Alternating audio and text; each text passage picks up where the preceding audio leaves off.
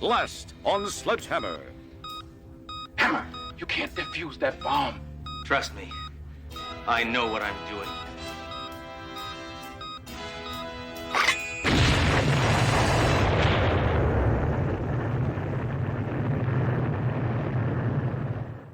The following season of Sledgehammer takes place 5 years before that nuclear explosion. Thank you.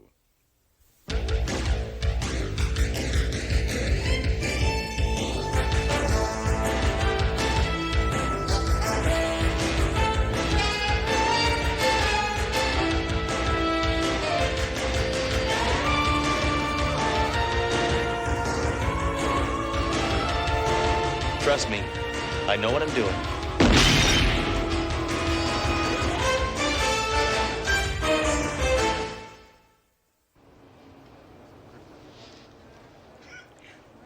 In just a moment, Police Detective Chris Raker will take the stand against reputed crime boss Johnny Red Shoes Haggis about his role in the murder of former District Attorney D.A. Burnham.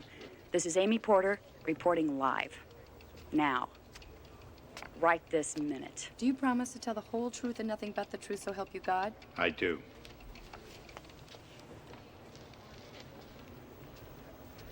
Detective Raker, please tell the court exactly what you saw the night of June 20th, 1986. Well, I observed Mr.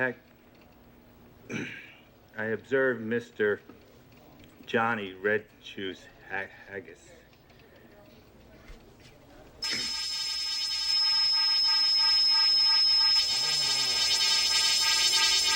Observe me. The Haggis. I don't know. Come now, Detective Raker. Just tell the court what you remember. I don't know. I'm telling you, I don't remember. What are you doing? Get off my back! Detective needs a break. Order in this court! Order in this court! I said order in this court! Wasn't violent here! Not me, him! Violent! In all my years in the force, I have never been this disgusted. So you heard about it? Yeah, I heard about it. Canceling the policeman's field day. It was my turn to get shot out of the cannon. This is ridiculous. Oh, that's where I put that. My mind is... Hammer, I thought you were talking about Detective Raker. Raker? Who, Chris Raker? You know, I like that guy. He's kind of tough, good with his fists. Always liked him. Hammer, he cracked on the stand today and didn't finger Johnny Red Shoes Haggis. That wimp! You know, I never really trusted him. He was so dedicated, so stable. How's the captain taking it? Not very well. Been in his office most of the morning. Yeah, he's probably really depressed. You know, Captain Trunk has been like a second-hand father to Raker for years. How sharper than a serpent's tooth is an ungrateful punk.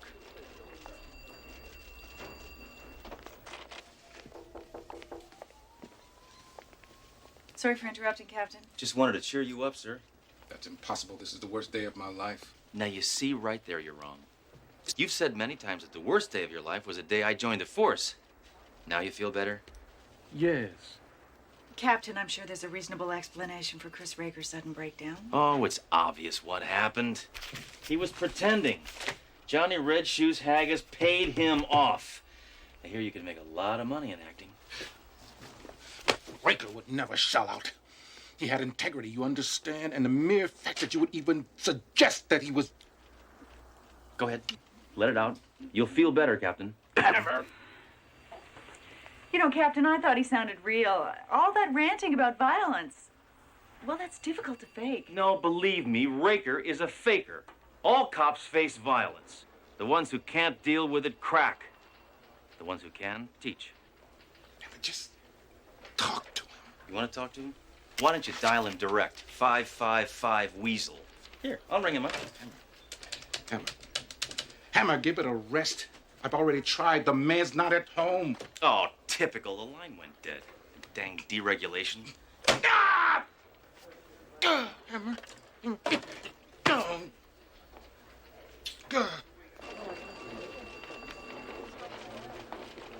Hey, Hammer. How's it feel to be the second craziest cop on the force? What was that, Mayjoy? I asked you how it felt to be the second craziest cop on the force. Oh, I thought you said laziest. Sorry, my mistake.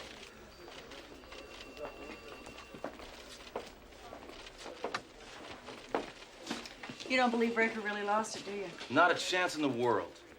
That kid has taken the heart out of Trunk, and I'm not gonna let him get away with it. He was always too perfect. That bonehead even had a perfect attendance record. What's wrong with a perfect attendance record? Any cop worth his tin is out at least a couple of days with a flesh wound. Well, I think we're all human. I mean, I think we should strive for perfection. Speak for yourself, Thoreau. I am perfect. A perfect 42 regular and a perfect shot.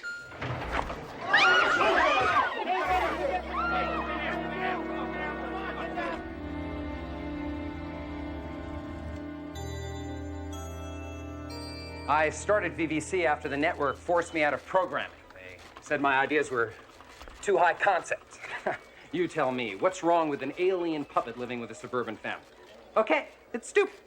But what's wrong with it? Nothing. Sounds kind of cute. Cute! There's too much cute in the world. There should be an alternative. You've heard of reality programming? This is reality reprogramming. Here we are, the nerve center of my entire operation. Voila. Whoops. Sorry, we were just playing game of Space Invaders. The latest in state-of-the-art mind control technology. Thought control through television. Amazing. I could start a fourth network, just like this. There already is a fourth network. That's a network? Yeah, I see your point. Anyhow, your process certainly worked on that cop Raker. Johnny Red Shoes Haggis couldn't be happier. 500,000, just as we agreed. I just want you to know I'm not doing this for the money, but I have to answer to a higher command. My 2-year-old son. This is all very, impressive.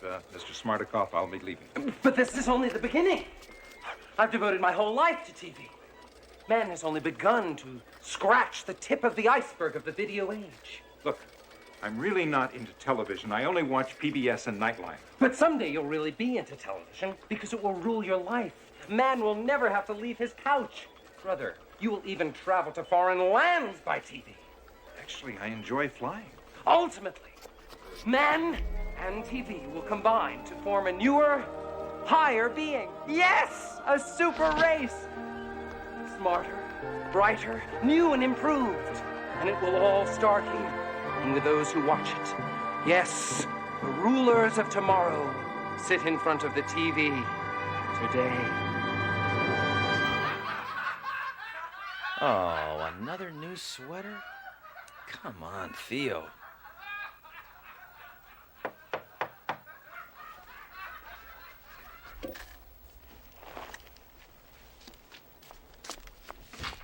Who is it? Hammer, it's me, Raker. Open up. Look, if you came here for insults, I already gave at the office.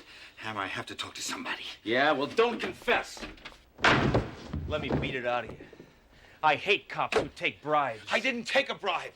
Now listen, you're the only one I can talk to. You're bloodthirsty, but you're trustworthy. Now you gotta listen to me. I don't listen to malcontents. Especially malcontents who malcontent all over the captain. Hammer, listen, I'm telling you the truth. I don't know what happened to me on the stand. There was this sound, this noise. I couldn't remember anything. And then these nightmares. These terrible, weird nightmares. They seem so real. Oh, the one where you haven't been to class all semester and it's the day of the final and you're in your underwear? No. No, these revolve around a white room. You gotta help me. I just helped you quit smoking. All right, look, I don't know what happened to you on the stand. Maybe you didn't take a bribe. Maybe you just cracked under the pressure. But you better remember what happened with Johnny Red Shoes Haggis, or that slime ball's gonna ooze free. I tried, but nothing happened. Well, try harder. Remember, come on. Haggis, the murder. Haggis, the murder. No. There's violence here! There's violence here! That sound! I have to get rid of that sound! I gotta get it out of my head! Nicotine withdrawal's a real bummer. That noise! Help me, Hammer! Help me get rid of the sound! Hit me! Hit me! My Hit pleasure. me! Feel better now? No! Hit me! Hit me, you Hammer! Ah! Hit me! That noise! That noise! Boy, you can come over here anytime.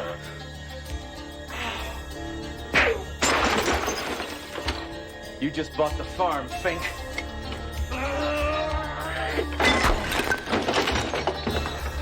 All right, now you're in trouble.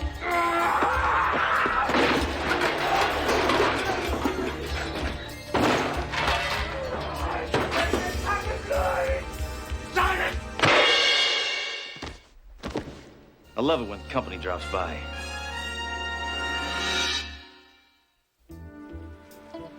All right, come on, let's go. Party's over.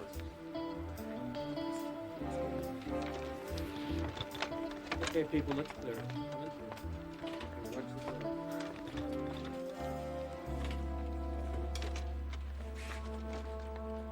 That guy's gonna destroy Trunk and me both. You know, I still don't understand why I came to you. Felt safe here. You know, when Raker rushed in here, he was shaking worse than a rumba dancer. He had that look in his eyes as someone who just stepped over the edge. I've seen that look before. Yeah, in the war. No, in the mirror. Sledge, what do you think made him break down? I don't know. All I did was ask him about Johnny Red Shoes Haggis, and look what he did. Think I'm gonna lose my security deposit? He required one? Can you remember saying anything that might have set him off? He came in here, he was raving, he was ranting, going on about noise. He said the noise and something about nightmares. Nightmares. What do you say about nightmares? All he mentioned was something about a white room. White room. White room. I've read something about that. Look, another article. Now, what magazine is this from? Reader's Digest. Oh, well, can't get more authoritative than that. Already, advertising agencies have expressed an interest in mind control techniques such as the KGB's White Room process. That's all it says. It's the condensed version. That's it. The White Room. Oh, Sledge, you don't honestly believe that the networks are trying to turn people into mindless automatons, do you? Haven't you ever seen Matlock? What I'm saying is the only people that are more calculating than the networks are the mob. They didn't bribe Raker. They brainwashed him. They programmed him to forget and break down every time he tried to remember anything about Johnny Red Shoes Haggis. Let's go talk to Trunk. I think I figured out how to pull the plug on Haggis. Let me get this straight. You want me to spread the word that you've got new information that will put Johnny Red Shoes Haggis behind bars for good, and that you're going to testify tomorrow. Hammer, that will never work. Yes, it will. We'll get a woman to start the rumor. Want to do it, Duro? I'll get somebody else. You see, sir, the guy who got to Raker is going to try to get to me before I testify. Oh, Hammer, something is happening. Put that network in the dumper. I already did last year. And this just in. Inspector Sledge Hammer will testify tomorrow in the trial with new information that will, according to Hammer, put that scum-sucking leech into the slammer for so long, by the time he gets out, he'll be dead. Thought of that myself. And now on an Yeah, I could tell. Well, Duro, I guess it's time for you to make tracks.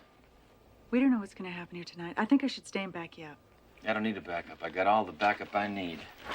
Right here. It's taken me through shootouts and stakeouts and a marriage. So, I'm straight. I can hide in the closet. They won't even know I'm here.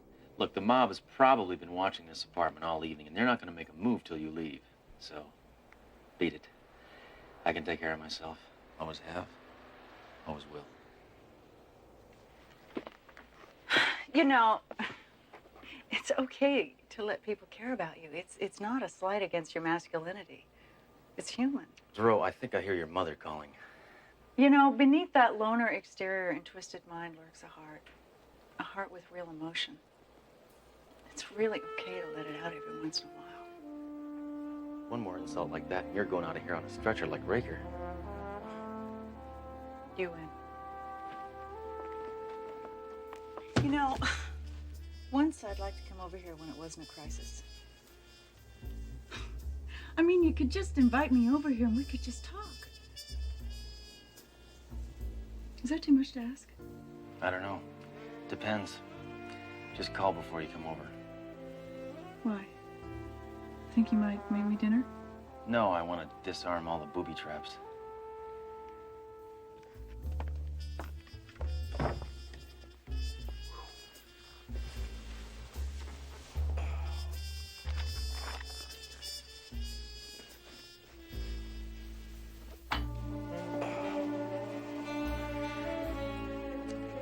Good night.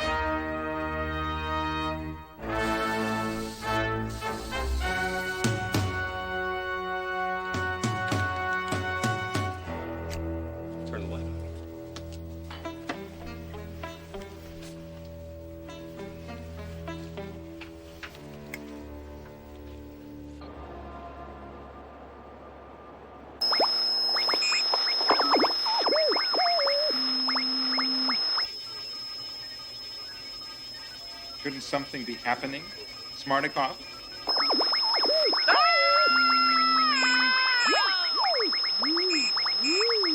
Dave!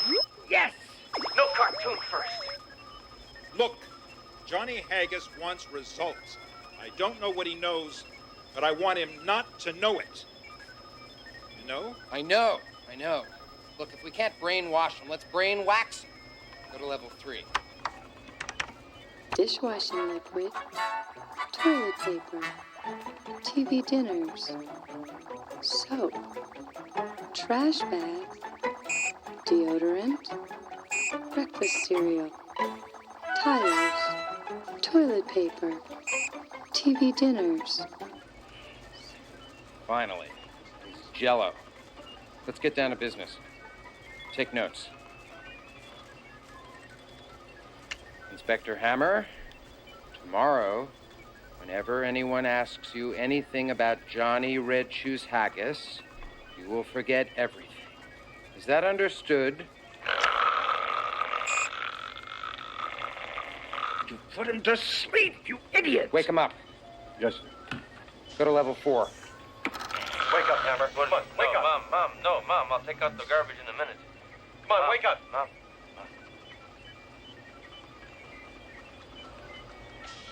At level 4, we associate scenes of extreme violence with our command to forget a certain topic. We could turn Oliver North into a bedwetter. So better work. We're running out of time.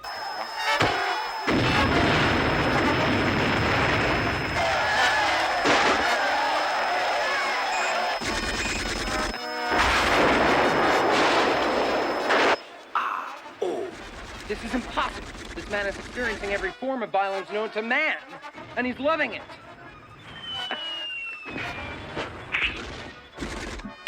Hey, what are you doing? It was just getting good. You know, you guys should release this in cassette. You'd make a fortune. That will be enough, Inspector Hammer. Could you at least make me a copy? VHS? I'm losing my patience. So am I. Give me a gun. Let's kill him. Are you mad? Of course I'm mad. Would a sane man work in television? But there must be another way. Huh? You're right. Forget it. You guys can't scare me. You can turn my stomach, but you can't scare me. I'm a brick wall. The only guy who can reach me is me, and I'm on my side. That's it. His conscious is too strong. We'll reach him through his subconscious. We'll reach him through himself. Begin facial topography sequence. Convert my voice to Hammer's.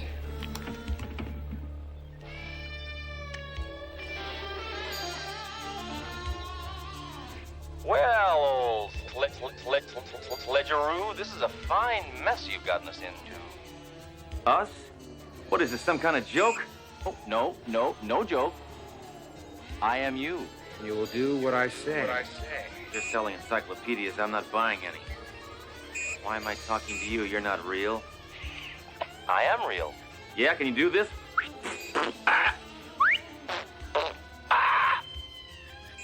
Boy, 1 hour with you would be hell. Stop fighting it, and listen to me. Tomorrow you will remember nothing when asked about Johnny Red Shoes Haggis. Tomorrow I will remember nothing. If pressed, you will become agitated. If further pressed, in fact, you will draw your gun and kill the DA. I will blow away the DA. When you wake up in the morning, you will feel refreshed, and you will remember nothing about tonight. Refreshed, I will kill the DA. Now sleep. Tomorrow is a big day.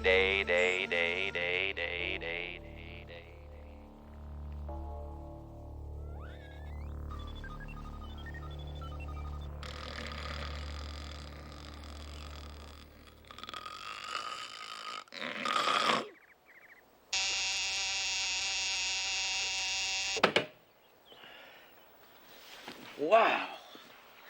Man, I slept like a log. Hope you had a good night. Inspector Hammer, would you tell the court what you remember? Well, I was born a white middle-class child. I lived No, for some years. Inspector. About Johnny Red Shoes Haggis. Well, Yes? I don't remember. I mean, why else would you tell Captain Trunk that you had new, important information? No, No! No. This is no time for fooling around, Inspector. What about Haggis? I don't remember. Nothing? I don't remember. Shut up! I said I don't remember! Nothing? I don't remember! Stop it! Stop it! I can't think it! My head! It's the noise! Can't you hear? Stop! Stop! You goofball cop, you're supposed to shoot the DA, not me! Bailiff, arrest these guys. They've already killed the dead DA, then they brainwashed Raker and tried to brainwash me. How's that for a quick explanation?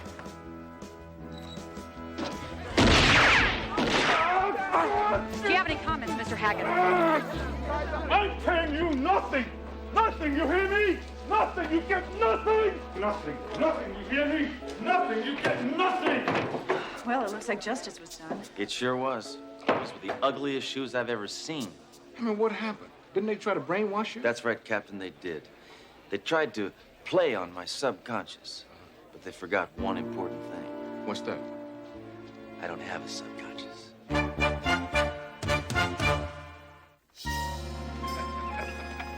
Hammer, I'm amazed that you were able to hold out against their brainwashing. Well, it was easy, sir. I simply thought about one thing. What was that? Well, who's always close to my side? Someone I'm afraid I've been neglecting lately. Someone for whom I've never really been able to express my true feelings.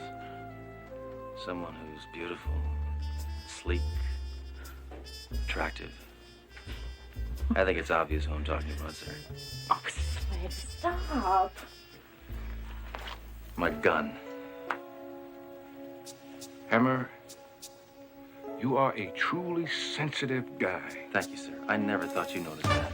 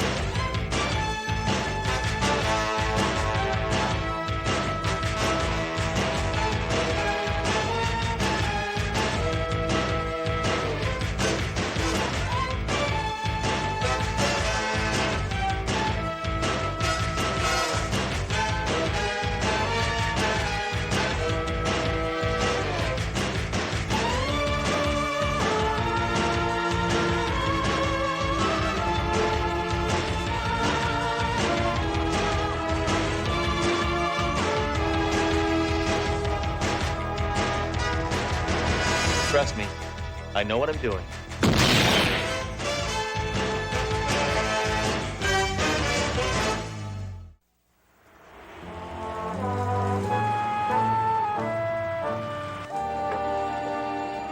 Hey, Inspector.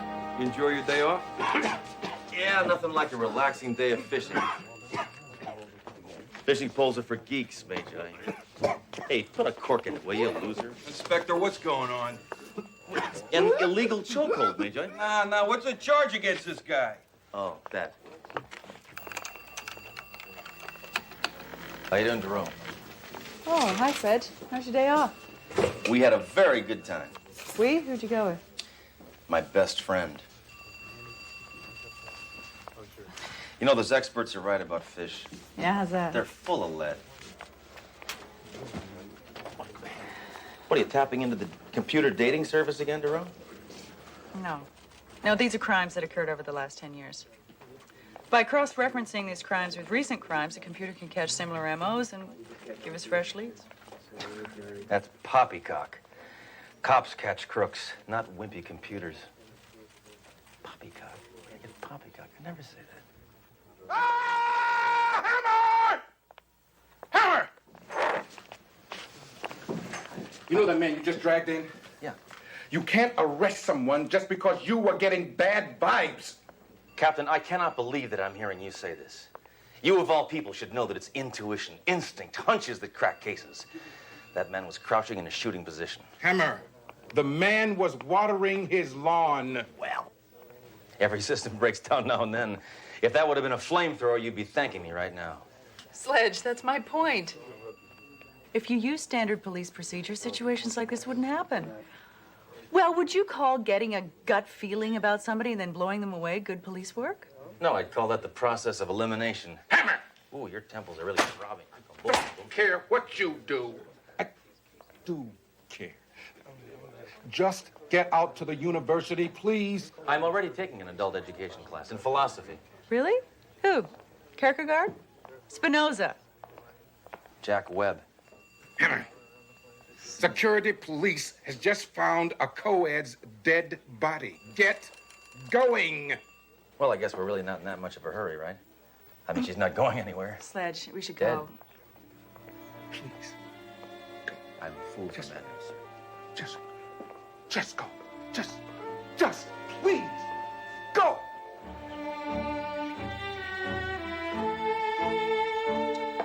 All right, let's see whose method works best.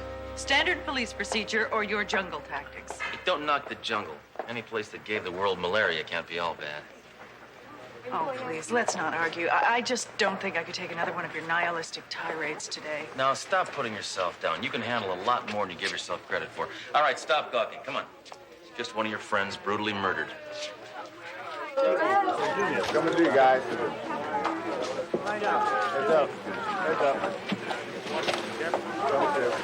Yeah, what you got on the stiffette there, Norman? Her name is... I never know what the proper word is. Is it she is or she was? Because she's dead. You can take notes on this, Yeah, Hammer? you take notes if you want to, Duro. I just store all that junk right here. What was her name? Janet Parker. She was strangled. Been dead about 2 hours. Yeah, she was found by that guy over there. He dead, too? No, he's just old. His name's Amos McCoy. He's the history professor. She was his teaching assistant. It's a shame. She looked like my type. Well, so long. Thanks, Norman. Sure. Spellman, Shapiro, get out of here. I'll take care of this by myself. Professor McCoy, I'm Inspector Hammer. This is Detective Duro. We understand you are a history professor here at the university. I also understand you found Janet Parker's body. And I also understand that she was your teaching assistant.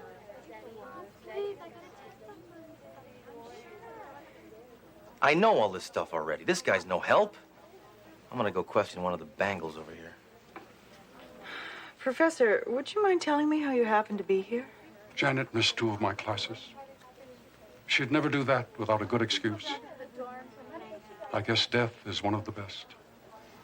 What can you girls tell me about Janet Parker? Oh, yeah, all right. Okay, no, one at a time. Thank you. Yes. Yes, we were very close. I guess it was because she had no family. Poor girl. She was paying her own way through school. And now, if you don't mind, I must go home and deal with this. Oh, yes, of course. I'm sorry. This must be a very tragic day for you. It is. Now I'm going to be up all night, grading papers. Goodbye, detective. Well, did you girls used to hang out together? No, Janet was a real loner. She usually kept to herself. I only saw her come and go. Huh. A loner, huh? Mm-hmm. Did you notice anything strange lately? As a matter of fact, I did. Her new haircut was too full for the shape of her face. Oh, God.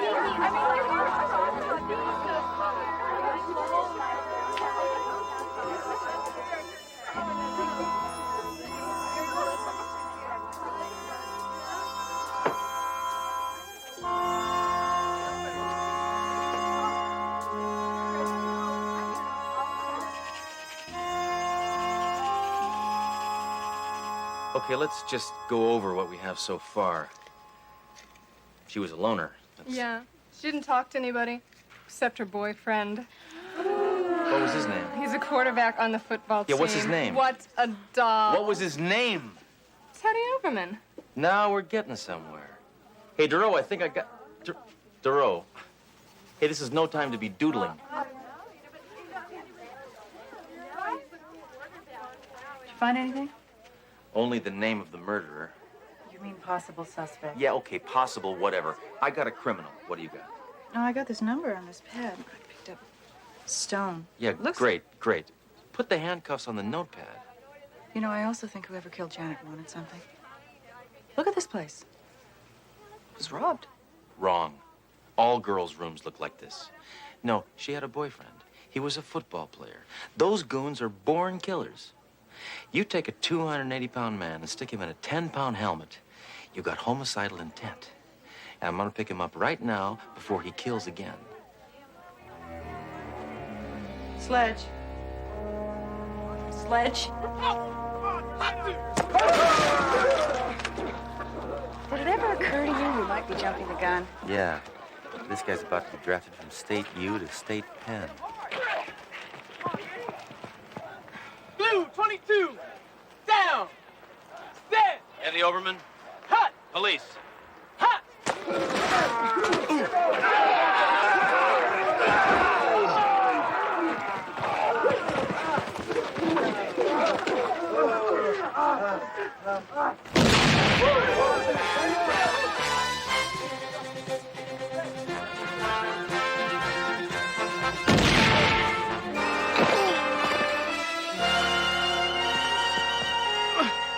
All right, Overman. You're under arrest for murder. What? Who'd I kill? Janet Parker. Oh, my God, Janet's dead? Well, if you killed her, of course she's dead. Obviously, you're not here on an academic scholarship. Sledge, I think this is premature. I didn't kill Janet. I loved her. Oh, yeah? Then why were you running? I'm in a football game. Huh. I was at practice all day. Besides, I haven't seen Janet in months. She was too busy working on her research project. Yeah, and your big, dumb jock ego couldn't take it, so you killed her, didn't you? You're supposed to hurt the one you love, not murder him. No way. Our relationship wasn't based on passion. It was mostly fiscal. That's physical, you missing link. No, fiscal. She was loaded and she spent money on me. All right, enough chit-chat. You're under arrest. Sledge, wait. He's got a solid alibi. What have you got? A hunch. All right, pigskin. But just remember, you're still suspecto numero uno. Every breath you take, every move you make, I'll be watching you. That's police talk. Now get out. Hey, Teddy.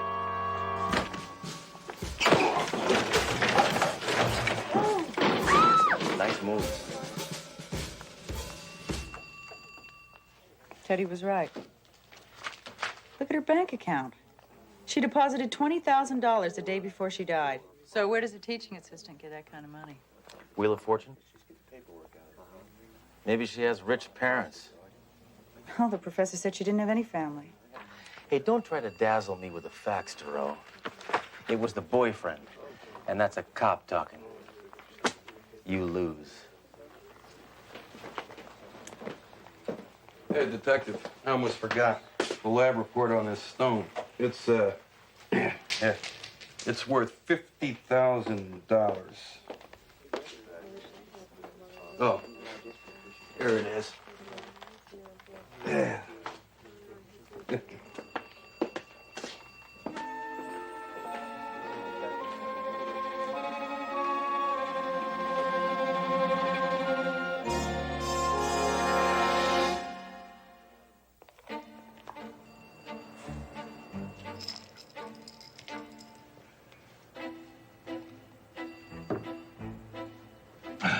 I know about gut feelings, Hammer.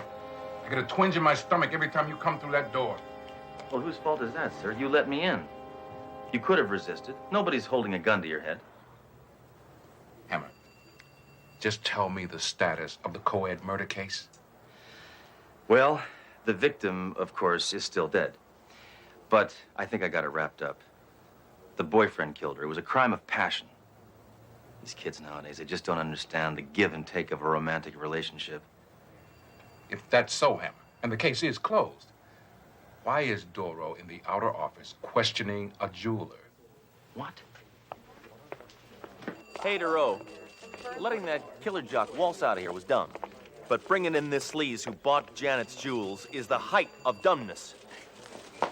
Now talk, pork products, or I'll kick the rhinestones off your pants. Hammer, this man is not a fence. This is the jeweler, Jerry Begg.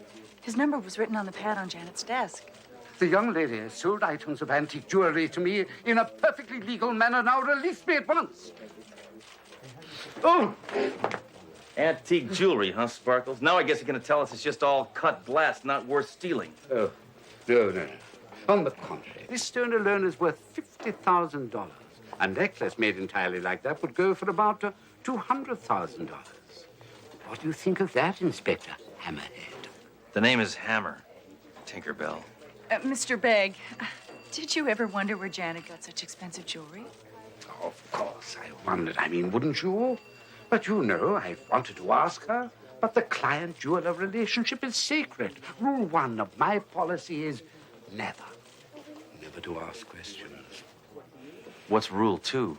No shirt, no shoes, no service.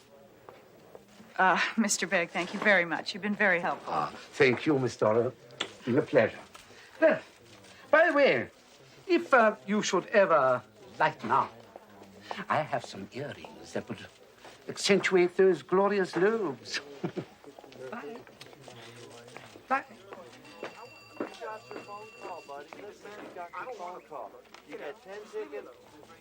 Freak. Well, huh? What do you think of Janet having all that expensive jewelry now? Might have something to do with the case. To a certain extent. Maybe. A little. In other words, good job, Duro? Don't go crazy, Duro. All this means is that Teddy killed Janet Parker out of greed as well as passion. Case is still closed. Yeah. But we still don't know where she got the jewels. So maybe the professor can help us out. You know what you're gonna get out of him? What? Nothing. Nix. Nada. Zero. Zilch. Niente. Air. A black hole. Bupkis. Okay, if this is such a wild goose chase, why'd you come? There's a great gun shop around the corner. They're having a spring clearance on landmines. Yes, may I help you?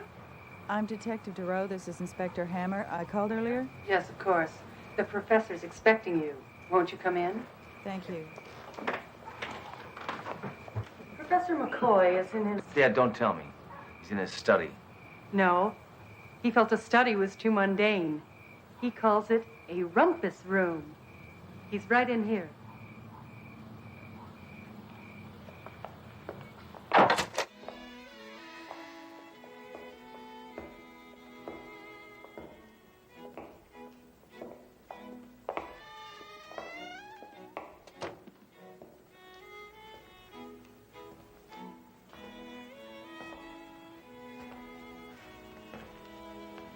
Detectives, welcome to my study.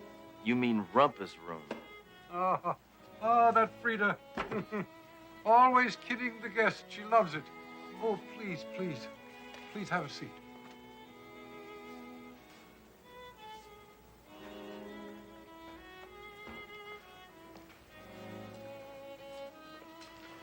Well, I hope you've come to tell me you found Janet's killer. She was so young and bright. Who could have done such a thing? The killer.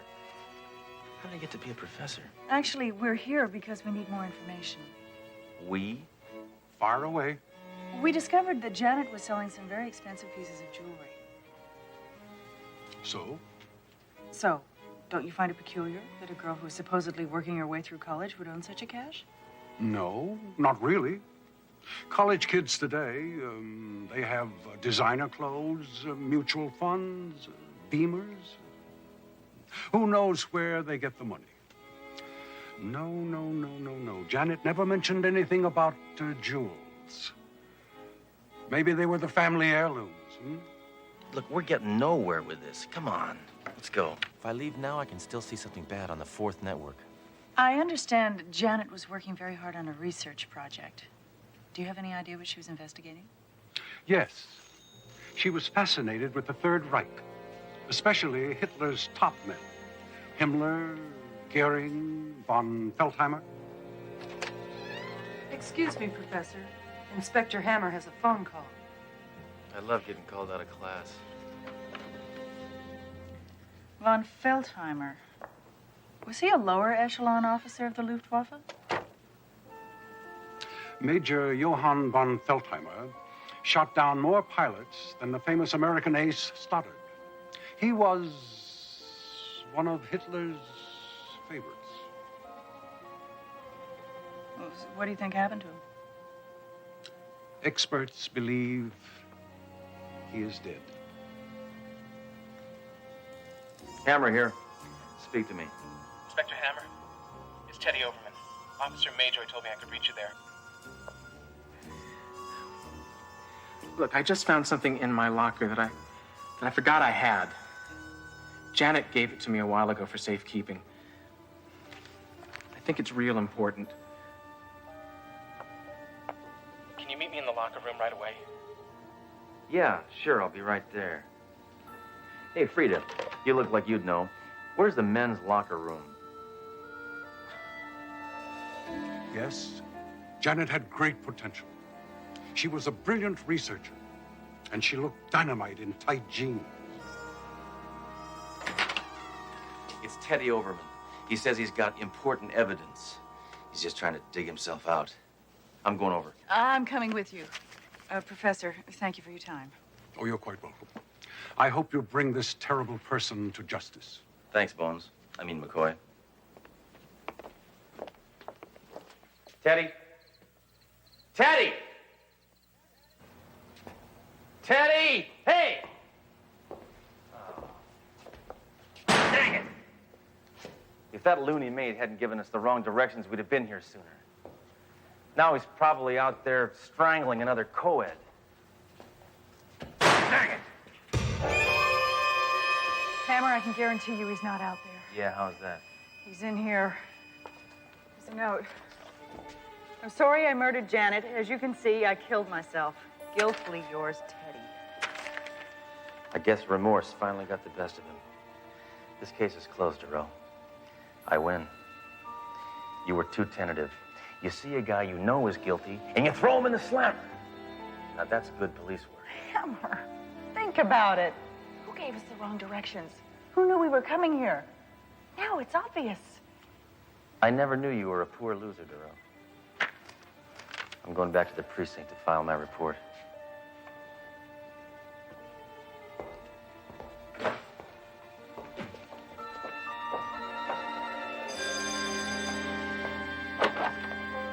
Freda, I must see the professor.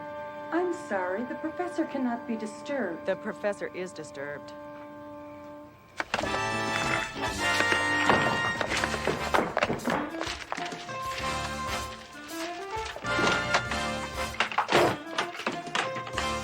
Freeze, Professor.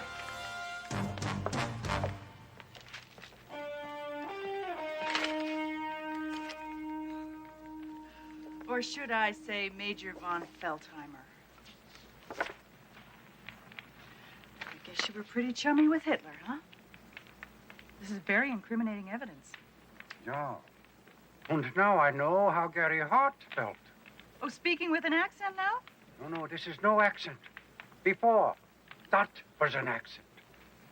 Janet was a brilliant researcher. She found out the real McCoy was a Nazi. But instead of turning you over to the authorities, she blackmailed you for the jewels you smuggled. Greedy little brat. And she had a minor in economics. There's still one thing I don't understand, Professor. How a feeble old man like you could kill Janet and Teddy. No, I did not do it. It was Frida there who did it.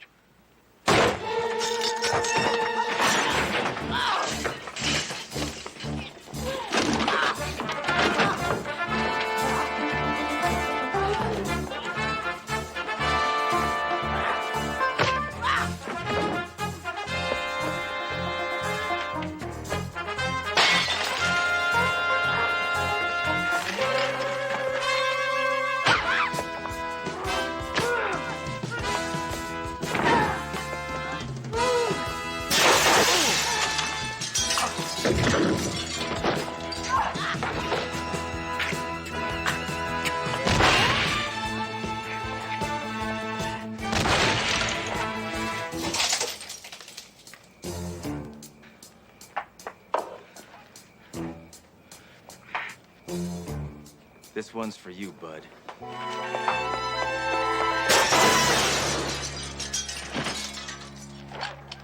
Hammer, Professor's getting away. What's that? The Major's neighbor owns a pit bull.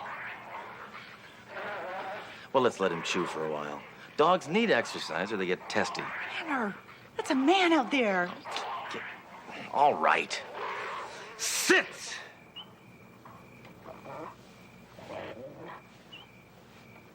So if you thought I was wrong about the professor, why'd you come back? Because there was a thin, very thin possibility that you were a little right. Enough acquiescing.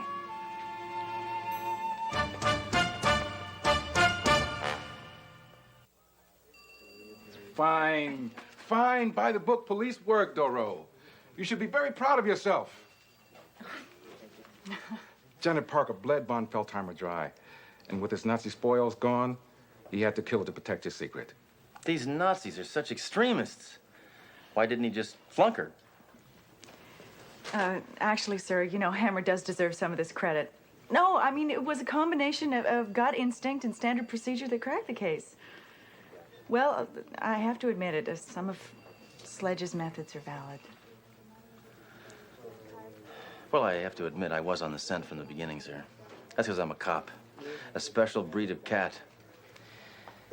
The eye of an eagle, the heart of a lion, the guts of a mongoose. Let's face it, a cop is a one-man zoo with a gun.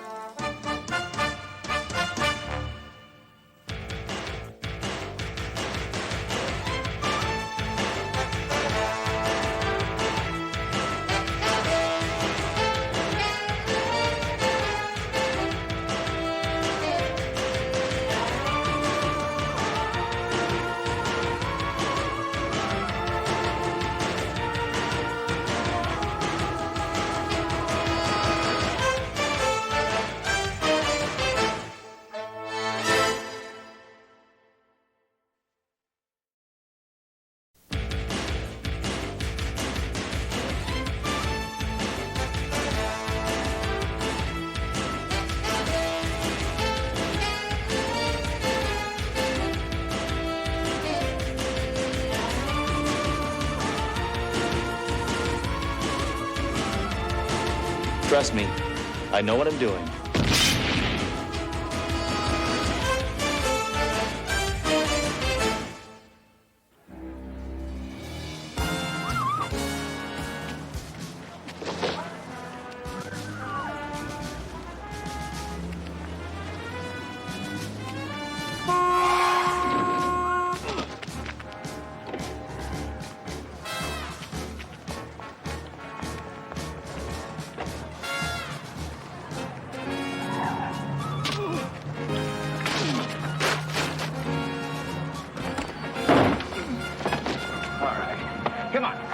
your feet, pygmy brain.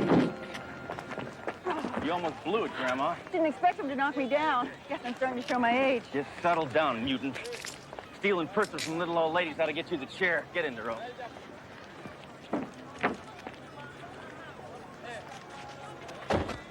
What are you doing? Well, I just sprayed my car with disinfectant. And I don't want this slime ball smelling it up again. I can't watch this. Good, then turn your head.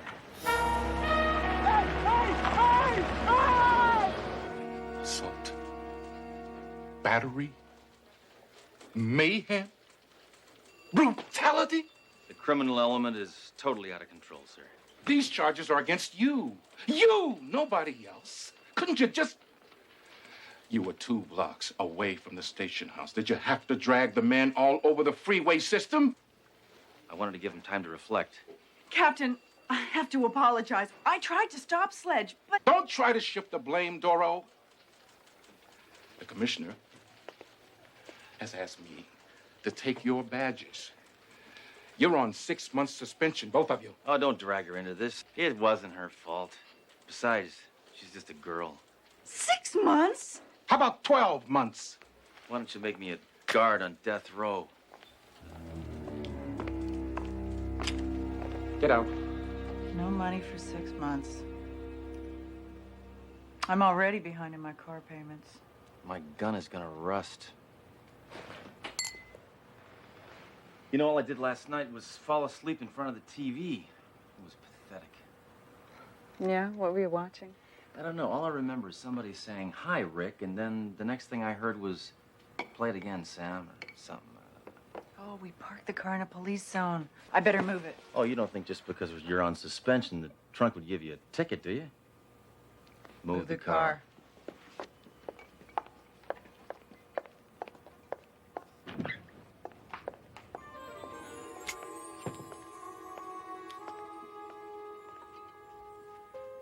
I thought you had some smarts, Hammer. Where'd you come from?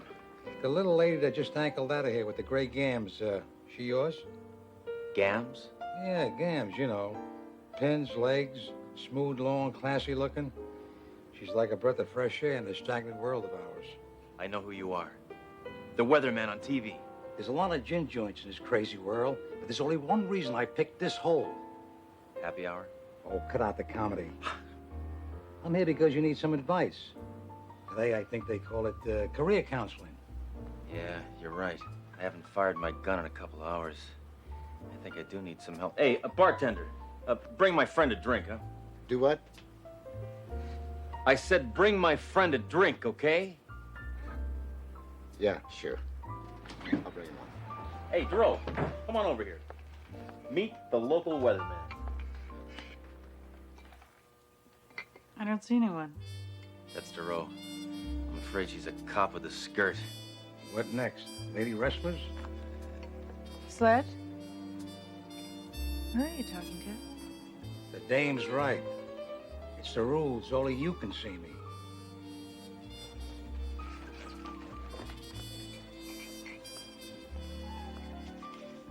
Look, Brick Jockey. Do you see a guy in a trench coat standing over there?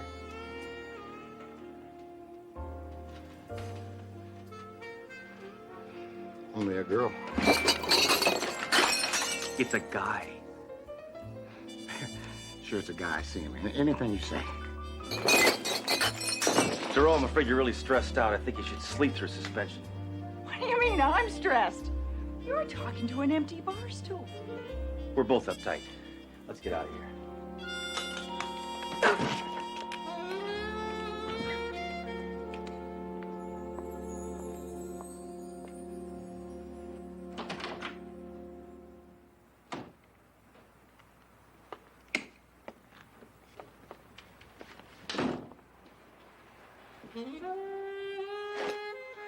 Well, don't worry, old friend. We'll have you out shooting again before you can cock your trigger. All right, Hammer. Put away the heater. They don't work on me anymore. Pain is just a memory. Get it? You know, if I could have pulled this off back in the old days, I would have had Cagney and Robinson right where I wanted them. Are you real or am I hallucinating? You know, in the old days when a cop got laid off, The first thing he did was go into business for himself. What are you talking about? Be private eye.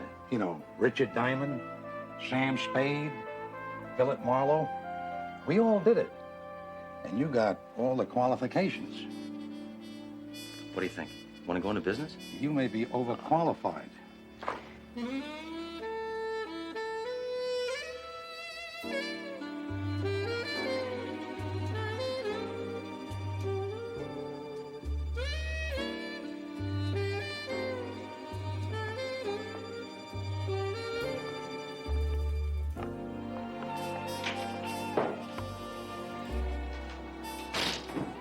Any calls? 3. 2 wrong numbers and an offer to cater a bar mitzvah. I told them no, no, and maybe. New hairdo? Yes. This is what happens when I can't afford my regular hairdresser. Look, just remember, if you don't look good, we don't look good. Nice outfit. Now, that's the first time you've looked like a real girl. Yeah, well, if I don't get my hair fixed, I'll need a guide dog.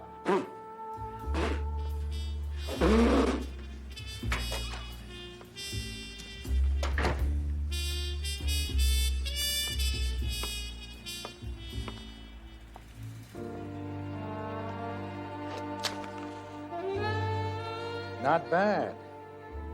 Looks like you're all set up. That's a good-looking dame you got out there. Why don't you buy her some cheap perfume and take her out for some spaghetti? Hey, I'm broke, remember? Yeah, well, what you need now is a dame in danger. So far, all I got out of this is pocket lint. That's about the change. There's a client here? There is? Yeah, says she's Mrs. Emily Carstairs. Send her in. Who is she? What a woman. If ever there was a dame in danger, she's it. She ain't Lauren Bacall, but she's close. Mr. Hammer. Mr. Sledge Hammer. The same. Can I take your coat? Sorry, but I'm naked underneath. Then I insist on taking your coat. You're cute. But, I just came from posing for the life drawing class at the university. Just doing my part for higher education. Makes me want to go back to school. Get to it. I can't do that. I just met her. No, I mean, find out what the caper is. Right, right. Are you talking to someone? No, I was mumbling. So, what makes you think you need a private eye, Mrs. Carstairs? My husband's body was found washed up on the beach. He'd been lying there for a week. So I guess he was dead, right? I kicked actors out of my movies for saying stupid things like that. Just ask her how her husband was killed. He'd been strangled with seaweed. I was just going to ask you that. Sounds fishy to me. If he was lying on a beach for a week... Yeah, how come nobody said anything? About what? Oh, come on, Mrs. Carstairs. How could your husband be lying dead on a beach for a week and yet not one person reported it? Well, he had such a great tan that nobody noticed him. Aha.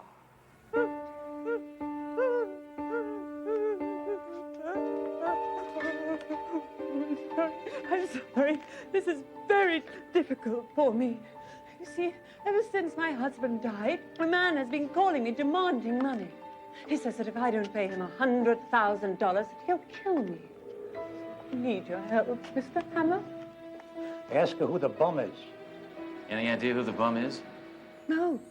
All I know is that he said my husband had welched on some business arrangement and that he'd be round tonight at 9 to collect. Did you call the police? They said they couldn't do anything. Figures. Oh, Mr. Hammer, I need protection now. Will $1,000 a day be all right? Gee, that sounds kind of steep. I don't have that kind of money. She's offering to pay you the 1,000, bonehead. Yeah, right. Right. Well, it's either you or the bar mitzvah. $1,000 is copacetic. So you'll take the case. Consider it solved. Oh, I feel better already. I need protection. I'm in constant danger. Not with me around.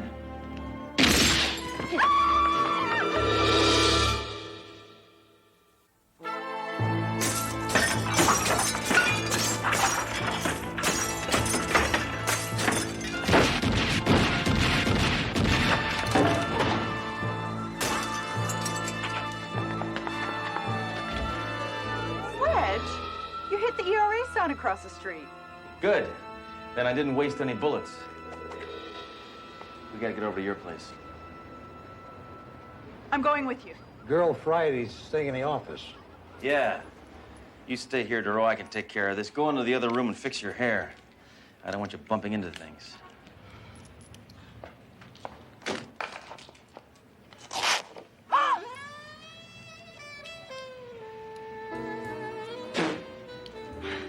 Knew this dress was too tight. That doll would melt anyone's patch. Okay, get out to the Carstairs place fast. We gotta go to your place now. You really are worth $1,000 a day, aren't you? Plus expenses. Don't forget, you owe me for that broken window.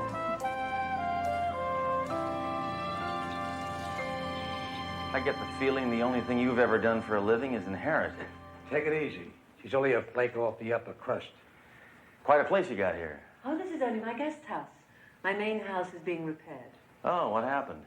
A jet crashed into it while you were landing on your private runway? How did you know? May I get you a drink? No, I never drink when I'm on duty.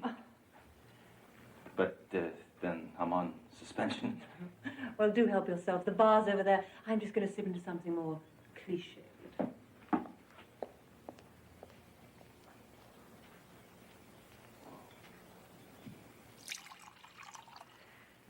Fancy joint here. I bet she even wallpapers the inside of the refrigerator. Yeah, last time I was in a place this big, the Yankees lost to the Red Sox.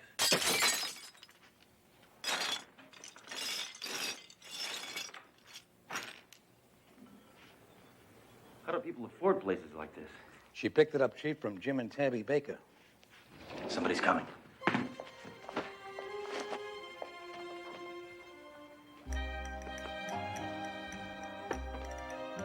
Clothes are much tighter in the 80s. I like it. Excuse me, senor. Does Mrs. Carstairs know you are here? That's all right, Rosa. He came with me. Yes, ma'am. Oh, Mr. Hammer. You didn't get yourself a drink. Allow me. Vodka on the rocks, half a twist, shaken, not stirred. Am I right? Ah, that's that limey jerk. I'm a beer-drinking hombre. Root beer. Over here, Hammer. You're not looking cool enough. While you're strolling around, it's a nice touch to eat some fruit. Good image.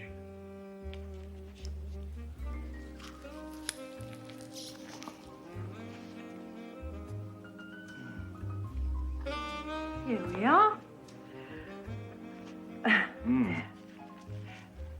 Mr. Hammer, why are you eating a wax apple? Why am I eating a wax apple? You're on your own with that one, pal. You know, I can't thank you enough for taking this case. Hey, what's wrong with your fish?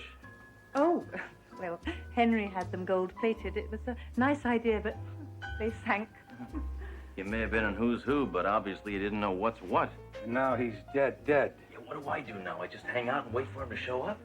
You got a lot to learn, pal. Now is when I made out with my client. It's part of the job. Get it? What did you do when you had male clients? I never took those cases. No, I'm so glad you took this case. I feel safer already. Move in, Hammer. She's coming on to you like gangbusters. Hammer? You know, I haven't had a man in weeks. I have needs too.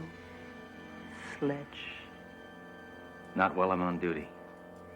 Ow. Oh! Oh, my stomach! Yo! It's killing me! Oh, I gotta lie down. I gotta lie down. Over here. Come on, over here. You'll be fine. Great. She has needs and you get a stomach ache. In my day, I used to down 3 pints of the hot stuff every day. And that's when I was an aircraft pilot. Oh, why do I feel like this? Maybe a wax apple isn't on your diet.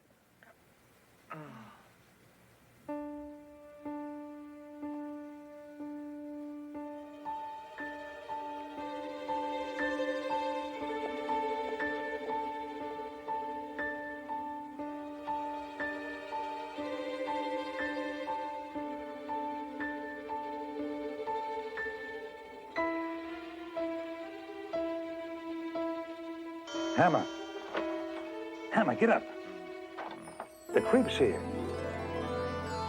Come on, get a hold of yourself. You have had more than enough time. I've tasted this. You don't know how to take the time.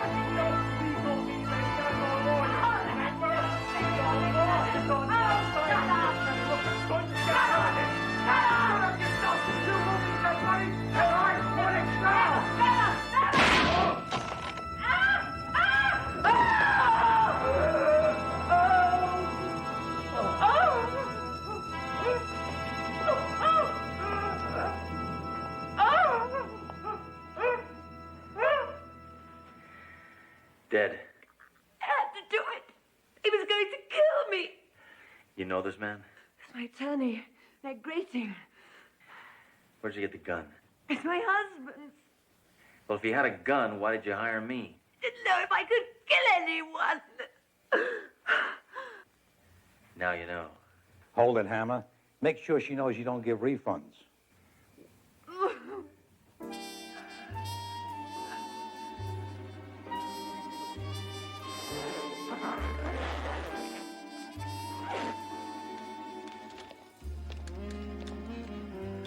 Case closed and not one shot fired. Sorry, old friend. Hammer, what the hell are you doing here? Mrs. Carstairs paid me to be here. I'm a PI now. Are you telling me that you solved this case? You got it. The stiff is her husband's attorney. He attacked her, and she shot him in self-defense. Simple. And you saw what happened? From that couch right over there. Best seat in the house.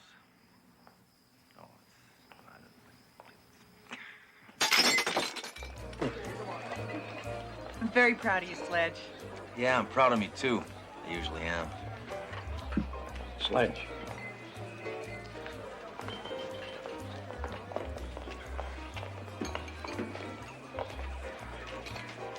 Did all right, didn't I? I think you're a sap. A sap? What are you talking about? Look, you gun-happy freak. Don't you think it's a little strange that you pass out just when Mrs. Carstairs shoots the one man who's a suspect?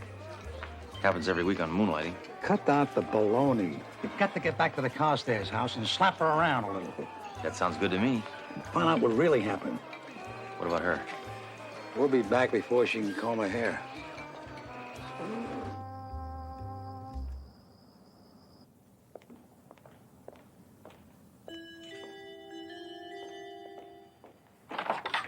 Oh, Mr. Hammer, what are you doing here?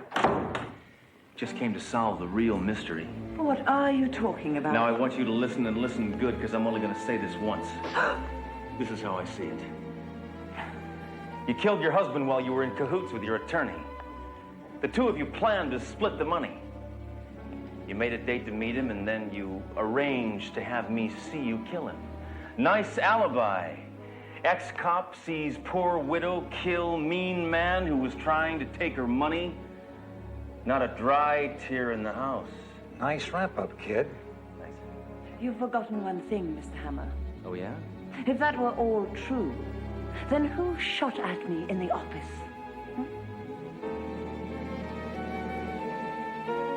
Who shot at her?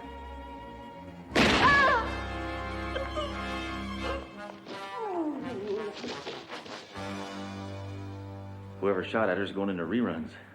Raise your hand, Senor Hammer. So it was you all the time? Almost right. But when Mrs. Carstairs was going to kill her murdered husband's attorney, she needed an accomplice. The reason you believe she was in danger was because I shot at her when she was in your office. So I was right. You were going to make me the perfect alibi. We were going to split the money until I thought it might be better to have all the money to myself, personally. In the old days, the butler did it. Now it's the maid. What an era. You can't shoot me here. Don't you think the neighbors will find it a little suspicious? All this noise and 3 murders in one day? No one will notice. Our neighbor's Bruce Willis. Maybe you're right. It might be more perfect if you join Mr. Carstairs.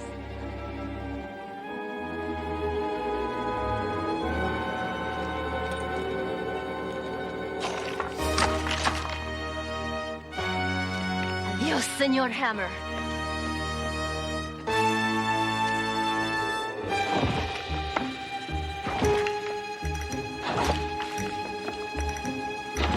Hey, you got me into this. How about a little help? Going loco already, huh? It does not become you, Senor Hammer. I like to help you, pal, but you're forgetting the rules. I'm not here, remember? Well, we've been through a lot together. This is no time to bail out. Come on, I need some help.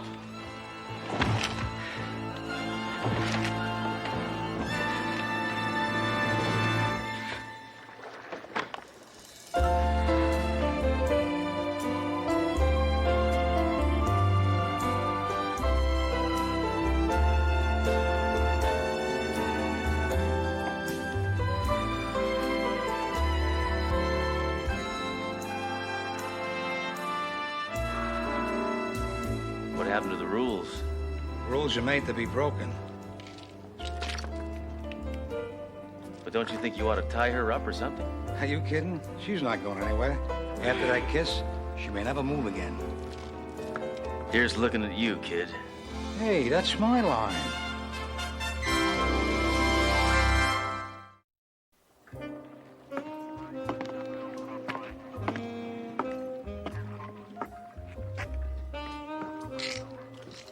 All right, take her out.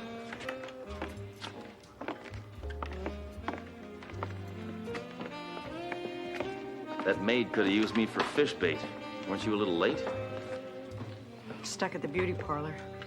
How'd you know I was here? Just a wild guess. Hammer, I never thought I'd say these words. You're back on the force. I know. The commissioner needed me, right? No. You found out you're even more dangerous as a private eye. Thorough, come on.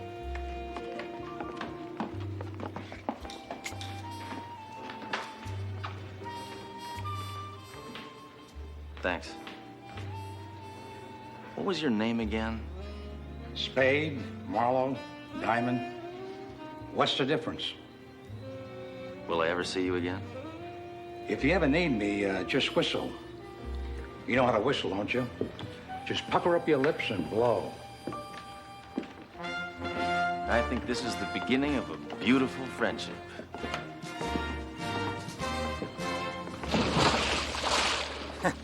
I should have told him he can't walk on water until he's up here with me.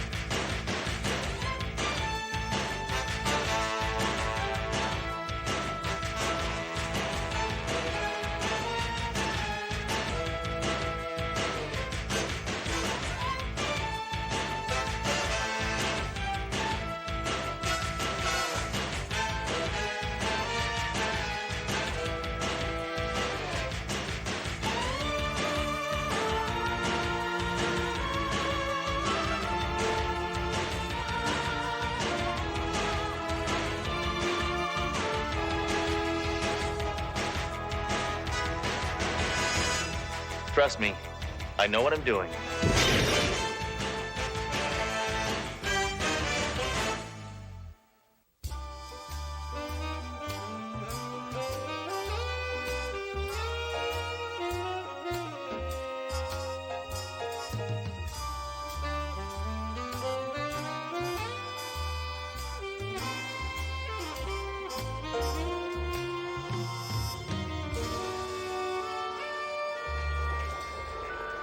You know, Duro, our city shouldn't have meters just for parked cars.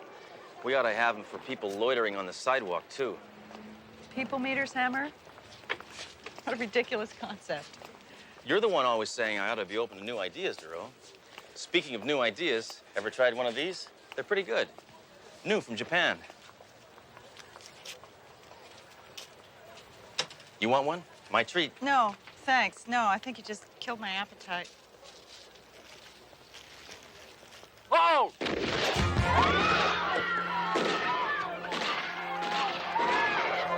Shoot. Can't even have a sushi dog in peace.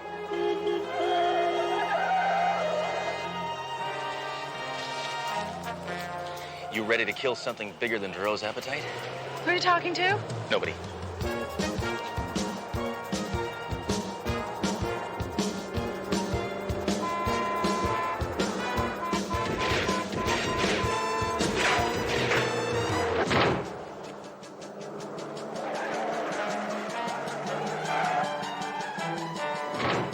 Get off the hood! Come on! I'll get it. I can't see a thing. Get him off the hood!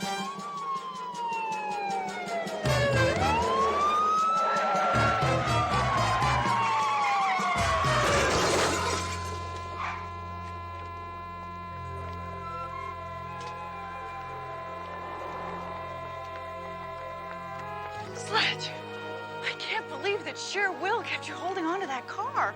It didn't. My sleeve got cut on the windshield wiper.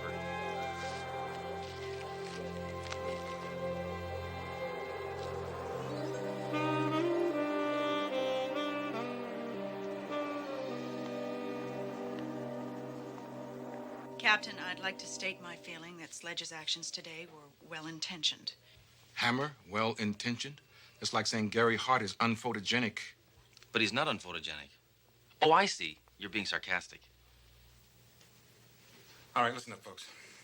Our sister precinct, the 33rd, is asking for our help. It seems that one of their detectives was brutally murdered a few weeks ago, and they're asking for our assistance in solving the case. Sir, may I ask exactly how the detective in question was murdered?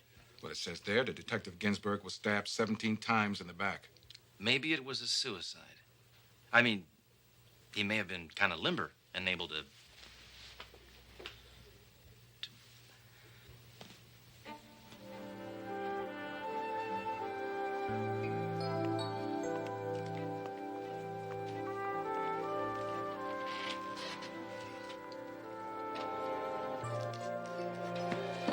Why doesn't the captain ever give my theories consideration? Probably because you're usually wrong. Remember the time you tried to link the Jimmy Hoffa disappearance to the recent Jackson tour? Hey, any guy who wears one glove and walks backwards is not to be trusted. Oh, this is interesting. According to this, the late Detective Ginsburg and you shared one thing in common. He openly refused to be partnered with women. Ginsburg, like you, was a misogynist. Whoa, whoa, whoa, little lady. Just because I gave a guy a back rub once does not make me a misogynist. Sledge, why don't we go to that other precinct tomorrow and conduct some interviews? Meet you here at 8 o'clock. Good masculine thinking, Duro. You're losing more and more of your femininity every day. It's very attractive. Oh, well, thank you. Try and keep it up.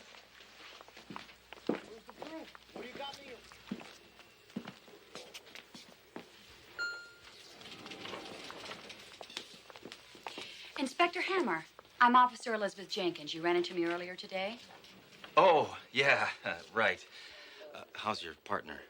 Aside from the concussions and broken arms and multiple contusions, he's fine. As you can see, I'm unharmed.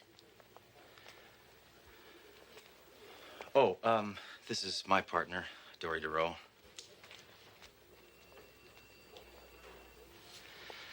Let me just say, I'm sorry for that little accident this morning.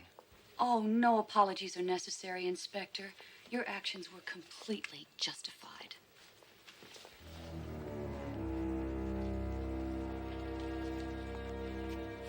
Well, Sledge, looks like you've got a fan. Regular Hammer groupie. Go ahead, try and belittle the fact that there's a few people on this force who appreciate me for the competency I project.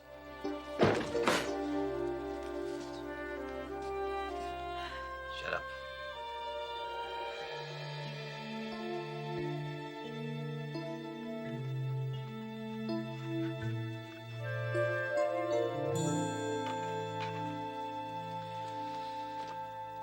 I don't know about you, but I'm stuffed. What do you say we take a look at some of those videos I rented?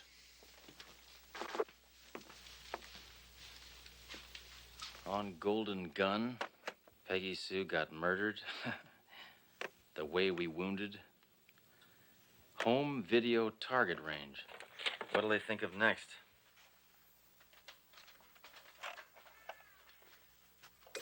Shoot me. Shoot me. Shoot me. Shoot me. Remind me not to rent that one again. It's too expensive.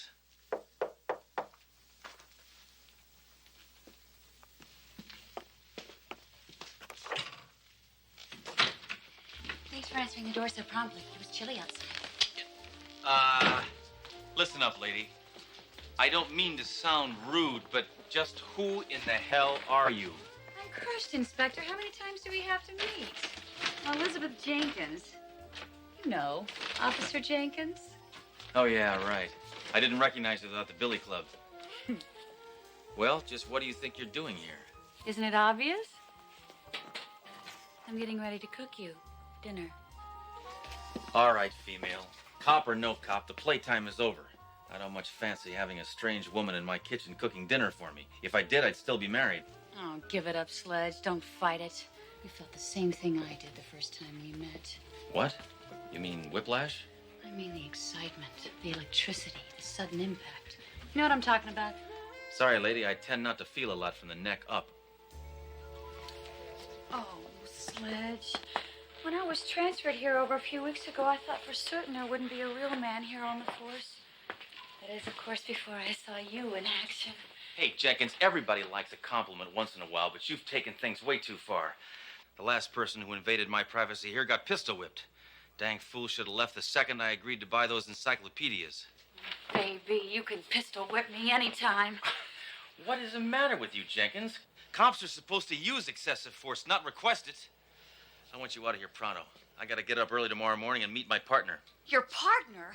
You mean that common trollop I encountered back at the station, that tramp?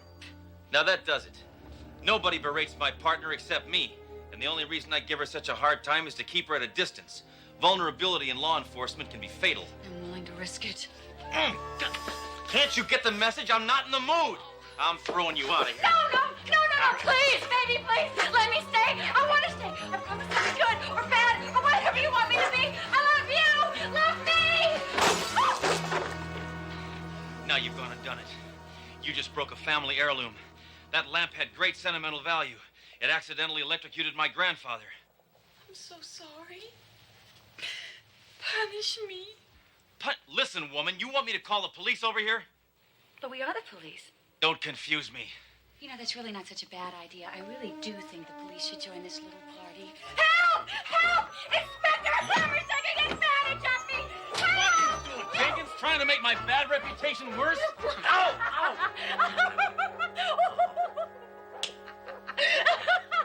Jenkins, you're sick. You need to get help. What kind of help? I don't know. Help from a qualified professional. Somebody you can talk to. Someone who will listen to you. Someone who will hopefully give you a full frontal lobotomy. The only kind of help I need is from you, Inspector. Make love to me. No way, lady. My motto is make war, not love. Take a hike now and we'll just forget this evening ever happened. But I don't want you to forget. Okay, lady, that's a very nice gun, but I got no time to play. You show me yours and I'll show you mine.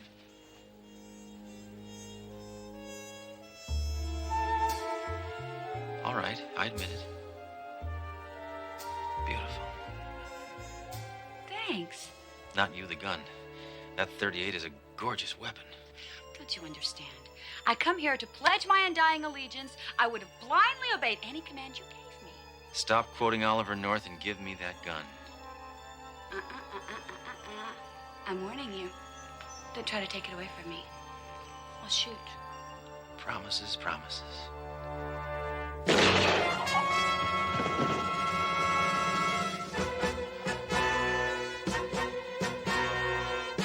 Hey, did I just hear a gunshot? Yeah, it came from Sledgehammer's apartment. Oh.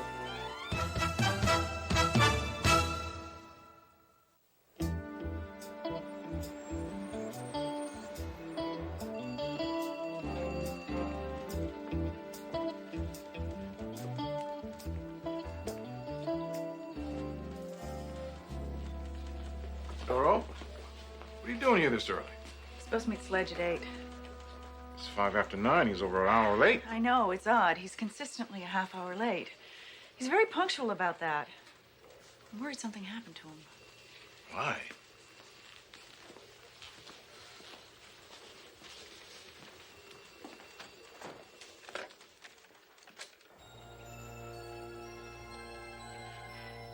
Ooh.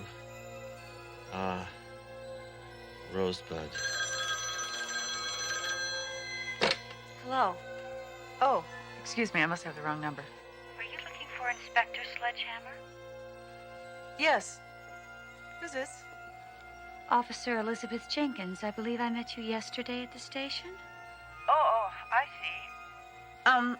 Sled, Inspector Hammer was supposed to meet me at the precinct. Do you know why he's late? Of course I do. He's exhausted from the night we spent together. I doubt Inspector Hammer will be able to be back for days. By the way, he told me to give you a message. Get lost.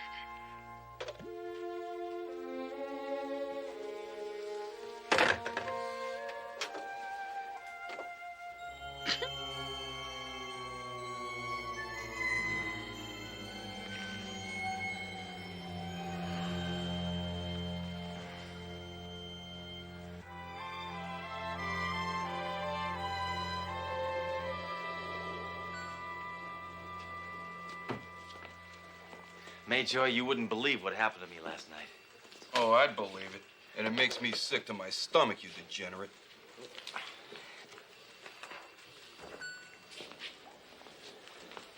Daly, have you seen that new lady cop? What's her name? Jenkins? Ow!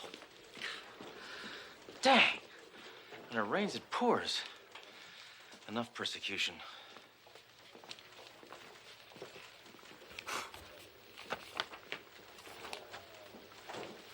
Doro, am I glad to see you? I had a nightmare last night, and I was awake for it. As you can see, I'm busy. The Ginsburg case, remember? Wait just a momento. What is it with everybody today? They're treating me like I'm the lowest species on Earth. Like I'm the latest Democratic hopeful.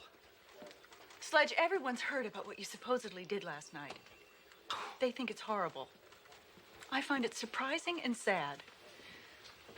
I honestly thought I knew you better. So did I. I have no idea what the heck you're talking about. More importantly, I gotta find that Jenkins broad. She's dangerous. Hammer, in my office, right this second.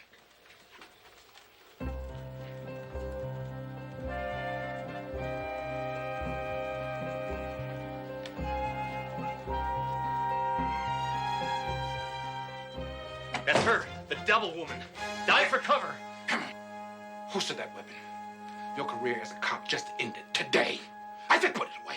Now hold off, Captain. I don't want to hear a sound coming out of that hole in your face. You've really bought it this time, Hammer. You have really bought it. Officer Jenkins here is leveling charges against you for sexual harassment. What? That's crazy. The only thing I'm involved with is my gun, and it's strictly a monogamous relationship. Well, according to this affidavit, she states that you coerced her into your apartment with the intent of an assignation. She didn't want an assignation. She wanted to get it on. Captain, Jenkins is not playing with a full deck. She ordered me to make love to her at gunpoint. That's not exactly what I call safe sex. Look at this. Crazy broad shot at me. Well, according to her report, she did that in self-defense. She is also pressing charges against you for assault. Assault? Assault? That's the most ridiculous thing I ever heard. Why, I oughta... That's enough, Hammer. There's going to be a full departmental inquiry into this matter. This is the most shameful occurrence that's ever happened at my precinct. How could it be worse than the time I busted the visiting Pope for loitering? But this never happened. Jenkins is a liar. Why else is she being so quiet? I'm just too distraught. Why don't you just admit to what you did? Captain, for the first time in my life, I'm innocent. Hammer, turn your badge for good. You're never again gonna cause me pain.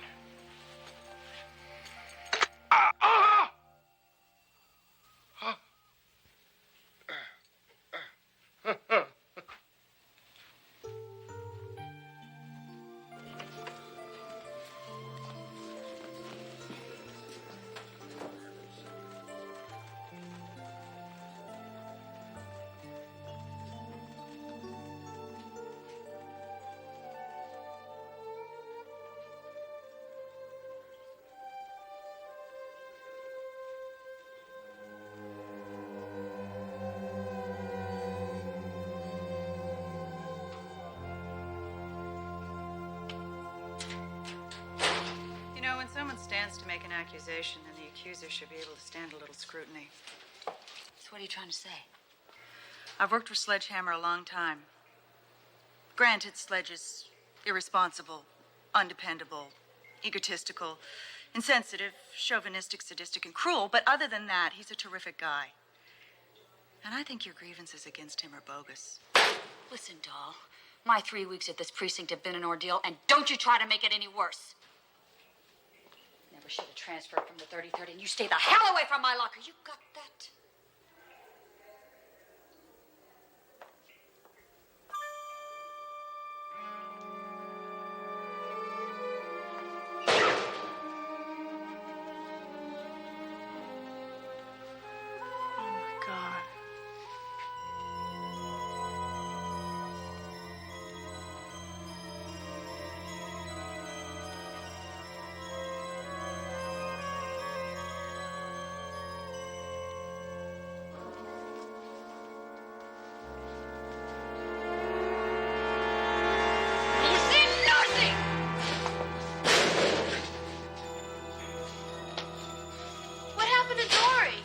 She's all right. She fainted. I'm taking her outside to get some air. Oh, my God, what made her faint? She heard Moonlighting was in a rerun tonight.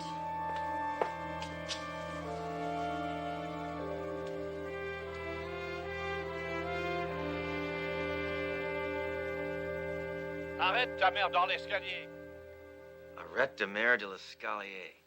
Means stop looking at me that way, or I'll throw your mother down the stairs. And once again, arrête ta mère dans l'escalier. Yellow. Inspector, hi. I've got your slut of a partner over here with me. Why don't you come over to my house, 1153 Oceanic Drive, and we'll play. Or else.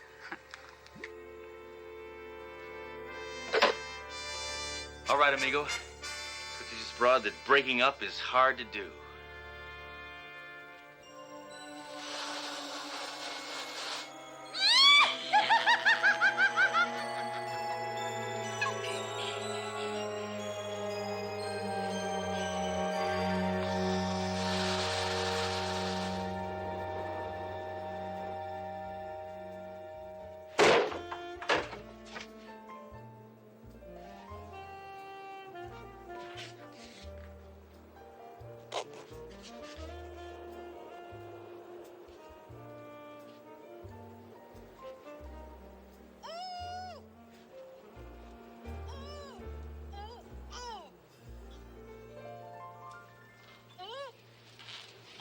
Never would have happened if you had been born a man, Rock.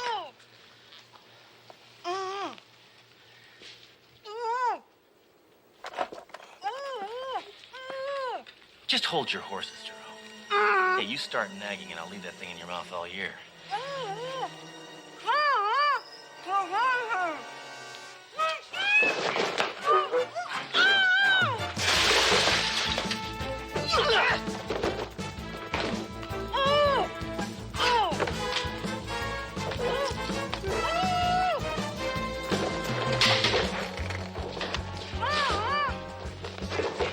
Are you insane? Yes. question.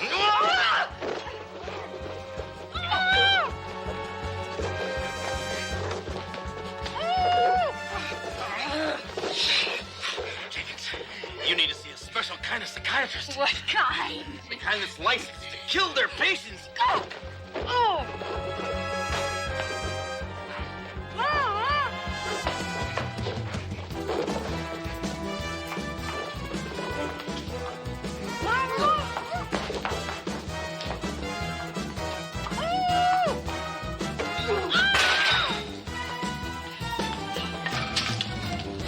All right, Jenkins. Playtime's over. Now, unless you want to get measured for a designer body bag, you'll give yourself up.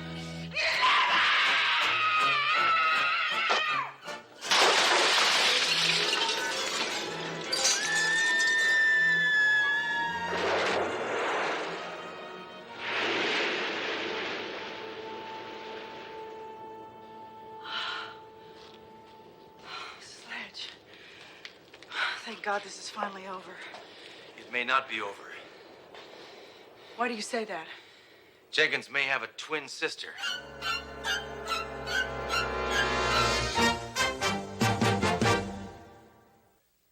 The following tag was shot in black and white, then artificially recolored.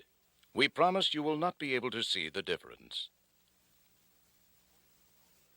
According to our findings, Elizabeth Jenkins escaped 6 months ago from a home. You mean a home? That is correct. And apparently, while there, she became obsessed with TV police shows. Upon escaping, Jenkins used falsified records to enroll herself in the police academy. Huh. So after being stationed at the 33rd, she naturally fixated on a cliched macho cop like Ginsburg. And when he rejected her psychotic advances, she killed him. That's right. And then transferred here, where another similar murder almost occurred. Hold it. You two expect me to believe that somebody with serious mental problems was able to slip through our screening process and become a cop? How could something as obscene as that happen? That's not the question, Hammer. The question is, how could it have happened again?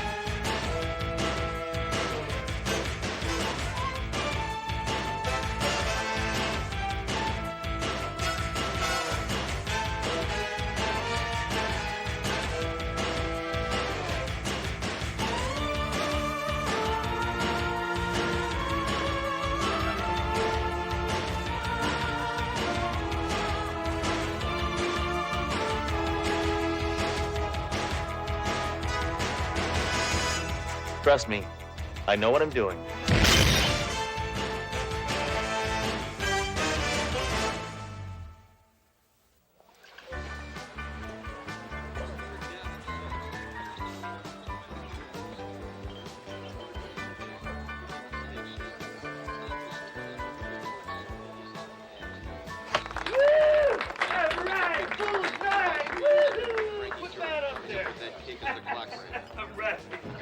Hey, Hammer, how's your aim today?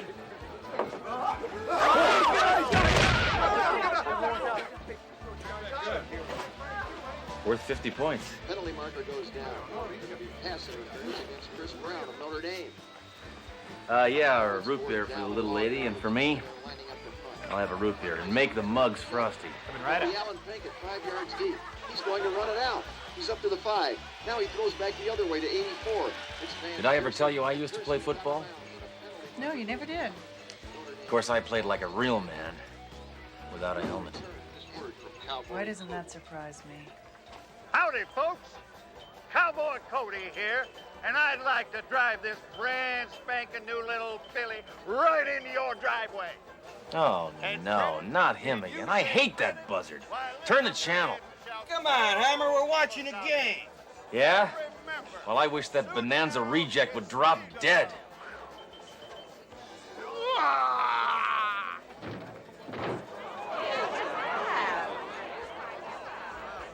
God, Hammer doesn't even need a gun anymore.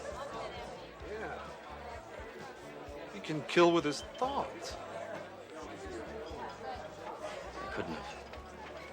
Did I? No, no way. Did I? Oh, Hammer, relax. No, it had nothing to do with you. What if my mind is a cerebral 45 and I just shot a thought bullet?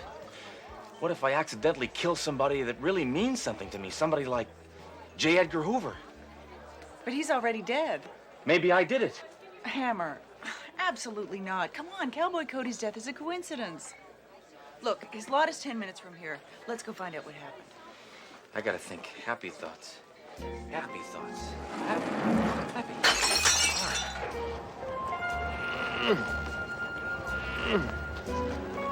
What's wrong, Blades? Didn't want him to die with his boots on? No, I want his boots. These babies are real snake skin. You're a real ghoul, you know that, Blades? Thank you, I enjoy my work. Any idea what he died of? I don't know. Swollen feet? Looked to me like he was in perfect health. Yeah, they usually do when they're alive. Okay, guys, load them up.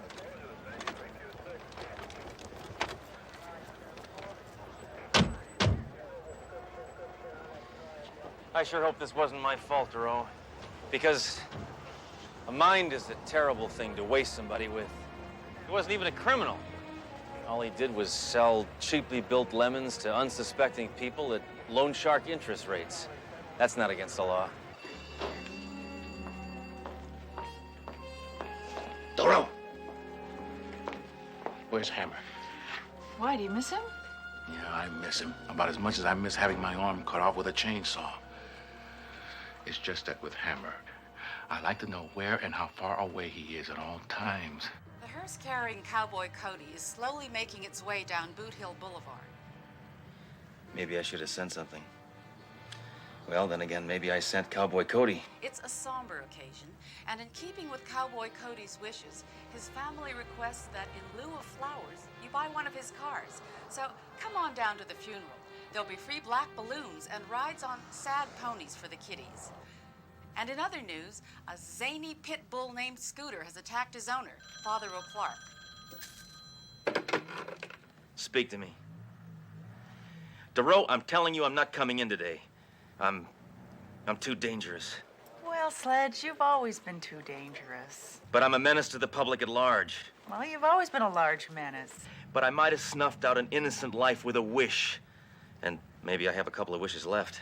Sledge, I wish you'd quit being so ridiculous and get down here. Yeah? I wish you'd quit hounding me.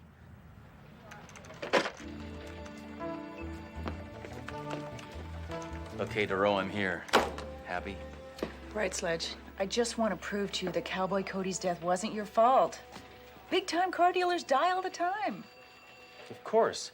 Do you know how many times I've wished those guys would drop dead? Sledge, it's a high-pressure job. It's a lot of stress. It's bound to take a toll on your health. All right, look. Car dealers who've died in the last year. 5. See? You're right. I had nothing to do with their deaths. Of course. Of course. Their business killed them. Of course. I don't know where my head was at. Uh-oh. I knew it. I killed him. No, but they all died within 48 hours of their wedding. Just like Cowboy Cody. So, my marriage almost killed me. Just out of curiosity, I'm gonna punch up the widows. Betty Jo, Bobby Jo, Mary Jo, Sally Jo, Debbie Jo. Doesn't that sound weird to you? Yeah. Can you believe how many stupid people name their daughters Joe? I wonder what they name their sons. Nadine? Now I'm really curious. Let's go down to the microfilm library and see if we can find out why all these honeymoons were so short.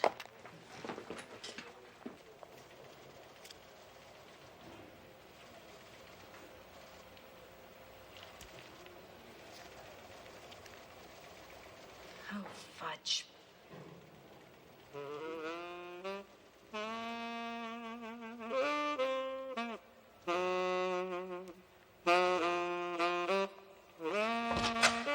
Excuse me. Are you lost? Isn't this the microfilm library? Yes. I know what you're thinking. Wanda Hobbs is nuts. Why else would she be playing strip solitaire by herself? No, actually, we came here because we What else do you expect me to do? Nobody wants to see microfilm anymore. Nobody comes to visit me. I'm alone here. Day after day, year after year, alone, all by myself. So I play strip solitaire. Now, is that so bad? No. No. I think this one just flew into the cuckoo's nest. Actually, we came here because we want to look at some microfilm of old newspapers. God bless you. Please, please. Enjoy. Can I get you some coffee, some tea, some broth? How about a Danish, a donut? Bear claw, perhaps? Just the microfilm, all right? Plenty of time for that. First, let's chat. I'm Miss Hobbs, and I've got a name tag here someplace. I seem to have misplaced it. Anyway, I'm a people person. I like people, but no people ever come down here to visit me, except, of course, you two. Now that you've found your way, I hope you'll come down and Look, you babbling old bag, just show us the microfilm, all right? Sledge!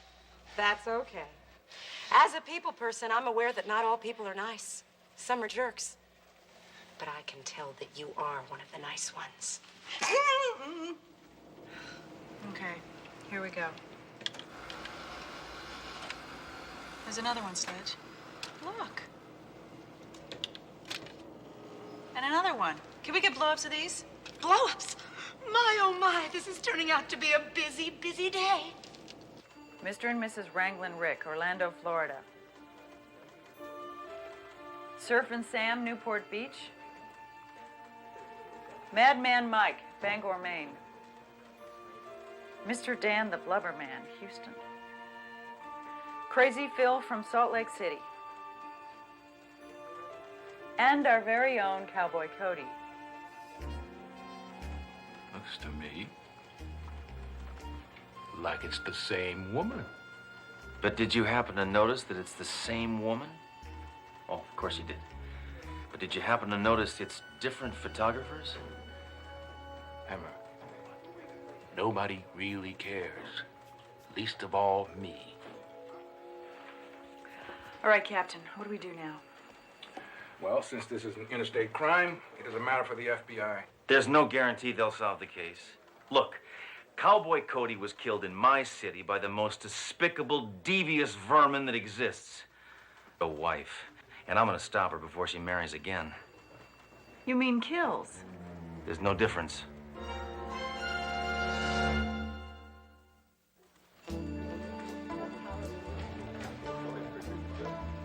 Are you positive? You did a thorough job? You sure you weren't whiffing some formaldehyde? This weirdo coroner doesn't know the difference between a corpse and a cowboy boot. I told him we were absolutely certain that Cody was poisoned, but he insists there is no sign whatsoever of any foreign substance injected or ingested. Let's go down and whack his head against the autopsy table. Hammer! Now, according to my toxicology book, there are at least 7 poisons that are untraceable. Oh, really? As if I never saw a Columbo rerun. For a poison to be completely untraceable, it has to be absorbed by the skin. It also has to be applied in large doses and left on for a minimum of 6 hours in order to be effective. Oh, come on, Duro. What cheesehead would wear a ton of toxic poisons on his skin for 6 hours? Of course, he was a car dealer. You're right. We don't have anything. Wrong.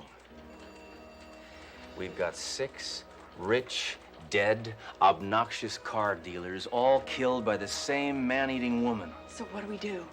Duro, you know how to catch a shark? You throw out some meat. And you know what? You're looking at the meat.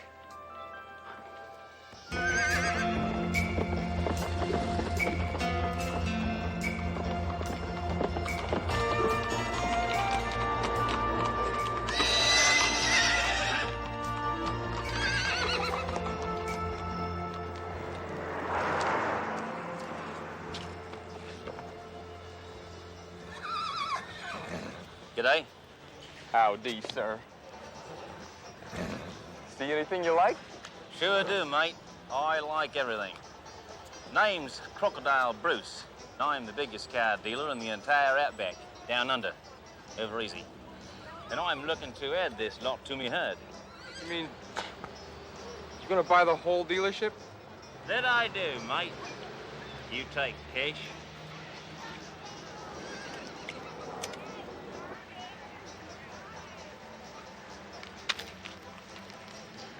You see, I just love buying car lots. Well, heck, sometimes I'll buy a car lot, and then I'll sell it and buy it back the same day just to show off. You sure you wouldn't rather just buy 6 or 7 hatchbacks? That'd impress me. You want me to toss your hair down the barbie, mate? I want the whole kit and caboodle, and I want it now. You caught us at a bad time. The owner just recently passed away. Why are you talking like that? You're breaking my windpipe in half. Ah, okay. Sorry. Being rich and powerful makes a man forget his own strength. Anyway, Cowboy Cody's widow owns this place now. And she's leaving town day after tomorrow. Ah, where is the little koala now? Well, she's in mourning. Oh. Well, then, just have her call me in the afternoon.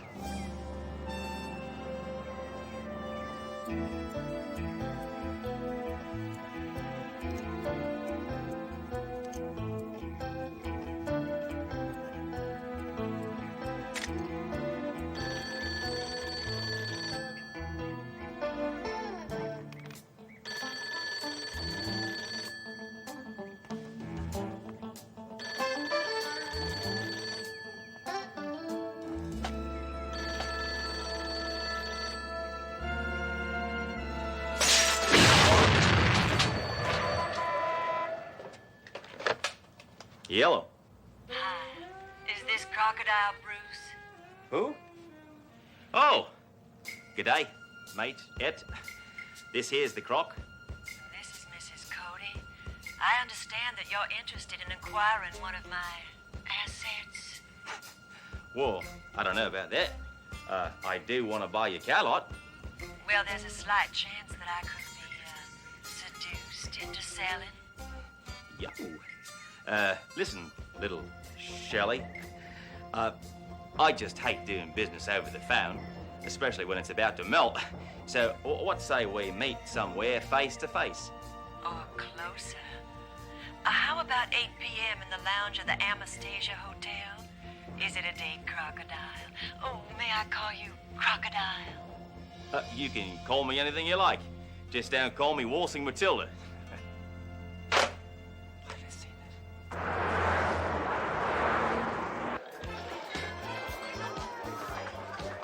DeRoe, it's been 20 minutes. I'm afraid this bimbo is a no-show. Sledge, give her a little longer. All right. I'll give her another, let's say, 45 seconds, and then...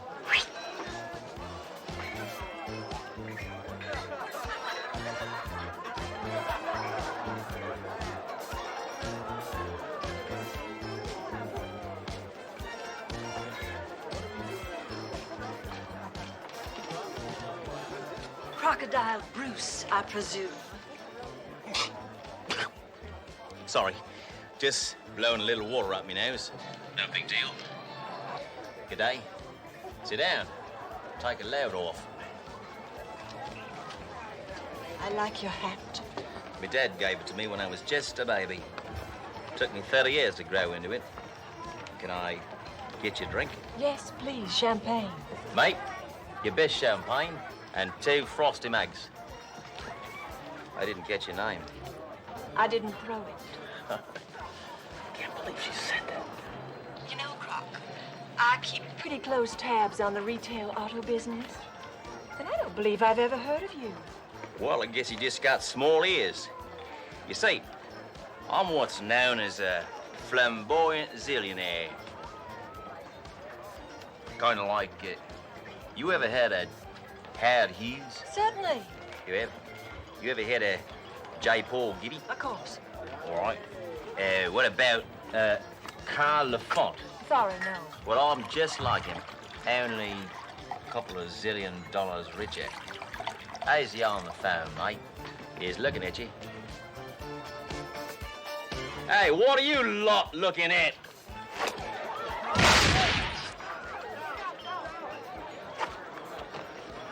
No worries. G'day. I like your style. Yeah, I'm quite a dude. So listen, lady. You gonna sew me that car lock, or are we just blowing hot smoke out our tailpipes? May I suggest we go up to my suite and indulge in some heavy bargaining? You don't have to tend me, Hyde, Clyde. I'm right behind you. Drew, I think I'm just about to toss another whip on the babby.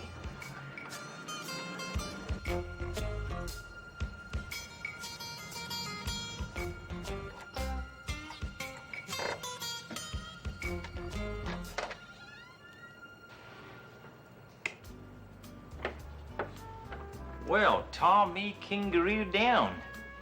This is some sweet. Sweetie? It suits me. You live here, do you? It's a place to hang my lingerie. How come you're not hanging your hide at Cowboy Cody's? Oh, I couldn't. Too many memories. Yeah. I guess after 2 days of marriage, you gotta have, what, one, maybe 1.5 golden moments? Oh, you'd be surprised. Why don't you make yourself comfortable while I slip into something a little more businesslike?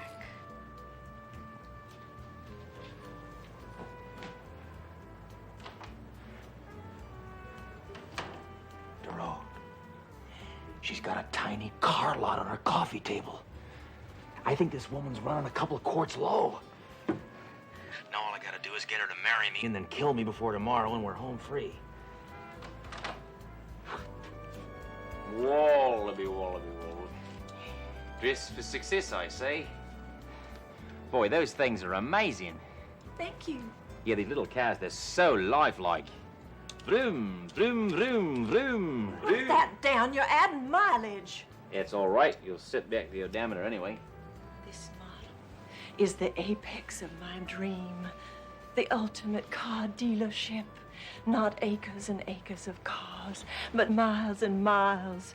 3,000 miles. A car lot that stretches from sea to shining sea. Kind of like bumpers across America. Exactly. And we can do it together, Croc. With your zillions and my, shall we say, attributes, we can become the Jim and Tammy of the automotive world. Sounds like a kick in the pants. Oh, we'll own every car lot there is. Because if you own the cars, you own the world. Well, what the heck? You like cars, I like attributes. Let's get married. Oh, Crocodile, please. I'm a woman in mourning. Trust me, by tomorrow morning, you won't be mourning in the morning. I'm still wearing Cowboy Cody's wedding ring. Listen, Gilly, I'll buy you a diamond ring so big, you'll have to wear it on 3 fingers. Take your hat off.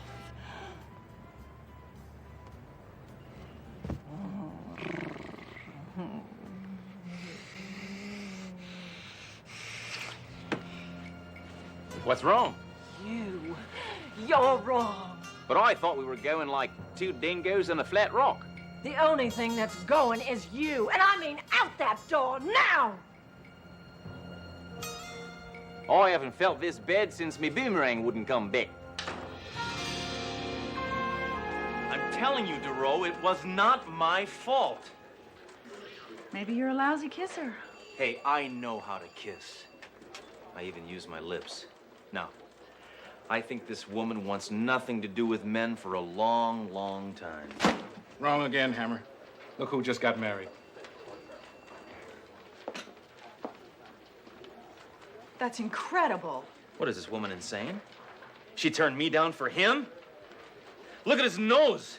He looks like an anteater. Well, I guess you just weren't man enough for her, Hammer. What happened, Hammer? Your ego let you down? I hate to break up this man-to-man talk, but if we don't do something, she's going to kill another car dealer. So what? He's a bow wow. I'm 10 times better looking than that clown. I mean, you believe this toupee? Come on! Wait a minute. Toupee. Didn't you say she got cold when she ran her fingers through your hair? A cowboy hat makes your hair greasy. Big deal. Cowboy Cody wore a toupee. Poison absorbed in the skin takes 6 hours to work. That's it. She put poison in the glue. She poisoned his toupee? Come on, Hammer. We gotta save a scalp. I don't know. He did bruise my ego. Go, Hammer, before I bruise you.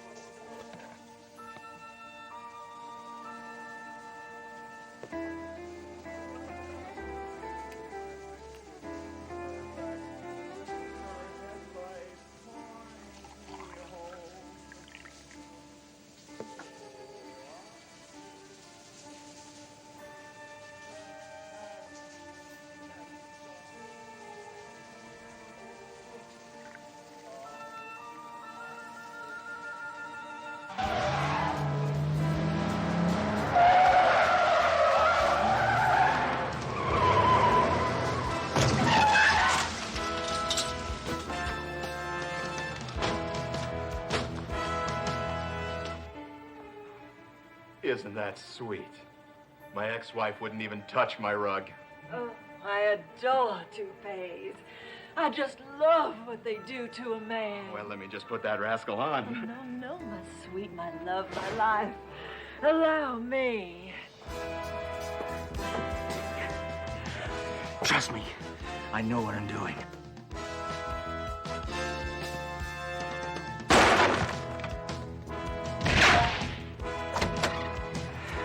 All right, Mrs. Maggot, drop the toupee.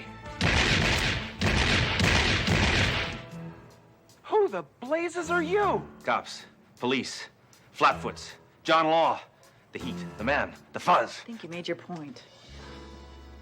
We just saved your life, pal. No, you didn't. You just killed a perfectly good toupee.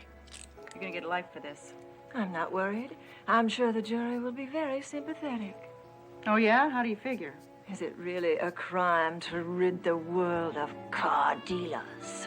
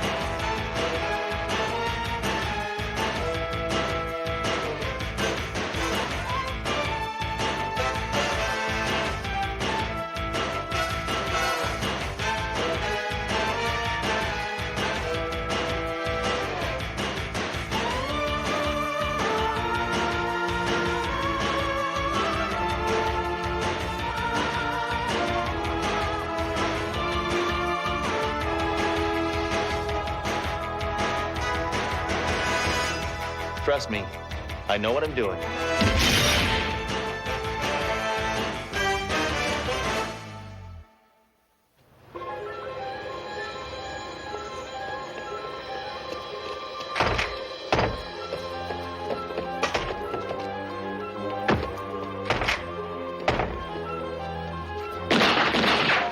Your history, hog's breath!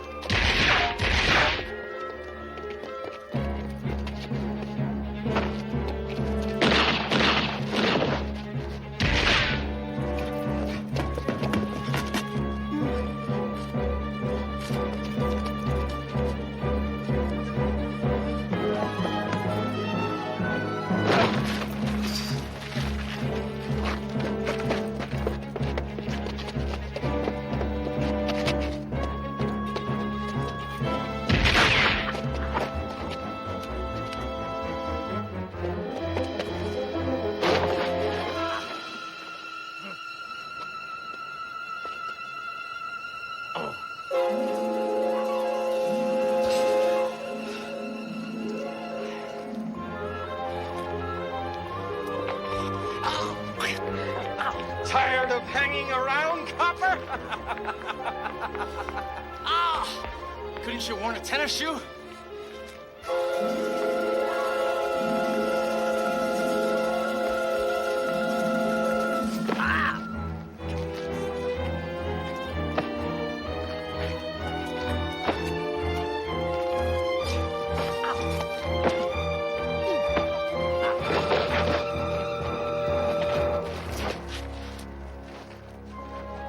I'm afraid Inspector Hammer is suffering from chronic acrophobia. Apparently, the trauma associated with being in a life-threatening position 5 floors above the street released the phobia from his subconscious. In layman's terms, what does that mean? Means he's afraid to step off a curb. Ah, Inspector Hammer. I was about to suggest that because of your condition, you be put on a medical leave. Isn't there another test you can do? Yeah, Captain, if some quack is gonna mess with my brain, can't it be somebody whose IQ doesn't match their bust size? Hammer. Maybe I should recommend a permanent suspension. Hey, you got bottled water on the brain? I'm in perfect condition. I could rent my biceps to Rambo and not miss him. Hammer. Dr. Fall says you have acrophobia. That's ridiculous. Look. See? Nothing. Sledge. It's a fear of heights. A fear of heights? Fear of... Hey, does it look like I'm afraid of heights? I mean, please, no, give me a reading on this. Oh, I'm afraid. Oh, my God. Come on, please. Sledge. Oh. Get down.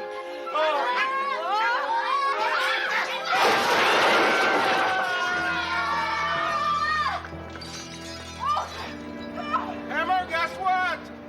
What? You're on medical leave as of now.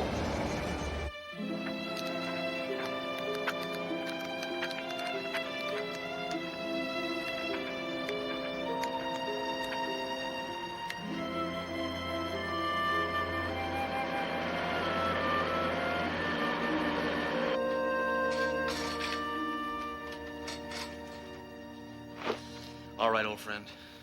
We're gonna kick this height of phobia thing step by step.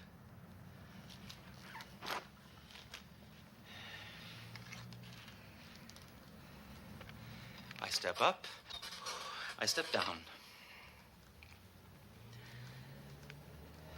I step up.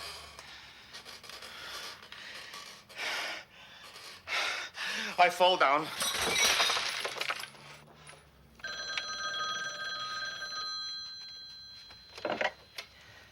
Hammer. Sledge, got great news for you. What, you can finally buy guns and vending machines? No. Captain Trunk found an assignment that someone in your condition might be able to handle. Oh, great. Yeah, I knew there had to be a lot of crimes committed at sea level. Sledge, Captain wants to see you right away. How's your vertigo? It acts up when it's damp, you know. That's bursitis. I don't have bursitis. Are you still dizzy?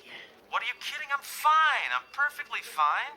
As a matter of fact, I'm hang gliding this morning, and then tomorrow I'm gonna go skydiving. Yeah, I'll see you in a couple of minutes.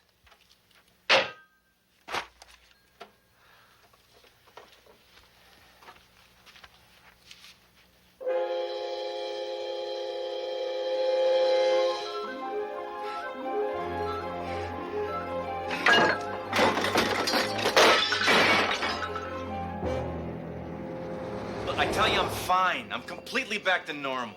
Whatever the hell that means. Look, Hammer, I know how much you miss being here. What a masochist I am. You ever heard of Pete Crane? Yeah, isn't he that pygmy brain that's been extorting money from small businessmen downtown? That's him. Send them in. We're working with the FBI on this one. Crane's girlfriend is ready to pop with state's evidence. With her help, I think we can blow the lid off Crane's entire crime syndicate. I'm trying to do you a favor, and you clowns are treating me like I'm the one who's a criminal. You know, if I'd have known this, I never would have decided to testify. Now, Miss Del Monte. Captain, I tried to explain to Miss Del Monte that we've been assigned to her protection for her own good, but who are you? Inspector Sledgehammer, Miss Del Monte. You know, you're kind of cute for a cop. I know.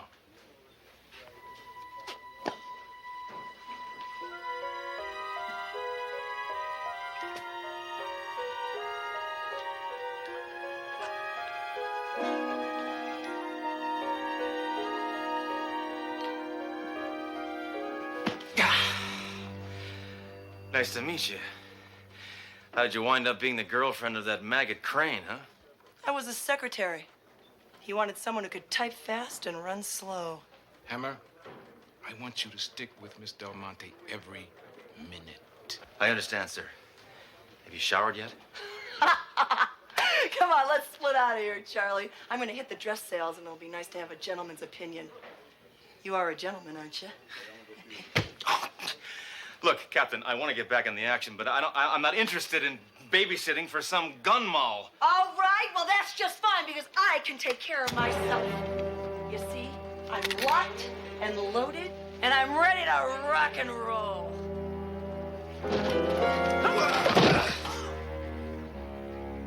Well, maybe this will be good for a couple of laughs. Hammer! Get out of here! Everybody get out! Get out!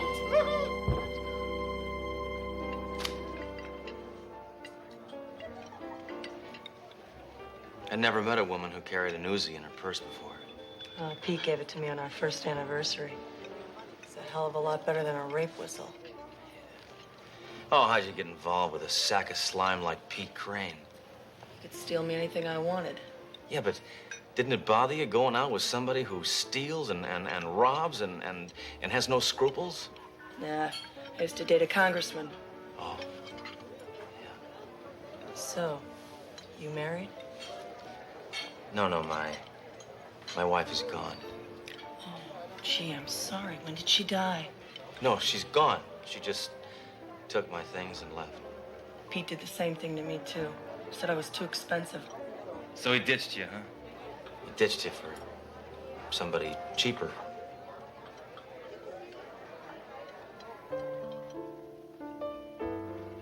You know something? You and I are on the same wavelength. You know, you're not bad for a cop. And you're not bad for a mistress. Hey, buddy.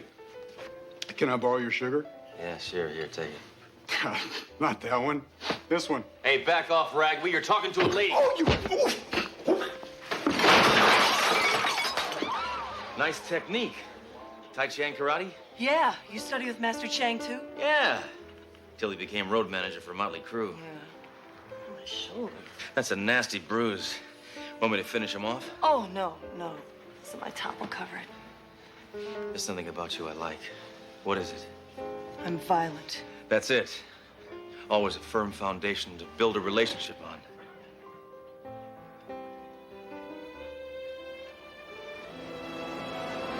.44 Magnum. Left twist bore. Muzzle velocity of 729 feet per second. It's beautiful. It's been a long time since a woman's handled my gun.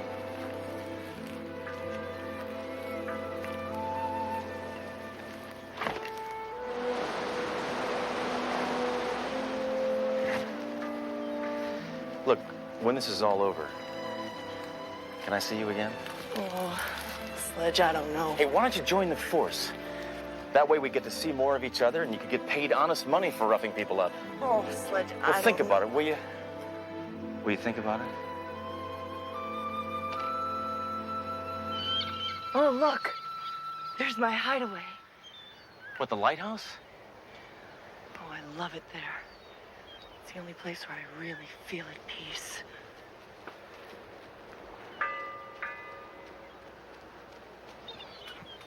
Come on, Sledge. Old Pete bought me this lighthouse. He bought you a lighthouse? I asked for a nightlight. Come on. I only take special people here. Up here. Come on, I'll race you to the top. Come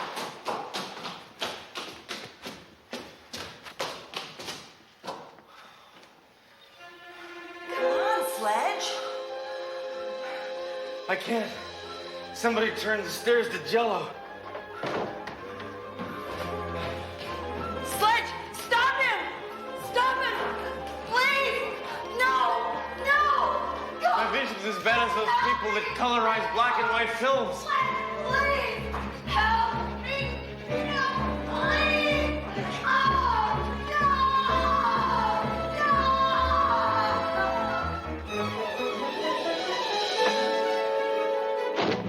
Angelica!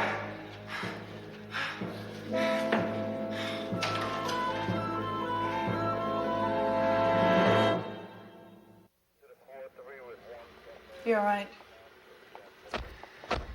She was too young to die. She never had a chance to find out what a great guy I am. It was a terrible tragedy, Sledge.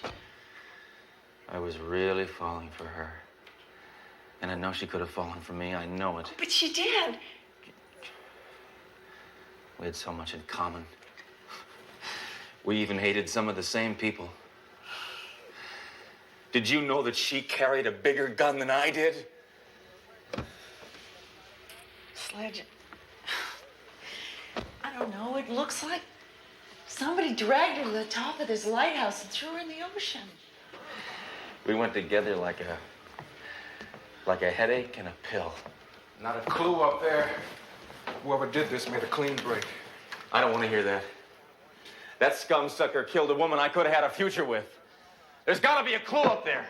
There's got to be a clue up there.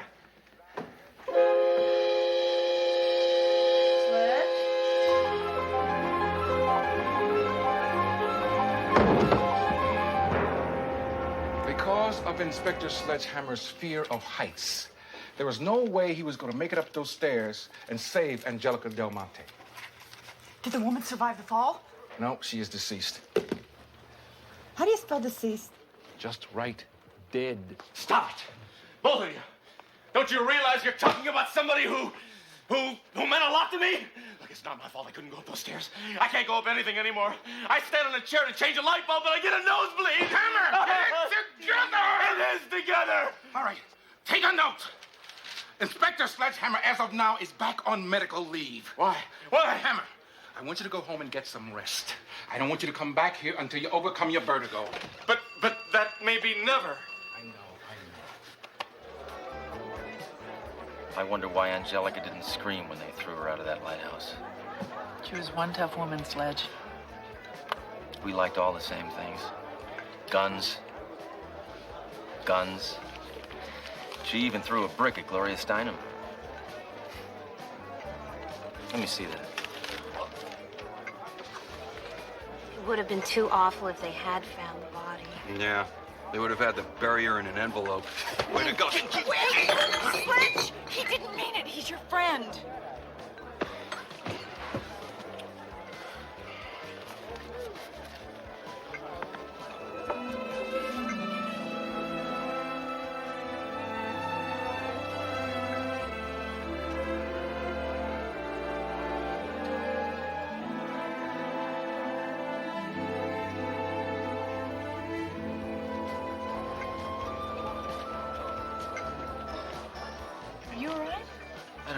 What's the matter with me?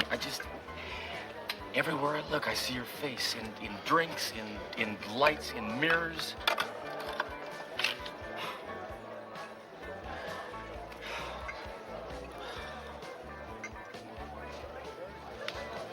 Angelica, it's you. You're not dead. You've come back. Sledge, it isn't her. Why aren't you dead, Angelica? Well, my name is Susan Taylor. I don't know what you're talking about. No, I know who you are. Don't you remember? We were almost best friends. Sledge, this can't be Angelica. This man's a maniac. You know, you need help. No, don't you remember?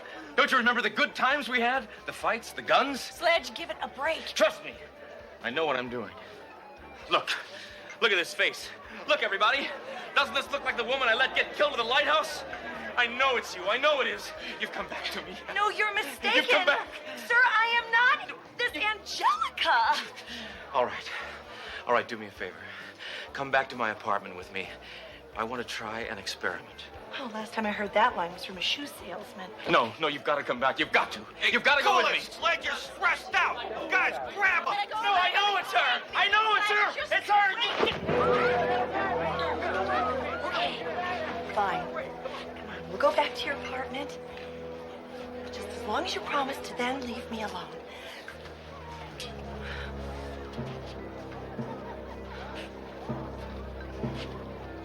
Doors that way.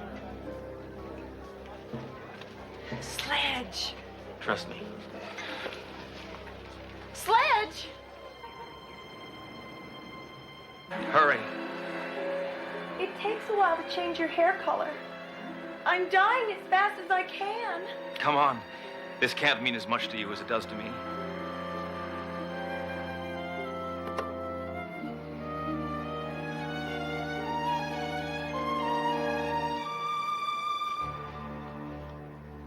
That's it. Now you look exactly like her. You know, this really is crazy. I'd like to be whoever you want me to be, but I'm really not this Angelica person.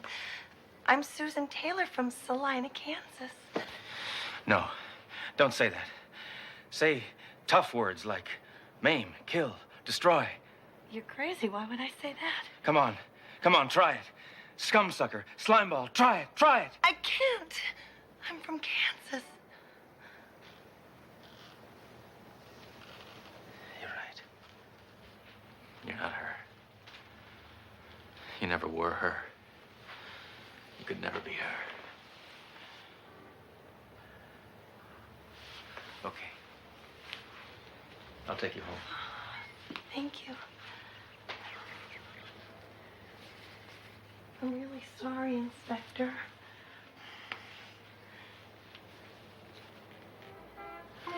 Where did you get that? Sears Roebuck. Not the sweater, the bruise. Where did you get it? Where? Oh, probably when you grabbed me just now. I knew it was you. I have a mind like a steel claptrap. You are Angelico Del Monte, aren't you? I don't know what you're talking about. My name is Susan. All right, Susan. All right. I'm gonna take you somewhere. Please. Somewhere that will refresh your memory. Hey, boss. You were right. This Hammer guy almost faked us out. Angelica's still alive. Admit it, Angelica. That bruise proves you're you. You know that, don't you?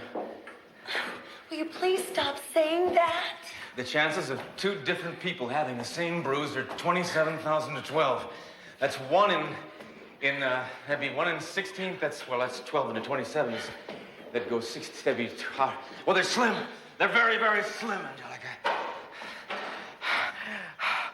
Oh, I feel like I'm having a sugar rush. Come on. Admit it. Just admit it. Admit it. Say you're Angelica. Say it. Oh, do you have to be so violent? Angelica loved violence. The sound of a Tommy gun, the crack of a .45, a kick in the teeth, a left, a right. You're right. I knew it. I knew it. You really are Angelica. Oh, Sledge have blown my cover. Who am I kidding? I could never fool you. Why? I had to. Why did you do it, Angelica? I Why? had to. Why did you pretend? Why? Well, Trump figured that if everyone thought I was dead... Yeah? Yeah, then what, Angelica? Then what would happen, huh? Then everyone would think I was dead so no one would try to kill me before I testified at the trial. I was supposed to guard you. Oh, don't you see, Sledge? Trump used your vertigo problem. He knew he could fake my death from the top of the lighthouse, and you'd never see what really happened.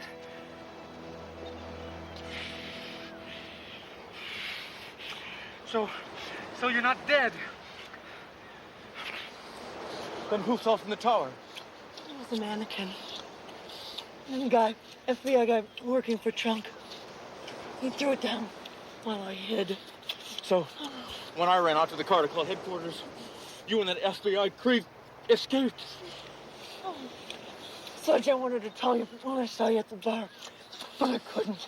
Oh, you could have found a better place to hide in plain sight. A bar full of cops. Angelica, I did it. I made it to the top. I'm cured. I can look over transoms again. What's that? Another Fed? No, wait, Sledge! He's not F... I'm tired of playing the fool. I'm telling you, he's not FB. Hey! So you thought you could fool me, huh? It's over, you blonde dummy. Drop your gun, kick it over here.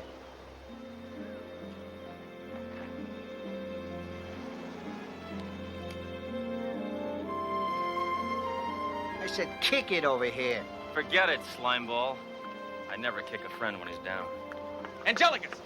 Freeze! Angelica? Was trying to tell you he's not FBI. Now you tell me. Your boyfriend Pete put a nice price on your head. That's gonna make a nice down payment on my condo.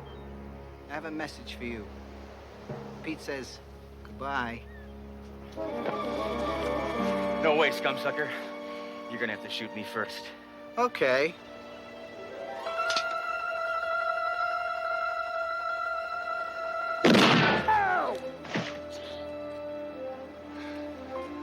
Hammer, standing in front of that woman like that was a very gallant thing to do. But don't ever tempt me like that again.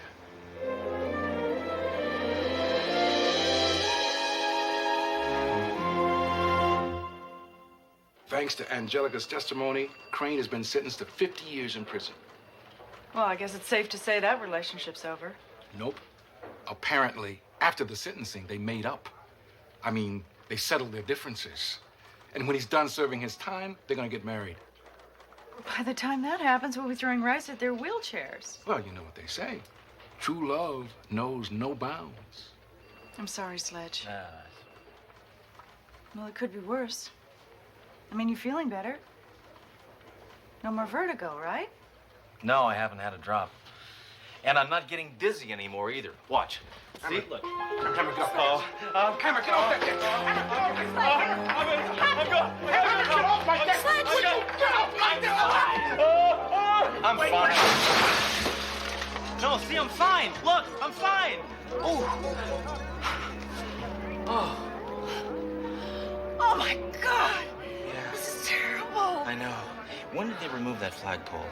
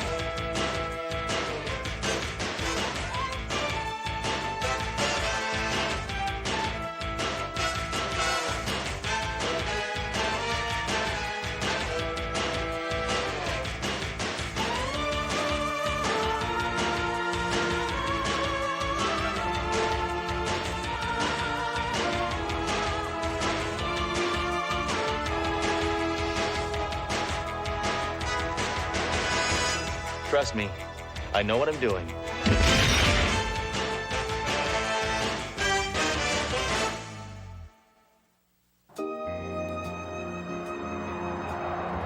You have to tell your husband not to bring his ex-girlfriend to family functions. Remember, communication is the key. I'm Dr. Dorothy Stone, and you're listening to It's a Gal's World, a show for women only about men. And now let's take another call. Hello, you're on the phone with Dr. Stone. Hello, Dorothy. It's me again. Oh, my God. You! You meddling witch, I'm back, and this is just the beginning of your nightmare. Oh, no, no, no, no, no!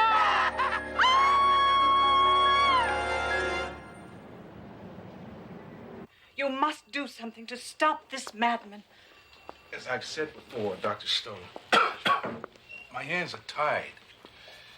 It's only been threats. As a professional, I know that this type of personality will act on those threats. You wanted to see us, sir? No, but you might as well stay. Inspector Sledgehammer, Detective DeRoe, this is Dr. Stone. She's a psychologist. Oh, good for you, Captain. You finally sought professional help. No, Sledge. Dr. Stone has a radio talk show. It's really very good. I've listened to it. Yeah, typical, you would. Some man, some lowlife has been making threatening phone calls to her on the air. Well, you don't have to worry, Doc. The only ones really dangerous with a phone are women. You don't understand, Inspector. This maniac hounded me in New York. Now he's followed me here. So he's a fan. He's threatened to kill me. But he's not a fan of yours.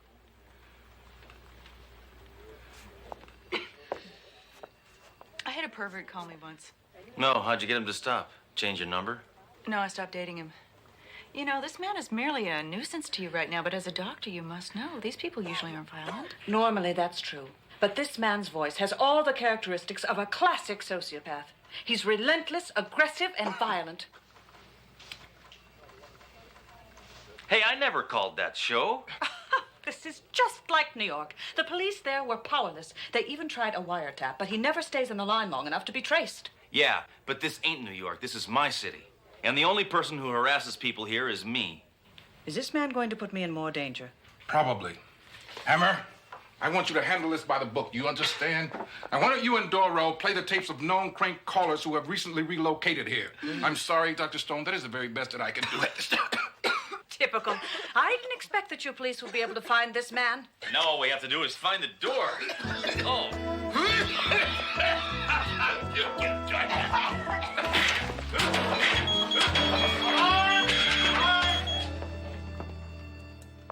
Dang it. If we could only pinpoint the general location where he's calling from, we could call in an airstrike. Then he'd never use the phone again. Neither would half the city. All right, here are all the voices of the relocated frequent offenders. 3 of them. Only 3? Yeah, it's not very popular anymore. Latest craze is obscene telegrams. See if any of these voices sound familiar. What are you wearing right now? Okay, baby, I've got my shoe off. Would you believe I'm naked? Ralph's Smoke Shop. Do you have Prince Albert in a can? Yes, we do. Well, then let him out. No matter how many times I hear that, it always makes me laugh.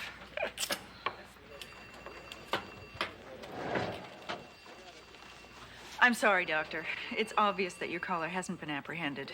I don't believe you people. You're powerless. No one can help me. Well, may I suggest, since you live alone, to take some self-defense classes? Possibly a guard dog. Oh, come on, Doro. She doesn't need a guard dog or classes. Look, Doc, why don't you get yourself one of these puppies? You never have to feed it, and it doesn't scratch the door when it wants to go out. You really personify your gun. Thank you. Be careful, Inspector. The next thing you know, you'll be talking to it. Yeah, well...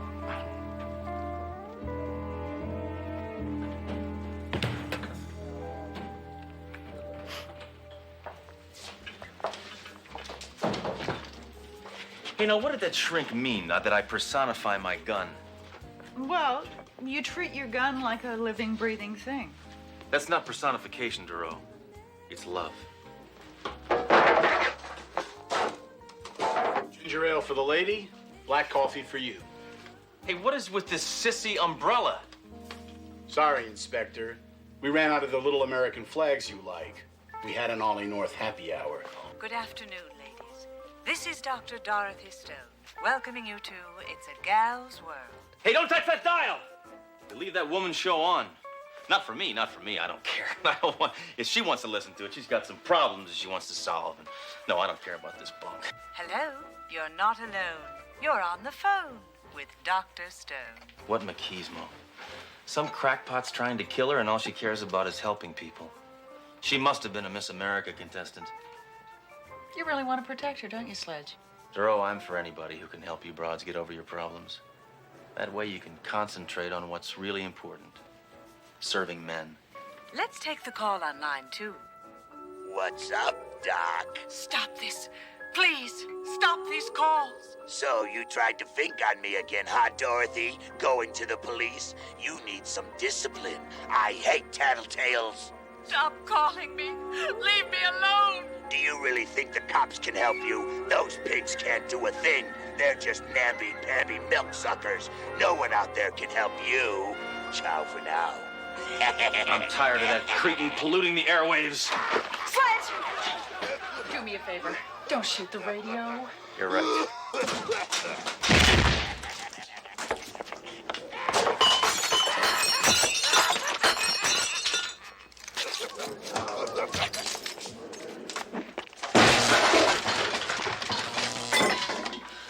Happy, Duro? No, I can't think of anyone who'd want to harm Dorothy. To begin with, she's only been here for 2 weeks. Yes, we know that. He's threatened her on the air, and as her producer, I am really confused. Why? Our ratings haven't gone up. I would move immediately. No man or woman could possibly have a healthy relationship in Lexington, Kentucky. Inspector, that gun is making me extremely nervous. It's supposed to. It's not a room deodorizer, you know. Just relax, Doc. You know what they say. Guns don't kill people. Yes, I've heard. People do. No, bullets do. You think you're feeling nervous? Just wait till Golden Throat calls. After talking to me, he'll be so nervous he'll be afraid to call the time. Go ahead, jump on another line. We're back. Let's take the caller on line 3. Guess who? It's the only real man in your life. Did you miss me, Pumpkin? I'll take this call. All right, you radio rodent. I'm calling to bring some sunshine into your life. Cops haven't helped at all, have they? Yeah, well, this cop will. I'm Inspector Sledge Hammer. You're looking for a real man, aren't you, Doc? Well, I'm your boy. You're not a man. If you were, you'd come out from behind that sissy little princess phone. Real men harass women face to face. I'll never stop, Tramp. Yeah, well, if you don't stop, this will be the last sound you hear. Sledge.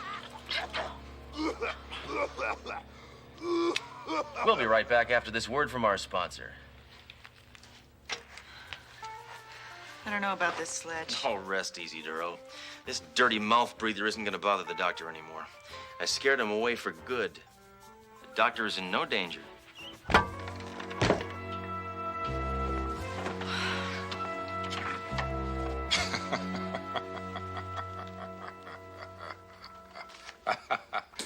Hammer, this newspaper article, Cop Bows to Collar Caller. I hate it. I do too, sir. Alliteration is so pedestrian. I'm not talking about that, Hammer. I'm talking about your grandstanding over the airwaves. You disobeyed my orders. But, sir, I sent that punk running with his tail between his legs. On the contrary, Hammer, you probably succeeded in pushing that loony bird over the edge. Now there's a good chance he'll do a lot more than just call. No way, Jose. I know this bozo. He's a wimp. He's a prankster. We got nothing to worry about. This slimeball hasn't got the guts to leave his house to do something bigger. Captain, a report just came in. Dr. Stone's been attacked in her apartment. Unless he was pushed. If he was pushed, there's no telling what he would do. Must have been pushed somehow.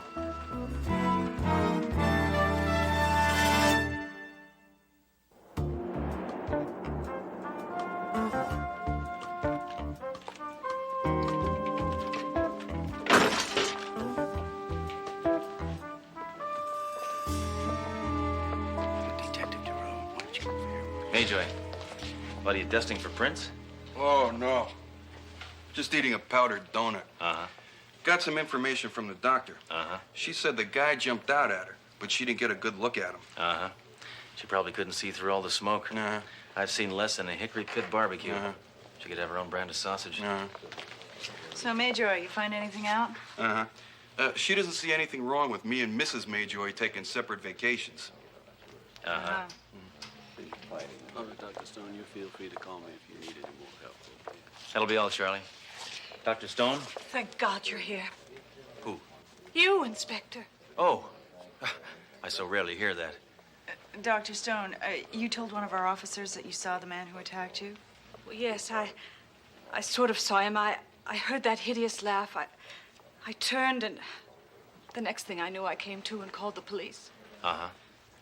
Well, I don't get it.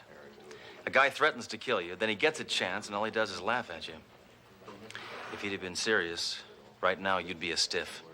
Sledge. Well, she wouldn't be stiff. She'd be stiffening up, though. It takes a little bit longer. Sledge! She'd be a corpse. Dr. Stone, would you come down to the station house and give our sketch artist a description of the man who attacked you? Right now, your body would be right about there, all outlined in white chalk, including the cigarette, probably. I wouldn't mind at all, Detective.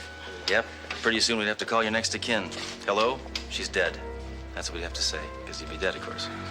Then there'd be blood, probably, depending on how he killed you, and little pieces of flesh and hair. And, he wore thick glasses. I'm sorry, that's all I can remember. Is this him? It's probably him. That's him! I thought so. I'll never forget that hat. Thanks. I'm sorry. I can't possibly do my show today. Is there a private phone where I could call my producer and let her know? Yes, of course. Right this way. Duro, I'm gonna hit the streets. Up until now, all I've been dealing with is a disembodied voice. I had nothing to shoot at, nothing to hit, nothing to kill. But now I got a face, and I'm gonna pick up every wacko that looks like that. Sledge, there have got to be 100 guys in the city who look like that. Yeah? And they're all guilty of unoriginality. Inspector Hammer, you've got a 518 on 3. What's a 518? A phone call. Hammer, talk to me. Hey, stud, I thought you were protecting the doctor. I guess the only thing you shoot off is your mouth. Yeah? What about you, weirdo? Last night was just a preliminary. Tonight is the elimination. Raise the wall. All you cops are alike. You think because you passed the stinking civil service test, you're tough. Hey, there were essay questions on that test, pal. Mace them all. Who? So, gun freak, how does it feel to be helpless? How does it feel to be scum? Remember, tonight. Trace this call. Way to go, Duro. Thanks a lot.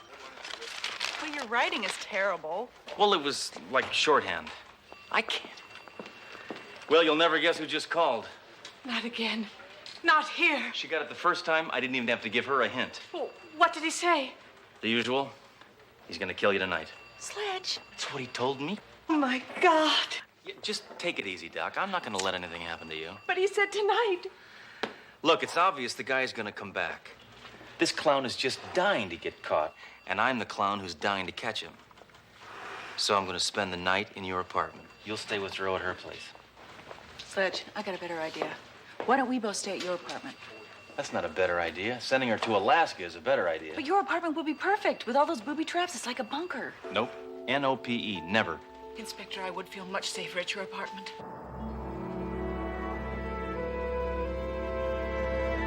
Dr. Freeze! What? Be careful what you touch. Sledge has everything booby trapped. Anything could cause an explosion in here.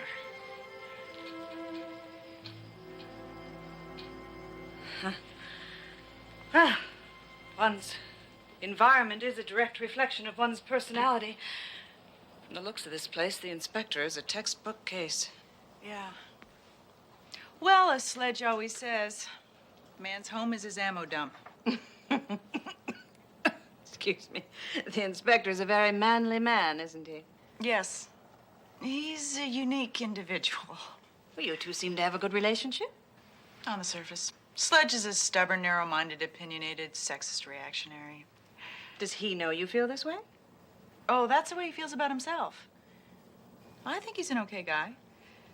So, Doctor, who's the man in your life? Well, no one. I'm still recovering from a failed marriage. How long's it been? 15 years. Some people heal more slowly than others. Do you think you've developed a fear of men? I thought I was the doctor here.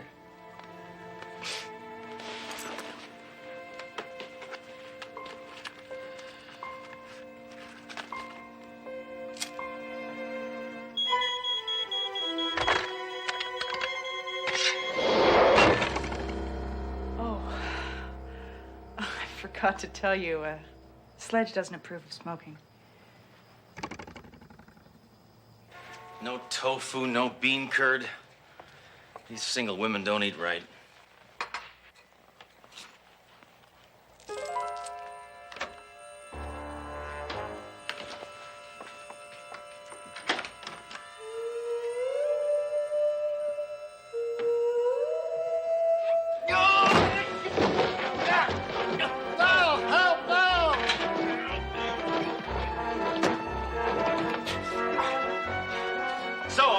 Gun freak, huh? Well, this gun freak has you under arrest. Arrest? What are you talking about? I'm the landlord. I came up here to see who's banging around. Okay, fine. I didn't know that. I'm sorry. Well, as long as you're here, I noticed a leaky faucet in the kitchen. Dorothy?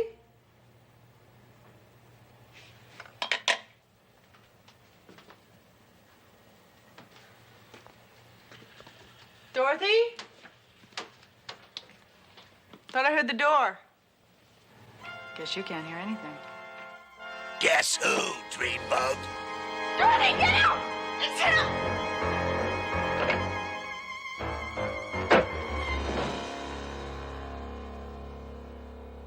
Duro! Oh, my God! Duro! Duro! Hey, let me have another one. In all my years on the force, I've never been so frustrated. I know I can catch that slug. I just know it. Hey, Inspector, that loon is on the line again. That manly man Hammer couldn't help you, huh? Why don't you stop? Just stop. I'll stop. I'll stop by. I'll be your in-person guest. Why won't you just leave me alone? I'll tell a couple of amusing anecdotes, then kill you. We better get down there. I'm not coming with you. I think I just heard a familiar voice. You're hearing voices? Duro, that concussion really puts you in bad shape.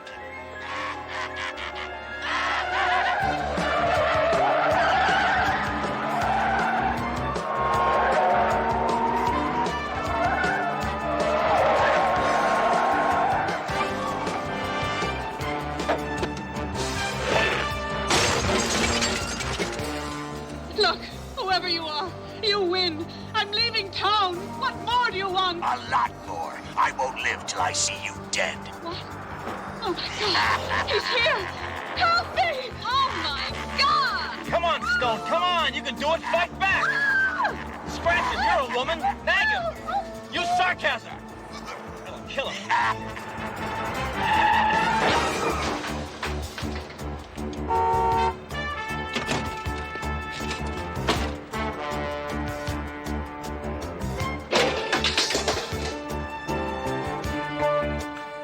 I'm Inspector Sledge Hammer. Anybody been by here recently? Well, my son came by the other day. First time in a long time. 'Cause we were never that close. No, you old coot. I mean, in the last couple of minutes. Oh, no. All right, come on with me. Oh, yeah? Oh. Miss Newman. Oh. Miss Newman, you okay? Oh. Where is Dr. Stone? Oh. Thanks. Oh. Take care of her. Yeah.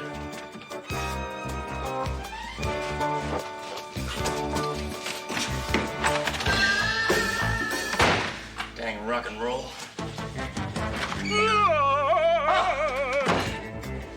Help! Inspector Hammer, is that you? He's going to kill me. Shut your mouth. The cops can't help you now. He obviously hasn't met us. Who are you talking to? Oh, nobody.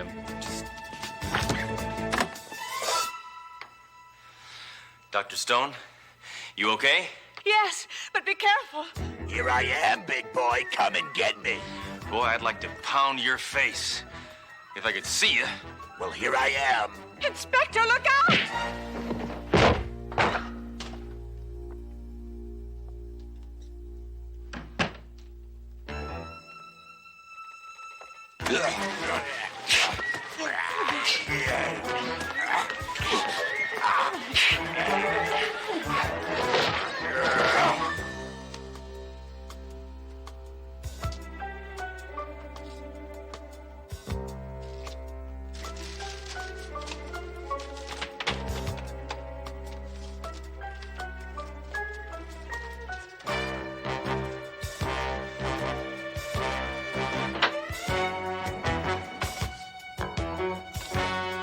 tell you a couple of amusing anecdotes, then kill you.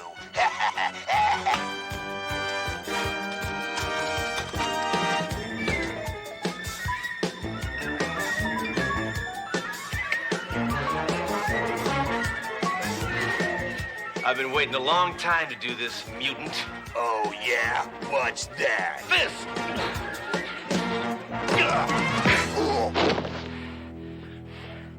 Okay, Doc, you can come out now. Inspector Hammer! Miss Newman, have you seen Dr. Stone? Yes, she's right here.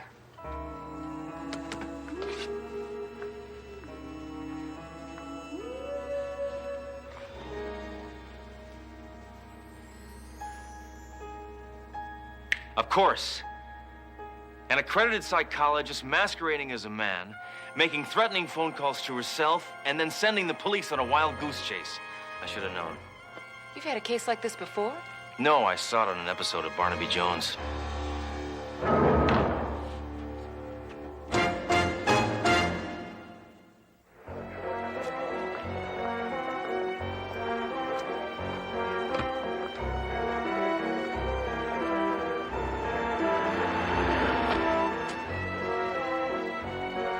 Hammer, you disobeyed my order for the 4th time.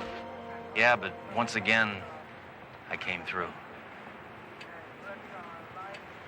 I still can't figure out what could have snapped in Dr. Stone's mind to make her act like that. You probably know, though, don't you, girl? Actually, I do. It would seem that Stone's fear of men caused her to create a male persona of her own. Ultimately, she was the object of her own paranoia. Classic case of schizophrenia. Are you telling me she actually wanted to be a man? That's right. That's my kind of woman. Yeah, but how was she able to do that deep, husky man's voice? Obviously, it was a result of her schizophrenia. No, Captain, you're wrong. It was her chain smoking. I knew that.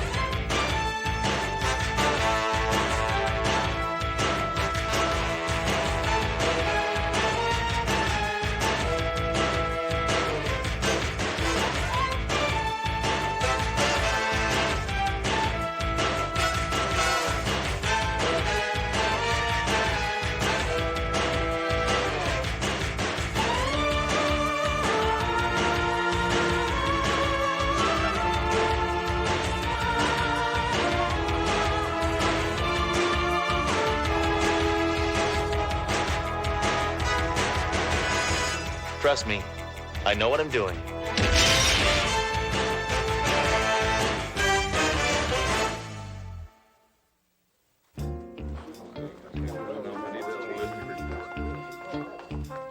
Oh, Inspector Sledgehammer, Detective Doro, Special Agent Bunyan of the FBI. FBI, huh? You know J. Edgar Hoover personally? Shut up, Hammer, and stop dripping ice cream all over my carpet. I'm sorry. No! Oh, cold, cold, cold! Ow! Boy, it goes right through your... Hammer! Agent Bunyan wants to borrow you for the FBI for a very special top-secret assignment.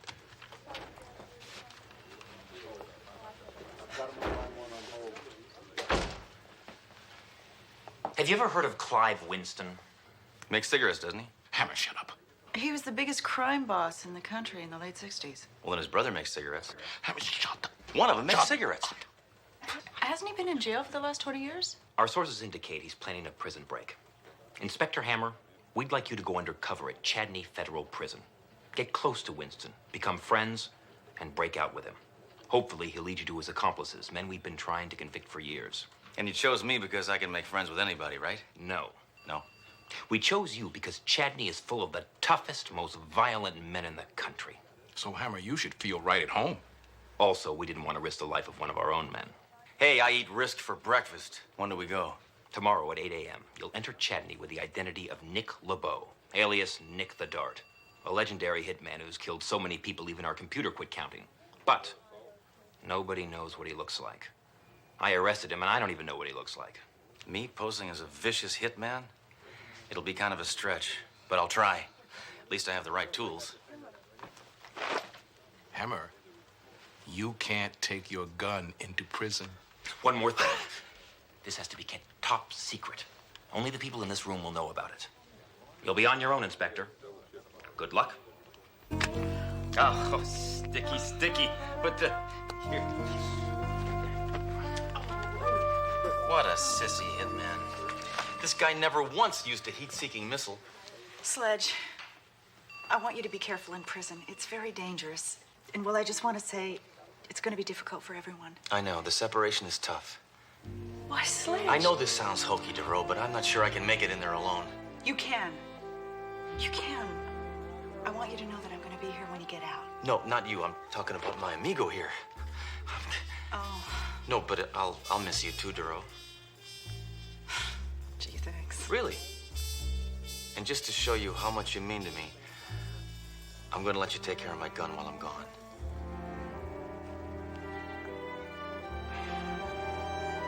I've written out a few simple instructions. Make sure you feed it some high-quality gun oil every night, then wipe it down with a clean, lint-free rag. Don't worry about your gun. Take care of yourself.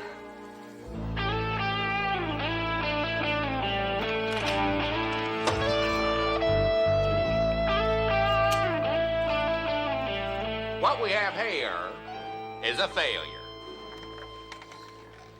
A woman warden? What's next? Equal pay? Call me sir. So, the infamous Nick LeBeau. Tell me, why do they call you Nick the Dart? Because I score a lot of points, sir. Oh! Don't talk back to the warden. I'm sorry. Oh! Don't apologize to the warden. Oh! Don't nod to the warden. You must have friends in high places, Mr. LeBeau. I've been instructed to place you in the same cell with Clive Winston. Yeah, well, we're old pals. We went to reform school together. It's impossible. Clive Winston must be 20 years older than you. Yeah, he's also an idiot. He flunked 11th grade 19 times. Well, I don't care who you know. In here, you're nobody. Nothing but a number. Everybody in Chadney is just a number. Yeah, what's your number? 36, 24, 36? Oh! I like to think of this as a progressive prison. That's because it gets progressively worse. Yeah? So much for the sales pitch. Any negative points? Oh! What was that for? Nothing. Well, that's a negative point. Any others? Yes. Don't even think about escaping. Nobody escapes from my prison. Not even me. If I tried, I'd have me shot. Rules are rules. Understand? Oh! I told you. No nod.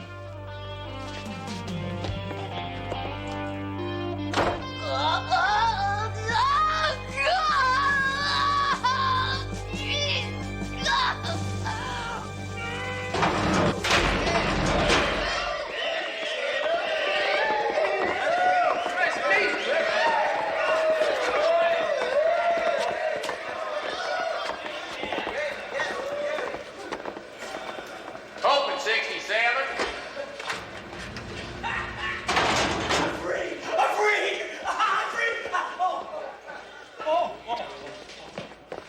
Not 76, you moron. 67. What the hell is this, Chester? New roommate. I don't need no stinking roommate. Sorry, Clive. Ain't no more room. Take some, kill somebody. Orders is orders. Y'all keep your nose clean or I'll wipe it off with this here. Close 67. No. 67. 6'7", you tomato brain. Dang. I thought I was stupid. Well, a nice spread you got here. Got a bedroom and a bathroom and a vanity. And I guess this is a den. Hey, let me give you a piece of advice. I don't like you. Now, I got 2 rules in here. 1, shut up. 2, stay out of my way. Yeah, tough guy. Well, I got some rules, too. Number 1, don't make me mad. And number 2, don't use my toothbrush, because then you'll make me mad, and you'll be breaking rule number 1.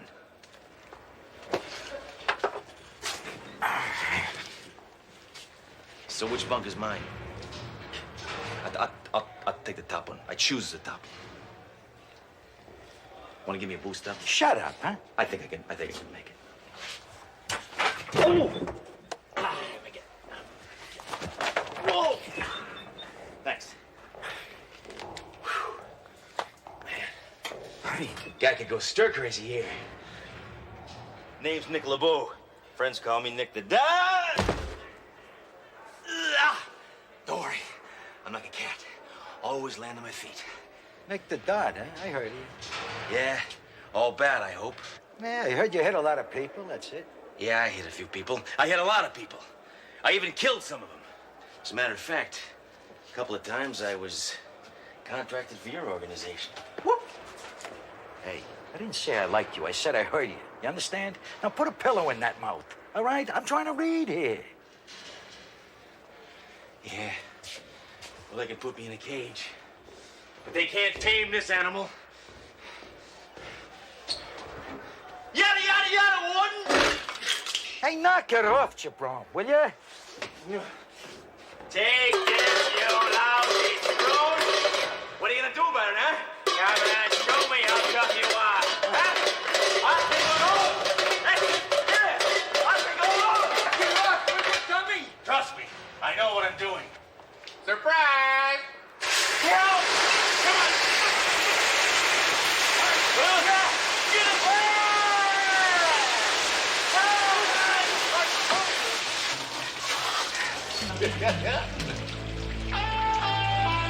Reminds me when I dry off to kill you in your sleep.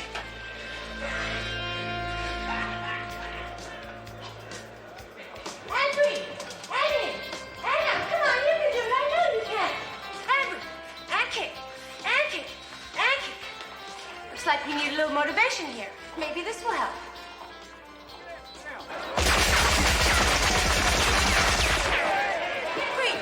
Henry! Anna! Come on, you can do it. I know you can.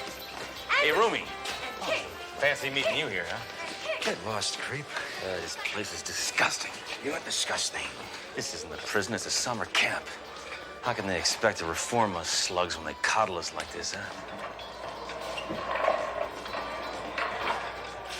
I know that guy. I've seen that guy someplace before. Where? Well, what do you say, buddy? Huh? Want to play some Parcheesi? Maybe I didn't make myself clear to you. But I hate every single I hate every single molecule in your body. Now, if you were smart, you'll get as far away as possible from me and die. I remember. That Sledge Hammer. A cop. He once busted my mother for tearing tags off of mattresses. Come on, Zeke, what's a cop doing in prison? I don't know. But he's not going to be here much longer.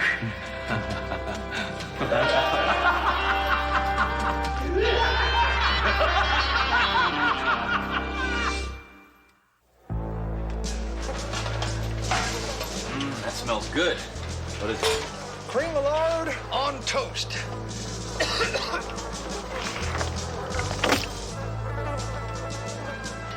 They say prison food is bad.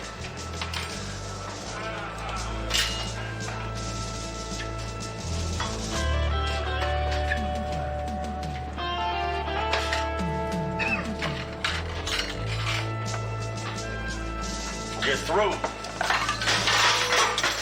Yo, Clive, you mind if I join you? Why don't you go stick your head? I don't mind if I do. Fazool, huh?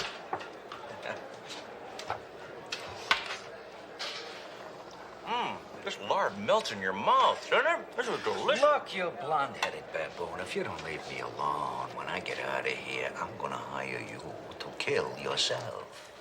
Hey, Clive, for you, half price. Give me your butter knife. Huh? Give me your butter knife!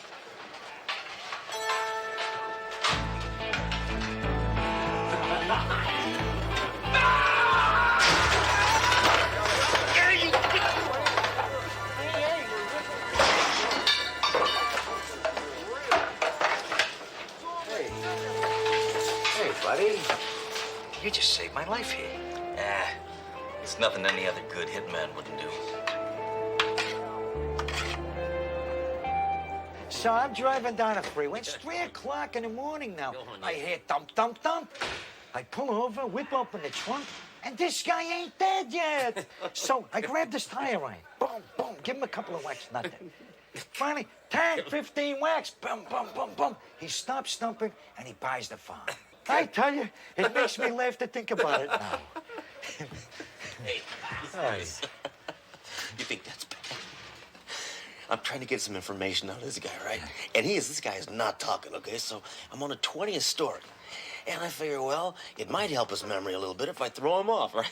So what happens? He lands in the swimming pool. No kidding. No. So then I gotta walk all the way down 20 flights of stairs. The elevator's broken. Of course. Of course. So then I gotta carry him back up 20 flights of stairs. He still won't cooperate. I throw him off again. What happens? He lands on an awning, he bounces into some bushes, and he walks away. Thinking, why me? This is Murphy's Law. It's Murphy's Law. Why me? Like a cat. I tell you. Oh, boy. Well, I'll tell you, though, it's the thing that upsets me most about prison is it's just men talking, you know? Men, talk. Attention prisoners. The movie tonight will be My Dinner with Andre. You know, I like you, kid. Me too. Yeah. And I'm gonna let you in on a little secret here. I'm busting out of this joint tomorrow morning at 5 a.m. And seeing as you have saved my life here, I'm gonna take you with me. No, you would do this for me? Hey. You know what you are? You're a real sweetheart. Never say sweetheart in prison unless you mean it. So, who are these guys on the outside that are gonna help you? What's it to you? Come on, Clive. I don't want just anybody busting me out of prison. They might be flakes. They might be lowlifes. We might have a personality conflict. You just be ready to go at 5 a.m. LeBeau, your girlfriend's here. Open 76. I drinked him.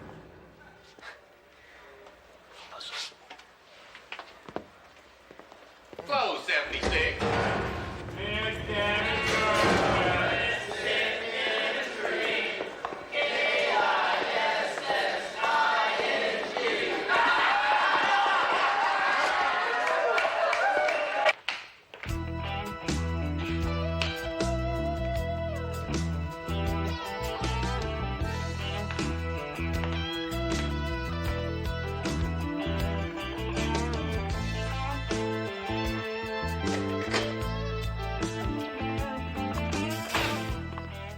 LeBeau, you got 5 minutes. Wait a minute, I don't like you. Make it 4. And you're ugly, too. Make it 3.5.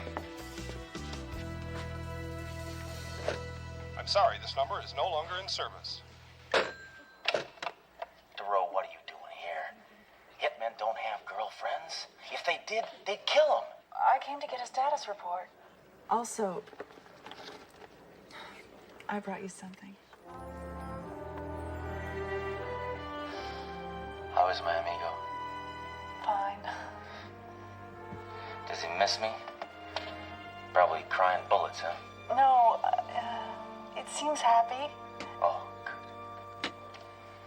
DeRoe, this isn't a prison, it's Club Med. Do you believe they actually feed the prisoners?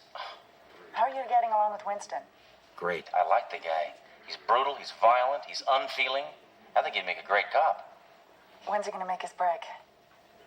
Tomorrow, 5 a.m. Oh, Hammer, do you think that card can read lips? period.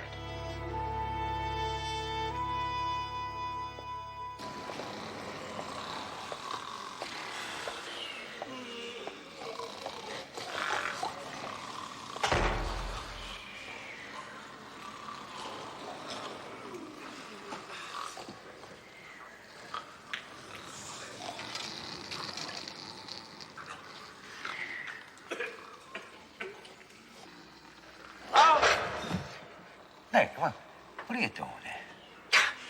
We'll never get out the vent. It's too small. Relax, will you? Hey, come on. It's almost 5.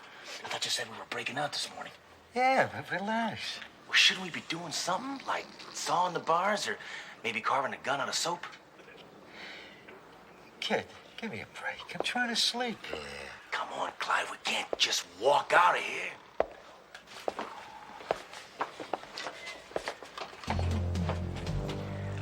Open 67. Winston, Warden wants to see you. Okay. Let's go, Nick. Warden wants to see you, not him. Where I go, he goes.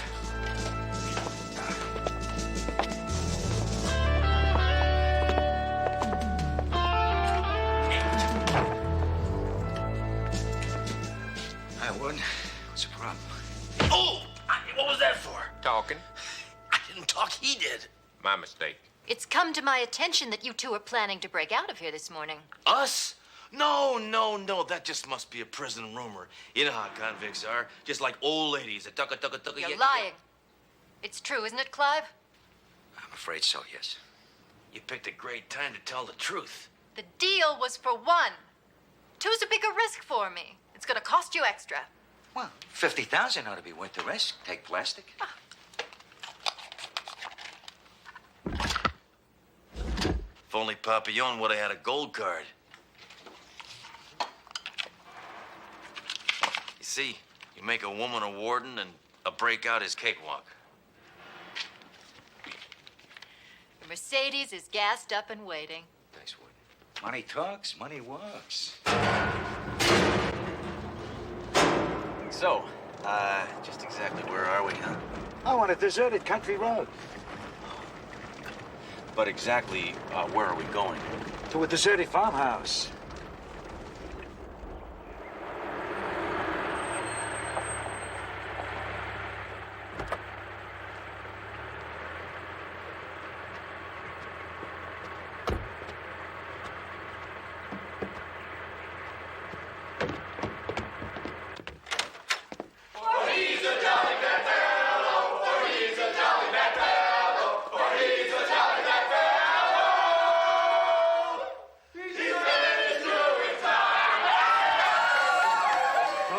Balloons, bimbos.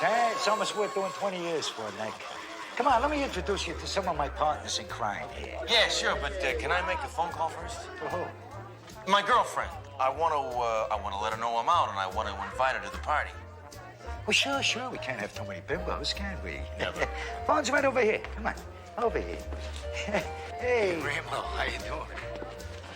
Hey, yo. Got a quarter. Rico, all right. That's your mom, huh? All right. Hello? Yeah, babe. It's me, Nick. Hammer? Yeah, old Nick. Hammer, where are you? I don't know. I'm in a farmhouse in the middle of nowhere. Excuse me. Could you give my girlfriend directions on how to get here? Oh, sure thing, honey. Okay, now you go outside and you get in your car, see? Then you start it up, then you press on the gas pedal. Nick, bring it over here, will you, Nick? I want you to meet the guys. Come on over here. Come over here. Hey, hold it down, everybody. Just a second, I got something to say here. I want you to meet the only friend I ever made after doing 20 years in a joint. Nick LeBeau. Hey, Nick, how you doing, Nick? All right. Now, this is a terrific hitman. He is also real good people. Now, you may know him by his professional name, Nick the Dot. What? Nick the Dot? Yo, Clive, Nick the Dot, he killed my second cousin. Yeah, well, he knocked off my first cousin. Hold on. Nick the Dart is my sister. So you're not my father. Your father? What about my mother? And my dog? Oh, wait a minute, guys. Wait a minute. Give the kid a break here. I mean, so he murdered a few people. I mean, he is a hitman. It is his job. Yeah, let's not get petty. Yo, Clive, I'm gonna blow his brains out right here. No, wait, hold it, put down your guns. Look, I'm not really Nick the Dart. Actually, I'm Sledge Hammer. I'm a cop. I'm doing undercover work for the FBI. There's no reason to shoot me. Wait, did I say cop? Where is my head at? No. I'm actually Geraldo Rivera, and I'm doing an undercover expose on prison reform. No?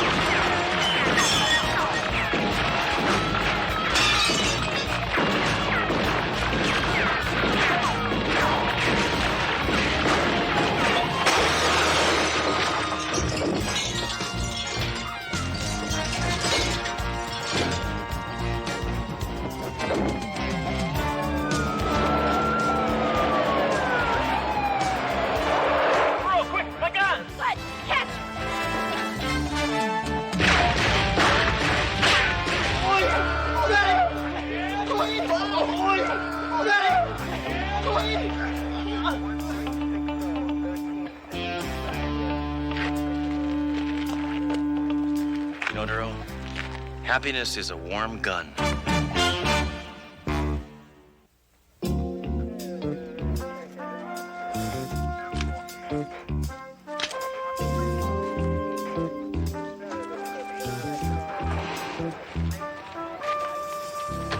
work, Hammer.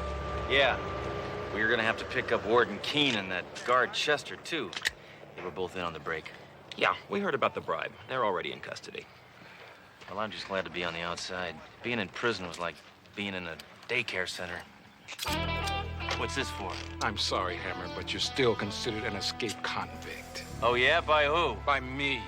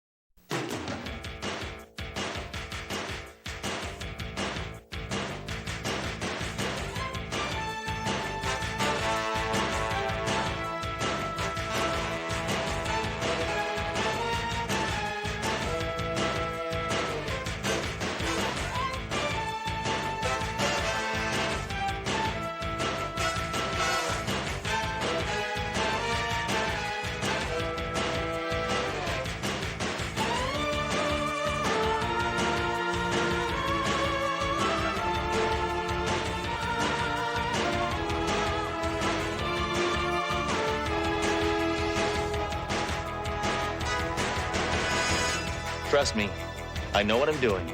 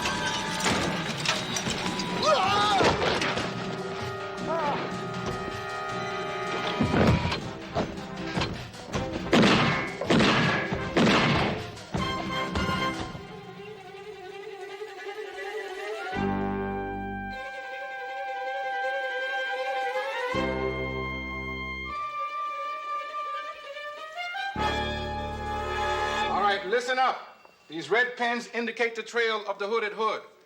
This lowlife has done more damage to the image of police in this city than the time Inspector Hammer test drove a Sherman tank near the elementary school. We're gonna change this situation around, starting right now. Good. This guy's goose is as good as cooked. Not cooked, Daly. Barbecue. Let me demonstrate Mother Hammer's recipe for hood flambe. I'm talking Kentucky Fried Criminals. Extra crispy. What about you in a straitjacket? Where'd you get that infernal thing? At the Shopping at Home Club. I buy 2 more and I get a free cluster bomb. Watch this. Hammer, put it away before you broil somebody that I like. No, I'm very accurate with this thing, sir. I could burn that book right there. I'll burn that. Cap! The hooded madman just robbed the widows and orphans savings and loan. Major, that's impossible. That place is impregnable. Oh, relax, Captain. There's nothing to worry about. It's not our money. That's where the police pension fund is kept. What? Now that's hitting below the badge. You wait till I get my hands on that slime ball. I'll make him a widow and an orphan. Hammer, we've got to find the slime ball first. Wait a minute. Why don't we make him find us? Captain, I think I know how we can replace the pension fund and trap this meandering meatball all at the same time. We'll hold a telethon, and we'll nail him when he shows up. Hammer, have you been hit over the head recently? No. The plan is foolproof, Captain. Telethons make millions all the time. Now all we have to do is find some dimwit who's willing to make a fool of himself on TV to be our MC. That is the most preposterous thing that I have ever heard. We will have a telethon over my dead body. Abba Nagila, pain is my heart. Abba na na na na, abba na na na, abba na na, pain is my heart. Uru, arvakina besamea, arvakina besamea, arvakina besamea, arvakim, na besamea.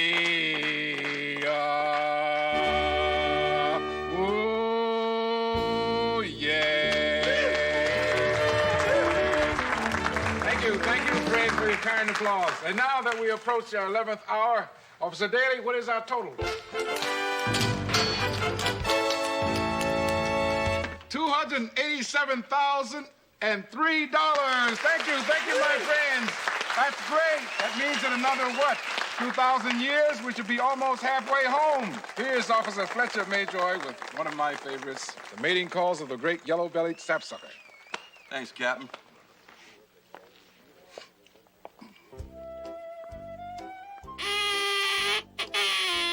It's touching, isn't it, Duro? The way the American public is willing to give until it hurts if you just trot out any dumb old cause and a few dozen rotten acts. You really think the hooded hood's gonna show up? What? Absolutely. But not till there's more money in the kitty. No, we got a long wait ahead of us.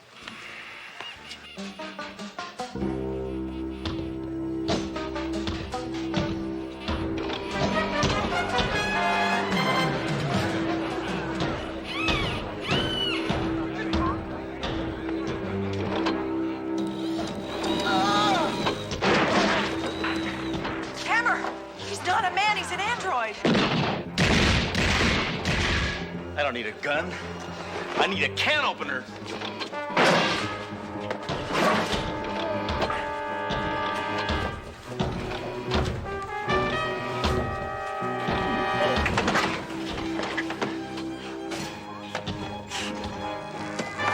This cat helps trying to slip away. Now I know why I hate disarmament. What is that? The thing knew it was trapped, so it simply disconnected its arm. Ingenious. Look, any luck in finding a connection between the android and the scientific community? Well, according to the National Institute of Technological Innovations, or NIFTY, there are over 100 labs involved in android research. Unfortunately, they don't have anything that works. Now, here's a list of what I thought most probable, sir.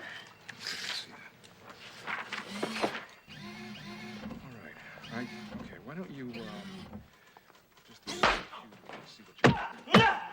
Hammer! Leave that thing alone. It's evidence. I didn't. Get away from it! No, Shut up!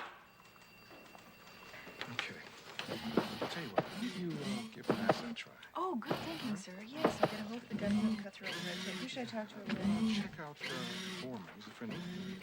All right, now I want you to look at a list of the scientists, too. Now, this is dating back, starting in 1950. Hammer! I'm having trouble, sir. You're in trouble! No, Get away from that thing! I told you it's evidence! Stay away from it! Shut up! So this is dating through 1952. It's a huge list. Maybe start in the 70s. I mean, they weren't really doing anything. Doro, we've got to go all the way back as far as we can. We give NASA a try. A bunch of other things. This, but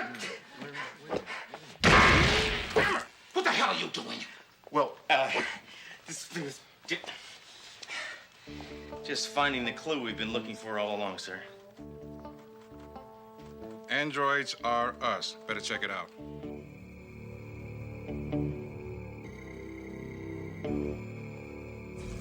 Yes, I recognize this card.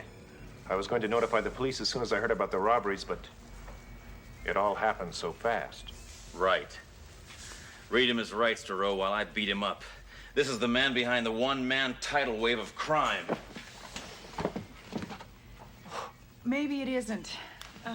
Go on, Dr. Deco. Arthur Deco. Don't call me Art. I am not a criminal. I created androids to improve the quality of life at the flick of a switch.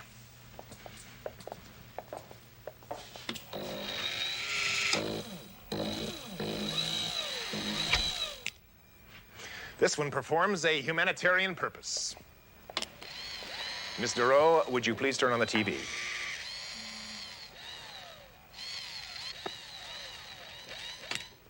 It will allow no human being to watch designing women. Listen, test tube brains. What about the metal maggot that left an arm for a calling card? A dream gone astray. I was not content to create mere domestic androids. No! I had to reach for immortality. I had to make Bork. The judge? No. Bork. B-O-R-C. That stands for Biologically Organic Robot Cyborg. The most highly advanced android in the universe. Bork was perfect except for one minor detail. He had no sense of right or wrong. Why does that sound familiar? Bork's flaw was capitalized on by my former associate, Malcolm Dench. Dench left this message the night he took Bork off to a life of crime. Hello, Art. By the time you hear this, Borky and I will have embarked on a series of robberies which will make me the richest and most powerful man in the world.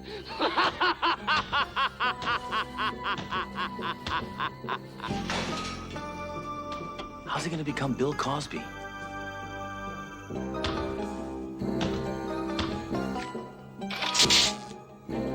It's Bork. He's returned. He's come for a new arm. Don't steal, Borky. I'll give you a hand.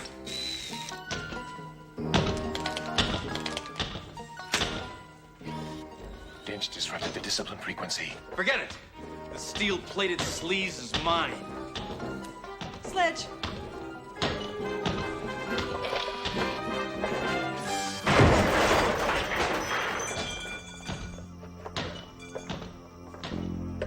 Sledge.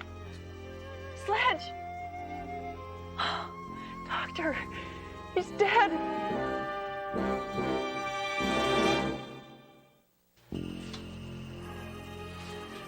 How is he, Doctor? To tell the truth, it would have been better if he'd been run through a blender. Where am I? Am I gonna be okay? Yes. Of course you're gonna be all right. Nothing can keep you down. Oh, good. Then help me up so I can nail that walking trash can. No, Sledge, you can't. You're in a full body cast. Then give me a bazooka and a wheelchair. I'll show you even shut-ins can kill. No. Shh, be quiet. It's the only way you can heal yourself. Detective Duro, perhaps you'd like to call Hammer's insurance company while there's still time to raise the coverage. I'm gonna go buy you a teddy bear in the gift shop. Hammer, There's an alternative to your critical condition. No, forget it. No, the nurse already tried to talk me into euthanasia. I'm not buying it. Doesn't have a money-back guarantee. I have a theory that I can link android cybernetics to the central nervous system of a human being. It's never been tried, but if it works... If it works? It could give you the strength to defeat Bork. If it doesn't work? You'll die the most agonizing, horrible death known to mankind. I can live with that. Let's do it. My boy.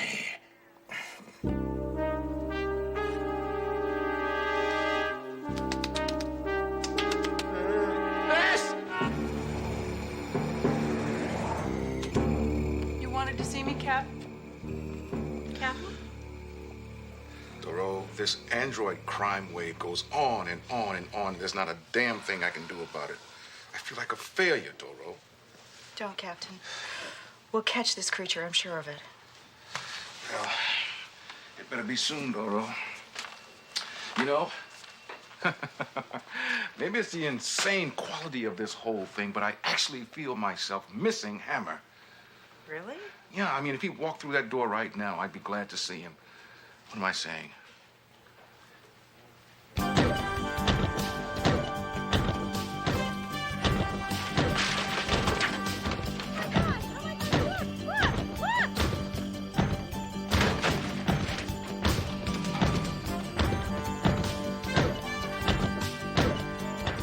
There is a lot of crime. Everywhere I look, crime, crime. Hammer, is that you? I am no longer Sledgehammer.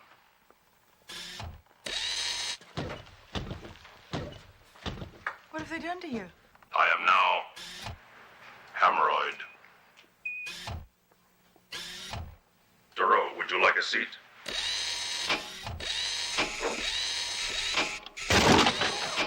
Sorry, I still don't know my androidal power. Window out. Needs to be fixed. Would anyone care for refreshment? Hey, Hammer, you got a black cherry on you? Mayjoy, all of you, get out of here. Don't you have some work to do? Hammer, why'd you do it? To defeat Bork, I have the power of 500 locomotives.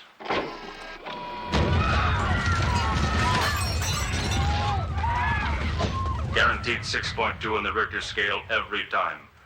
Please note, now my amigo and I are one. That was a glitch, but it was fun. Some things never change. Thank you. I also have X-ray vision. Nice teddy, Thoreau. Interesting lacework. You're not human anymore. You're a heartless, thoughtless thing without a soul. But I have AM and FM radio. Enough, Hammer. I don't want a walking entertainment center. I want something that's going to stop Bork. Then please follow me, sir.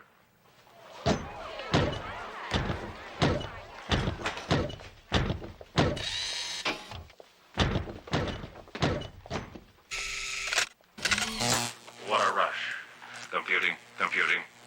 Work, work, work. Yes. Bork has stolen $600,317,000 from Malcolm Dench. An analysis of Dench's psychological profile indicates he will use the money to build an android army, android army, android army, android army. Android army, of course. That's just what a monomaniacal nobody like Dench would do. He's going to need massive amounts of technology and illegal arms. Arms, arms, arms, arms, arms. Thank you. A search through the file on arms dealers with technological capabilities gives us... skull fracture. The notorious mercenary General Skull Fracture. He's in town at the Napalmer House for the International Convention of Megalomaniacs. I will patch into his private line and arrange a meeting. Fracture will be eager to meet with his best customer. I am also equipped with a voice simulator. Pretty neat, huh, Nancy? Fracture. Dench here. I want you to meet me at once. Now.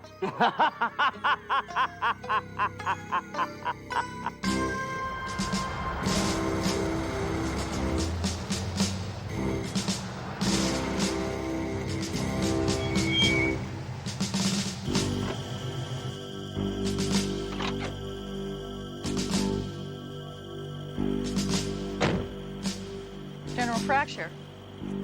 Where's Dench? I was hoping you'd tell me. No, you. Been set up, huh?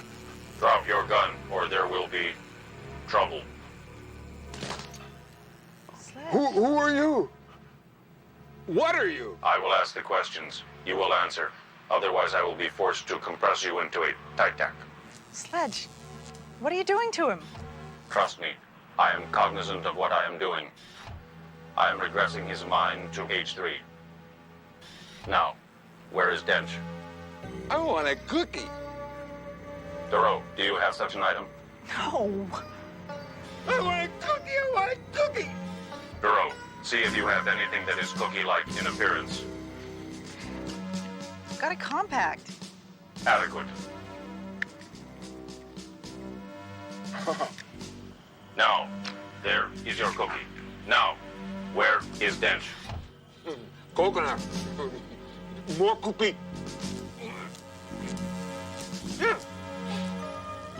Dench and Borky are in Dr. Deco's lab. You thought that'd be the last place you'd look, you meanie? Let us proceed, Thoreau. We have circuitry, malfunction, circuitry, malfunction, circuitry, now, whoa. Oh, Sledge. What's wrong with me? Oh, Sledge, I don't know. I never took a shop course. Thank heavens Captain Trunk told me where to find you. Hammer ran off before I could warn him Warn him about what? that his body might reject his robotic components. It's happening now. If his armor and electronic devices are not removed at once, he's going to die. No, take everything off, hurry! Leave me alone, Thoreau.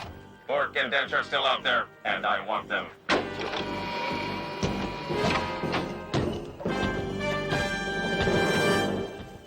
Excellent, Borky. Soon my first battalion of terror androids will be complete, and the world will be mine. Right. I love you. Not now. Work. It's time to pack up and haul burrow. Some crazy half-android cop knows you're here. Let him come. We're ready, aren't we, Borky? I love you. I honestly love you. Not now. Now I want you in a fighting mode. Kill, kill, kill, kill.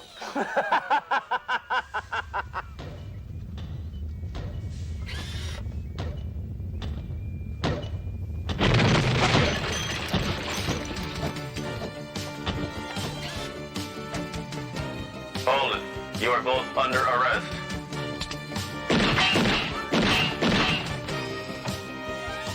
You handle him.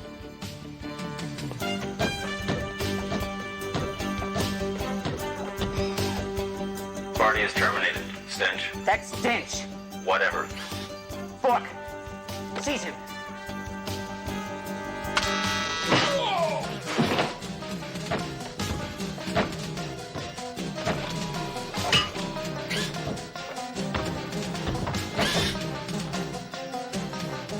My turn, creep. Destroy him, you coward! Destroy him! Yes, obey, Bork, obey. You lack the cognitive faculties for independence. You are nothing but a jumped-up toaster. Don't listen to him, you stupid android. Listen to me. Bork not dumb. Bork have emotion. Bork love Dench. Well, I don't love you, you waddling junkyard. Now kill him! Kill him! Kill him! No, kill him. Kill him! Kill him. Kill him. Kill you. Him. Kill him. Kill you. Kill him. Kill you. Kill him. Kill you. Borky, get up. You see, Dench, you and Bork suffered from the same fatal flaw. Human emotions. A problem I do not have. Therefore,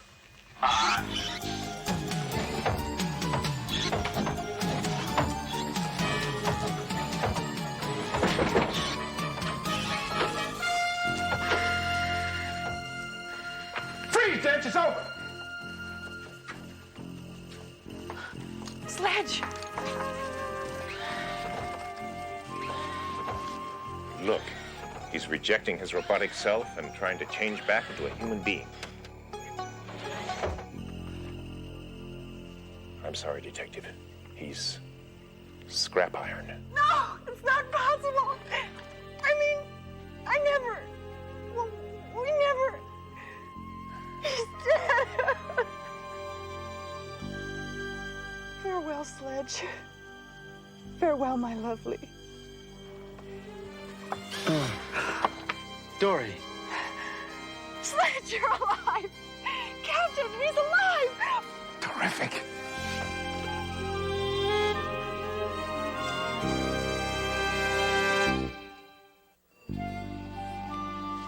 Hammer was lucky. It wasn't designed that way, but I was able to convert his armored cybernetic shell into a super healing body cast. He is now completely well. Well. Well is a relative term, Doctor. Well. Sledge, we're glad you're back, but if you're completely well, what's wrong with your arm? Listen, I gotta run. I'm late for the Jungle Warfare singles weekend at the Ranger base. Hammer, what are you hiding? Nothing. Well, this. I just gotten sort of attached to it. Actually, I think I finally got the hang of it.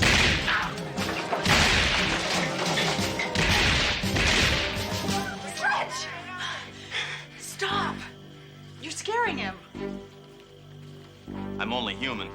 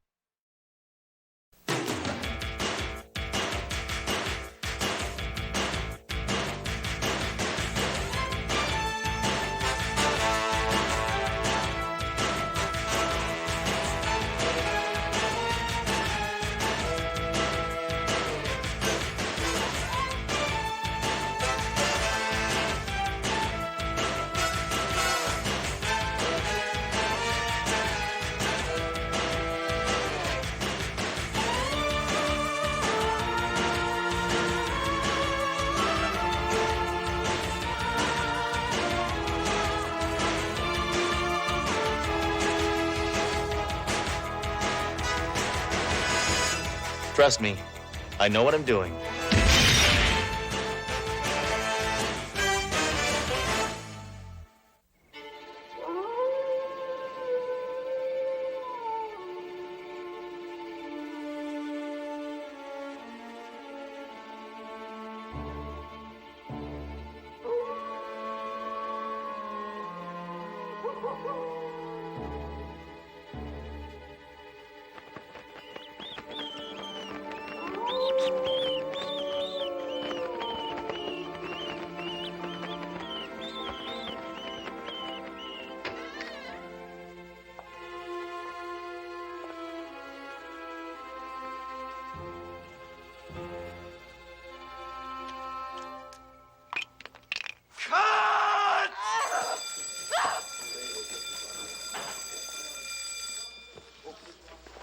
You've ruined my shot. For the last time, you hear me, old man? Mr. Schmielman, please.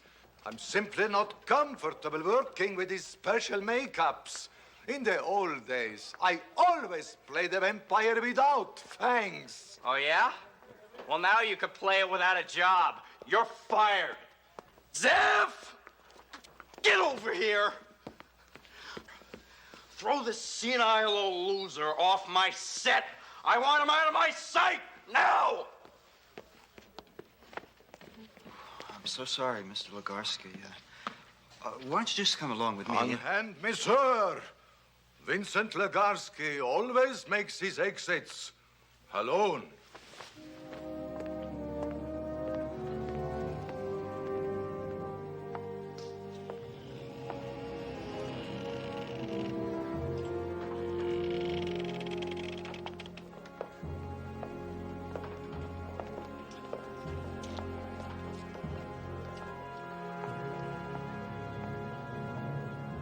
Famed horror film star of the 30s, Vincent Legarsky, passed away quietly tonight. He was 76. Legarsky had been working on a comeback film at the time of his death, Touch of the Vampire. He's survived by a daughter. It's so sad when an old movie star dies. Actors. The only time a man should wear makeup on his face is after he's been embalmed. Sledge, how do you always manage to say horrible things? It's easy. I just use the English language. Oh, spilled salt. Bad luck. Know what you have to do. Those superstitions are ludicrous, Duro. All right, if it'll make you happy.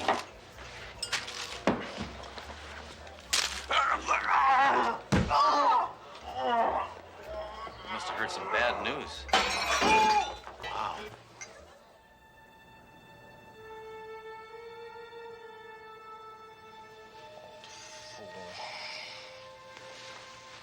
Smacked his way through a polygrip commercial.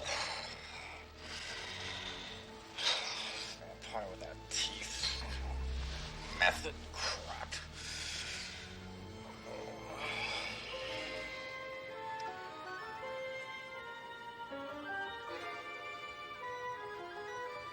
You.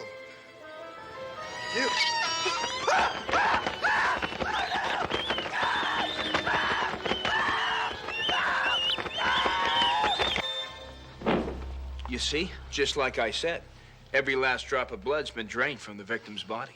I haven't seen a man bled this dry since the Decorian divorce. We take a look at that wound on his neck. Yeah. I'll tell you, I haven't seen anything like this in my 12 years as a coroner. I haven't seen anything like this in my 6 years as a cop. I haven't seen anything like this in my 49 years as a man. Sledge, you're only 40. I was a man 9 years before I was born, Duro. What's the details on our Mr. Rigamortis here, Norman? The deceased was one Stephen Schmilman, a movie director. We haven't had any luck locating any of his next of kin. That's just as well. Hate to see a relative come down and view that body. It's white as a sheet. Yeah. Don't worry, I'll fix him up. I keep a sun lamp down at the morgue. Bye now. Inspector Hammer, the only interesting thing we found is this script. This must be the movie the poor Joker was working on before he bought it.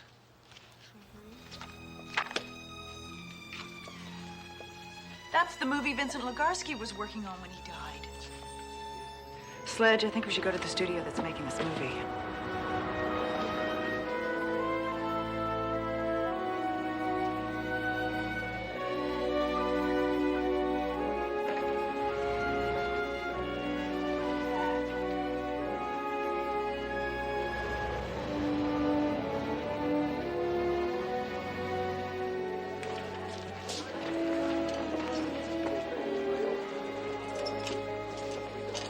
Are you Zeph Campbell, the producer? Police officers? Thank you, gentlemen. Appreciate it. We just got the call that Stephen is late. Because he's late. What happened? I'm going to be blunt with you, Mr. Campbell. Your director was murdered. And his demise was meant to appear to be death by a vampire. A vampire? That's right. Do you have any idea what sort of person would want to drain a young director of all his blood? Any William Morris agent. I am in a total state of shock. First my star, now my director. And I thought yesterday was a nightmare. And what happened yesterday? Schmielman threw a fit on the stage and fired Vincent Legarsky. Poor old man was doing the best he could. Can anybody else fill me in on this Schmielman fella? Our co-star, Jessica Novak. But please keep in mind, she is the most upset of all of us right now. She has suffered a tremendous personal loss. Why? Were she and Schmielman intimate? No. All of her close-ups have been canceled for today.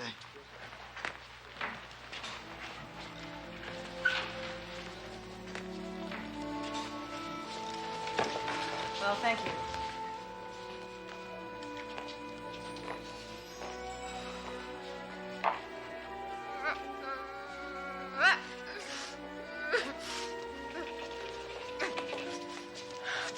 Pardon us, Miss Novak. Would you mind? I'm sorry. No autographs, please. I'm ravaged. We're not fans. Tell us about Schmielman. Stephen?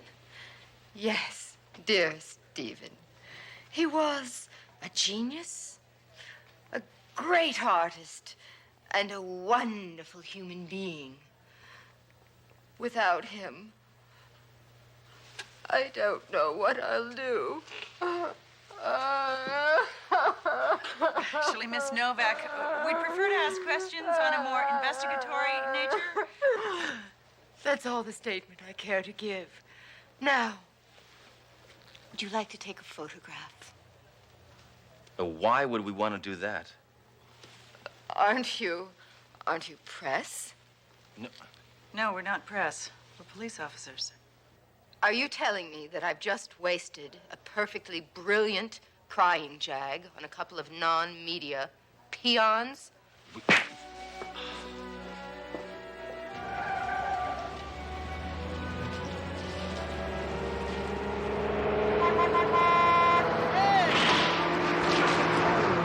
Now listen to me. You've got to listen to me. It's true, I swear. I saw Vincent Legarsky last night. He was walking the streets in his cape, big as life. You've been spending too much time in Margaritaville, Alky. Listen to me. Vincent Legarsky has risen from the grave. Why doesn't anyone believe me? Because you're nothing but a stinking drunk spreading wild rumors. Now, why don't you sober up and get a job? I already have a job. Really? What is that? I'm chairman of the school board. He's telling the truth, Duro. Hey, you. I'm telling you, I saw Vincent Legarsky out in the street. It was that dead guy, Vincent Legarsky, from the movies. Not another space cadet. What's going on? Well, I'm taking this report from this civilian who claims that she saw that deceased actor. Vincent Legarsky? That's right. I was standing on a street corner minding my own business, which is my body, when this guy came up and introduced himself as Count Bora. He said he wanted to bite me in the neck and suck out all my blood. What did you do? I told him it would cost $20. After that, he took off. Where'd you get those red marks on your neck? From this Count person? Nah, one of your cops gave them to me when I was riding up in the elevator.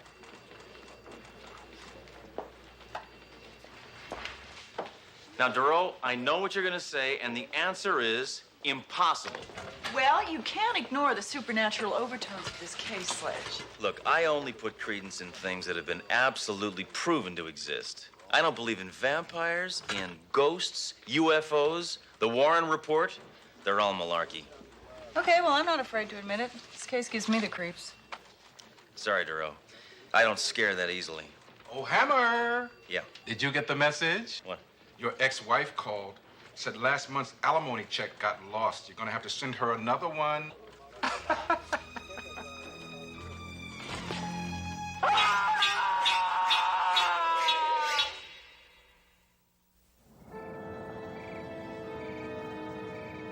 It appears the late actor Vincent Legarsky is getting more publicity in death than he did in life.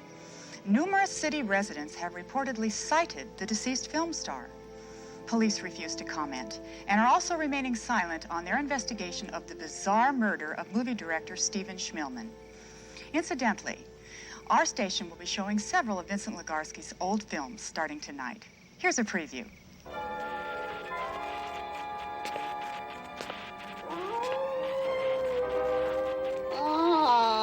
The children of the night. What music they made.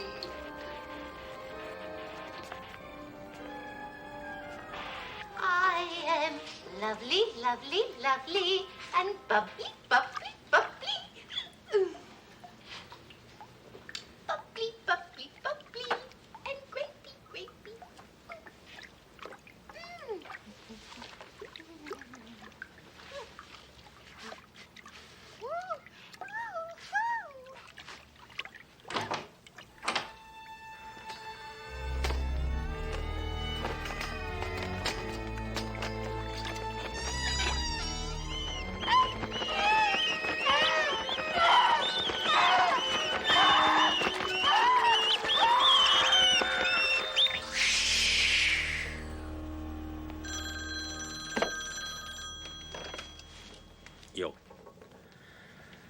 Yedero. Who? What? When? Why? All right, I'll be right over. I forgot to ask where.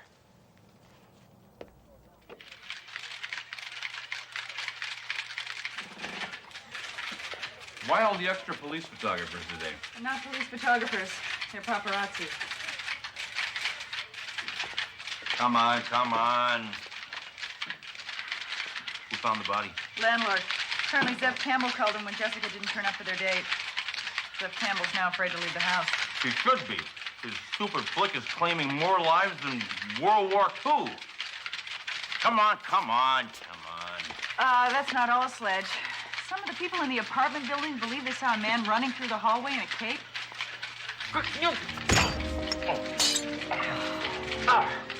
Just what is going on around here? Is this Legarsky character dead or what? Well, I think it's about time we found out once and for all.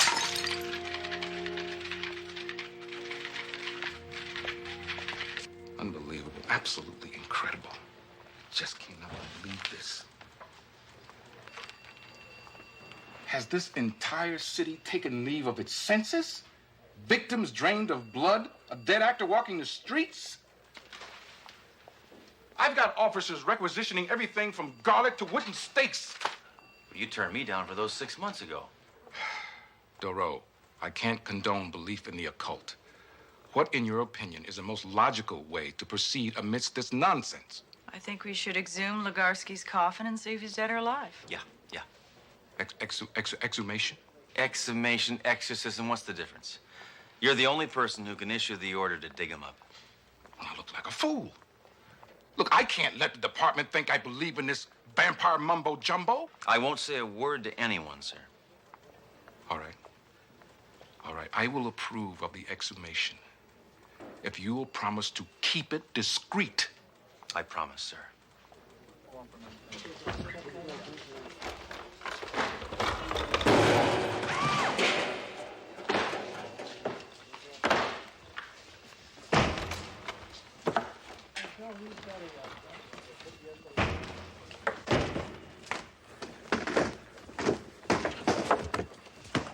Hammer!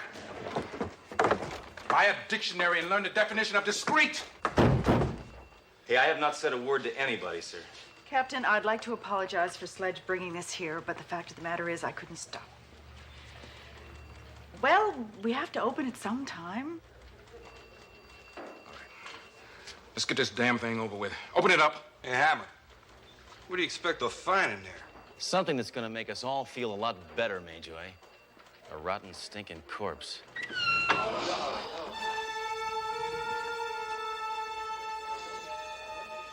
This Legarsky guy is survived by a daughter, right?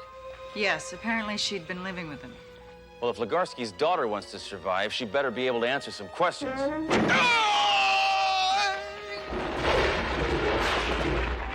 I'm telling you the truth. My father's body was cremated.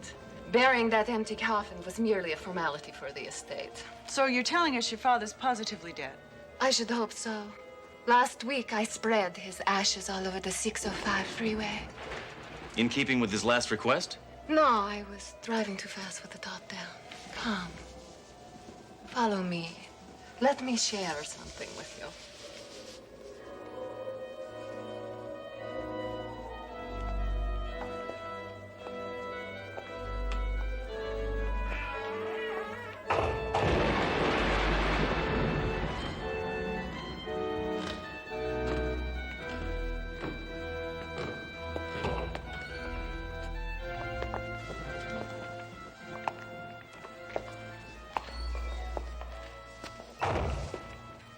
This room is testimony to my father's genius.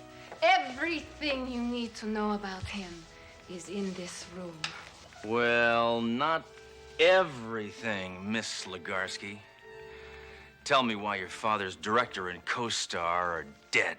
And tell me why every schmo in town has seen the old man roaming the streets like some sort of boogeyman. Tell me that, Miss Legarsky. I have no idea of what you are talking about. Neither do I. Ms. Legarsky, Under what exact circumstances did your father pass away? He was watching television, and he just quietly went to sleep. And never woke up. I hope he wasn't watching Mr. Belvedere. I'd hate to think the old fella went out suffering, you know. Oh, but how my father did suffer. He was dealt the cruelest punishment an actor can receive. He was forgotten. Unappreciative youngsters masquerading as artists made him feel old and worthless. Congratulations. That little acceptance speech for Best Supporting Psycho just revealed a motive, girlie. I'm taking you in for murder. Sledge! Let's not jump to conclusions. Oh, come on. And my daughter! Vincent Legarsky, back among the living, I see. It comes as no surprise to me. I'd already suspected you were alive. When did you first suspect? Well, when you said unhand my daughter, that... Put away your weapons, sir. I admit to my little hoax, but I certainly didn't intend for my beloved daughter to be incarcerated because of it. What exactly did you intend? Why, isn't it obvious? I wanted to enjoy the accolades and tributes you can only die to receive. To further perpetuate my legend, I shocked this city with my nocturnal appearances, culminating in what's to be the greatest comeback of all time. Yes, my return from the grave. Does that answer your question? At least. It doesn't answer mine.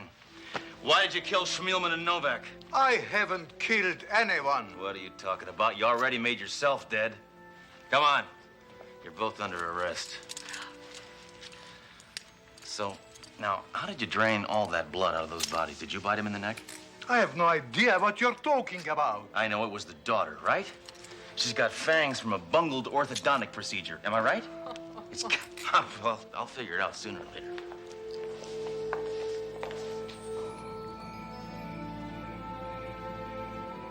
Duro, stop being such a worrywart. That nutty actor and his daughter are in custody. The case is closed, all right? Now try to get some sleep.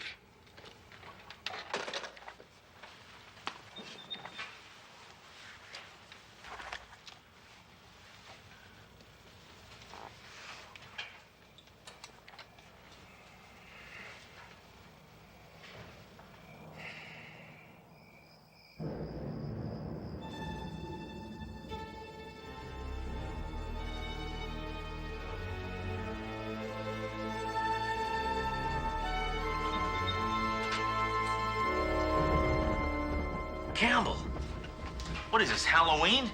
You look ridiculous. Shut up.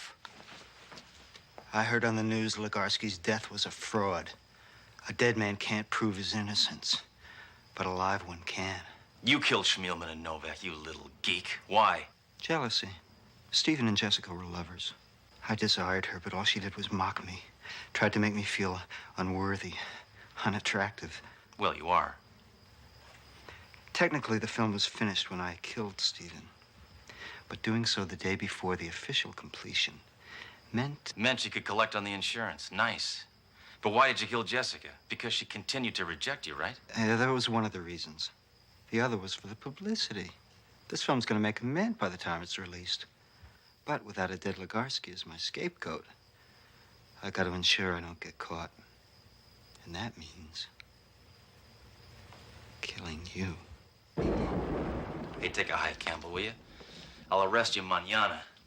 Right now, I feel kind of drained. An appropriate choice of words, Mr. Hammer. Yeah.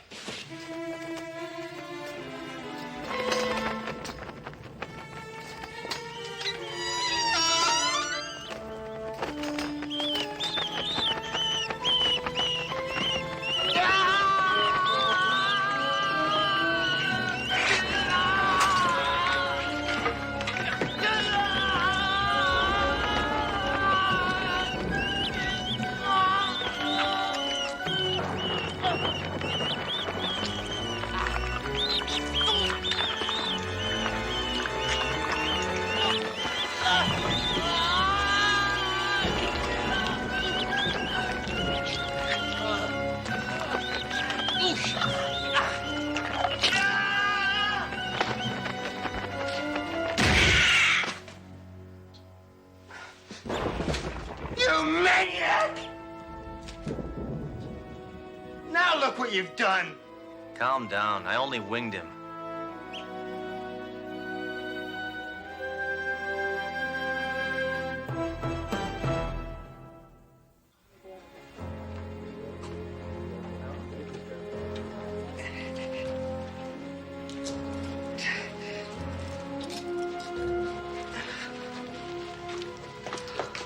Pitiful excuse for a human being.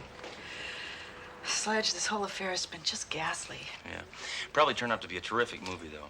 It's funny, the only person who turned out not to be a monster was the old man who was playing one. Vincent Legarsky. What do you think will happen to him? The same thing that happens to any old-time movie star, I guess. What's that? He'll live. Forever. Ah, the children of the night. What music they make.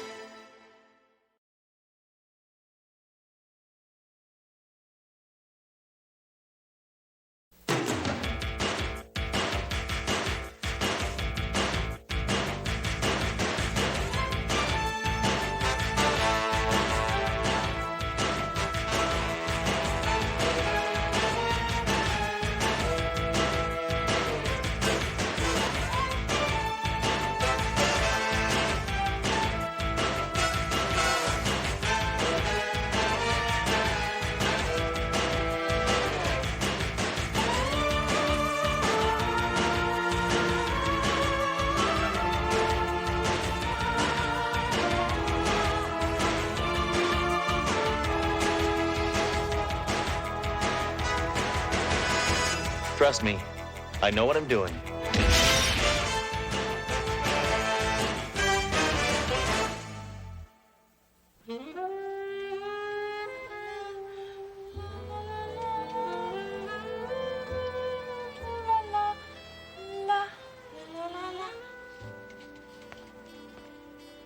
Felicia! Where are you? I'm in here, my love.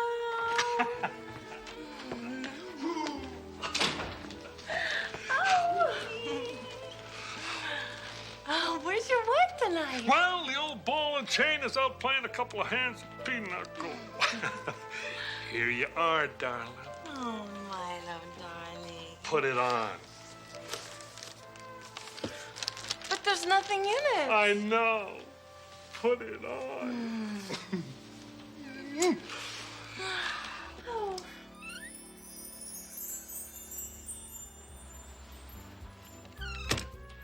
When you come back, you'll be the hotel guest who just stepped out of the shower. And I'll be the naughty little bellboy. Oh. Okay. Bye.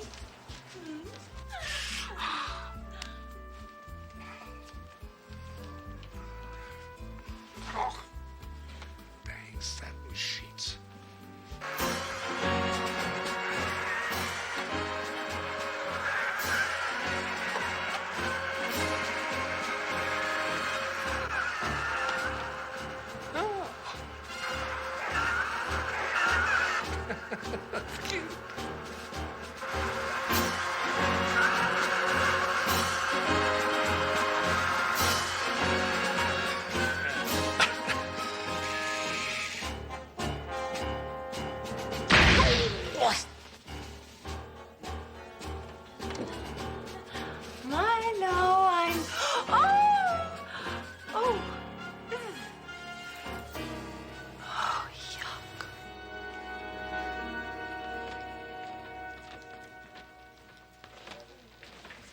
Hey, Inspector. Detective. Enough salutations, Mayjoy. What happened? Yeah, the dead guy is Milo Tie-Up, big-time toy tycoon. Comes home from a hard day of work, and this remote-controlled tank rolls in and blows him away. You're telling me this guy was shot with a toy tank? How depressing. Death always is, Sledge. No, I'm depressed that they didn't have toys like this when I was a kid. It's funny. It was made by his own toy company. Who is she, Major? Name's Felicia Gilmore. Claims they were alone together. That she came in and found them dead. Well built, eh, Inspector? Yeah, look at that turret. Sledge. He's talking about that woman over there. I knew that. Let's question her. Ms. Gilmore, I'm Detective Thoreau. This is Inspector Hammer. What was your relationship with the deceased? I was his, how should I say? Milo and I were, I was his... Mistress. Is it that obvious? It is from these snapshots, sister. All right, how long were you Tie-Up's illicit love slave? Sledge, don't be so judgmental. Hey, I got no time for immorality, Thoreau. She was living in sin with a married man. No, he didn't live here. He just paid the rent. It's still disgusting. What can you tell us about Tie-Up? He was a simple multimillionaire. I mean, the only thing he loved more than his toys was me. Why? Because you didn't run on batteries? Sledge, please, would you try and be a little more sensitive? Okay. All right, Tramp, why'd you kill him? I didn't do it. Why would I kill Milo? It beats me. You tell me, then I'll know. Milo took care of me. He was a great catch. The only problem was he had a wife. Yeah, and he wouldn't get rid of her. So you got him to bring you a toy tank to play with, and instead you killed him with it. A perfect crime of passion. What on earth are you talking about? Isn't that it? No. Was any of it even close? No. How about the tank? Now, there was a tank involved. Sledge, there's a doggy door here that tank would fit through. Look at these tracks on the carpet. You know, I think that tank came from outside. These dang degenerate satin sheets. How come you're not the inspector? I don't know. So, did this big toy maggot have any enemies? I mean, other than his wife? Enemies? No. He was a gentleman who, through his toys, brought joy and laughter to millions. In other words, everybody hated him. You know, Sledge, I think there's a lot more to this case. Let's go fill in trunk and then question Mrs. Tie-Up. I think you're right. Let's go. And you? Don't leave town. Well, who's gonna pay for it? I'm just the ex-mistress of a very influential man. What am I gonna do now? Do what every woman in your position does. What's that? Pose for Playboy. Take care. Oh. Forgot I still had one of those left.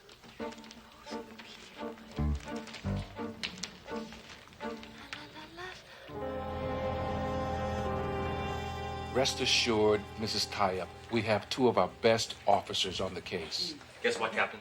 Milo Tie-Up, the toy tycoon, was just off by one of his own toys in his mistress's bedroom. Not right now, Hammer. This won't take long, sir. It's pretty cut and dried. You see, Tie-Up was keeping this woman, a real adult toy, and I have pictures. Here, sir, look at this. This is disgusting. This is even more disgusting. And this is not so much disgusting as surprising. And this is just unnecessary. He didn't have to take that picture. Sledge! I'm almost done here. Now, the way I figure it, the reason that the old man kept this floozy on the side was because his wife was a real bow wow. I mean, a doggy. Hammer. You know, sir, the kind of whining and the nagging, kind of mousy type. Anyway, so she finds out about the bimbo, and kaboom! She blows up the husband. I did not kill my husband. Good for you, lady. Who is she? Hammer, this is Mrs. Inez Tie-Up, Milo Tie-Up's wife. Good work, Captain. You're under arrest, lady. Hey, get your hands off me, you thug. What? Mrs. Tie-Up, I apologize for Sledgehammer's callous and crude behavior, and also for your husband's indiscretions. It's all right, Captain. I'm relieved. I thought Milo just didn't like sex. He didn't with her. Mrs. Tie-Up, were you aware of your husband's philandering? No, but I should have been suspicious when he said he was thinking of adopting a 28-year-old girl. God, how I hated that man. Well, why didn't you divorce him? That tightwad made me sign a prenuptial agreement. I would have gotten zip. All the more reason to kill him. With him dead, you'd get everything. You know, I never thought of that. I could just kick myself. Where were you last night? Be careful. I couldn't miss my nail appointment. They charge you regardless. Very nice. Mrs. Tie-Up, you claim you didn't kill your husband. You have any idea who might want to? It would take you hours to interview all the suspects. He treated everyone poorly. Oh, the other day I overheard him having a huge fight with Harold Bell, his chief inventor. Harold Bell, Captain, we should go talk to Harold Bell. Right, get on it. Now listen. I didn't mean to suggest that Harold could do such a thing. Yeah, we'll decide that. You know something, lady? Your husband is a lucky man. He's dead. That's what I mean. Hammer, get moving now.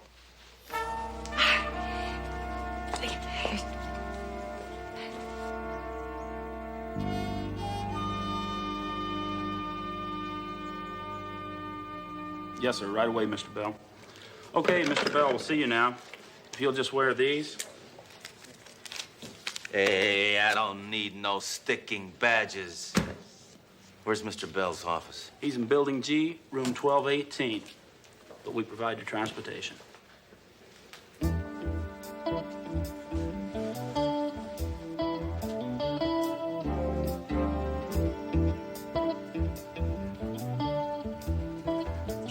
Here it is, Sledge.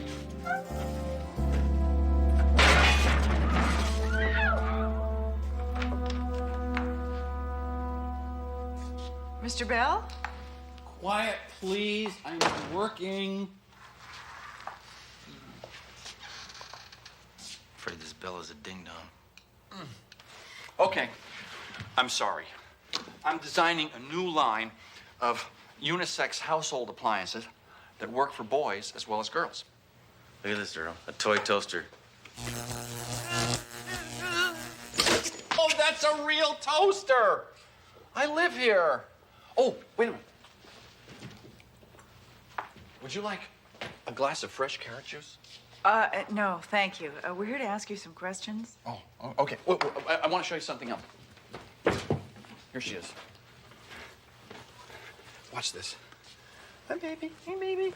Me. Oh, see? It's a crying Tammy doll. She's born again for Christmas. Oh, come on, Bell. I'm tired of being toyed with. Let's cut to the chase. Milo Tie-Up has been murdered. Oh? Yeah. Really? Uh-huh. Well, and you interrupted my work to tell me that? Mr. Bell, did you design this tank? Oh, of course. Yeah. I design everything for Tie-Up toys. Why? As this tiny toy tank took Tie-Up's... What's another T word? Tife! True. I designed it, but it doesn't have any capability to kill. If I thought it did, I would have used it on Mr. Tie-Up a long time ago. So you admit you hated Tie-Up? Sure I do. Yeah, I did. Sure. I detested working for him. He was always so cheap. And he never gave me the credit I deserved. I'm the genius behind this whole company, not him. So why didn't you just be a man and quit? I tried to. I got this fantastic offer from the Goldfunger Company. That slimy old Mr. Tie-Up wouldn't let me out of my contract.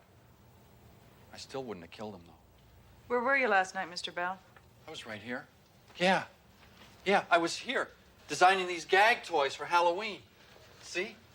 Trick or treat. Hey! Hey, that's pretty good. Hey, watch out. Whoa! How many times do I have to tell you I live here? Listen, pal. He who lives by the toy dies by the toy. Goodbye.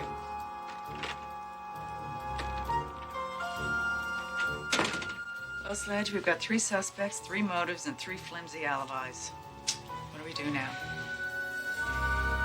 Walk back.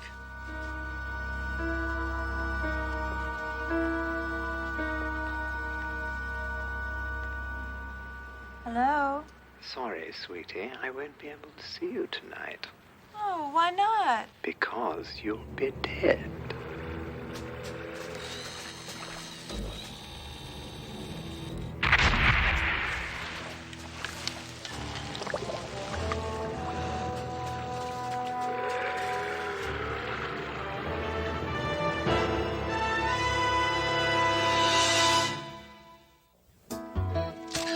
When you get those back from the police lab, send them to me at the precinct right away, all right? I'm not a cop photographer. I'm her neighbor. I always wanted a shot of her. You sick sicko. What a way to die.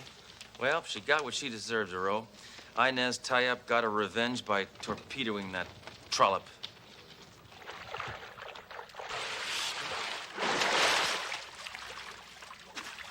Here's the murder weapon! Sledge, turn it over. See if Tie-Up's name's underneath. Yep, there's Milo Tayep's smiling mug. I think we should have another chat with Harold Bell before we talk to Inez Tie-Up. I think you're right. Let's go.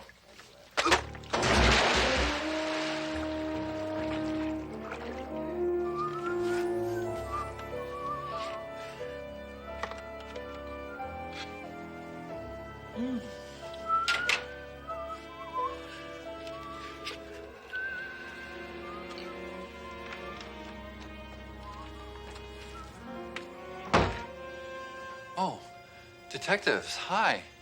I didn't expect. What do you? I was about to have a bite to eat. Yeah, we'll bite on this. Huh? Does the name Felicia Gilmore ring a bell? Bell? Felicia Gilmore? Yeah. Felicia Gilmore. No, I've never heard that name before. Why do you ask? She was sunk by one of your toy submarines. This is really turning out to be an awful day. Well, you know, I mean, look, I'd have to be pretty stupid to modify two of my own designs. I mean, I'd be the first one you'd suspect. I didn't, she did. No, he's got a point. Okay, Harold. You can look, but you can't touch. You'll wrinkle the silk. It's not what you think. If it's not what I think, why are you wearing that little black thing? I'm in mourning. Oh, brother. Really? I just came over to congratulate Harold. The board has made him the new chairman. Couldn't she have just left a little something extra in his paycheck? You're not fooling anyone, Mrs. Tie-Up. You're the board. You made your lover chairman. Who? Bell, Sledge. Your morals stink out loud. How dare you say that to the woman I love? Darling, love? I need a barf bag. Well, now that you know about us, I can tell you the truth.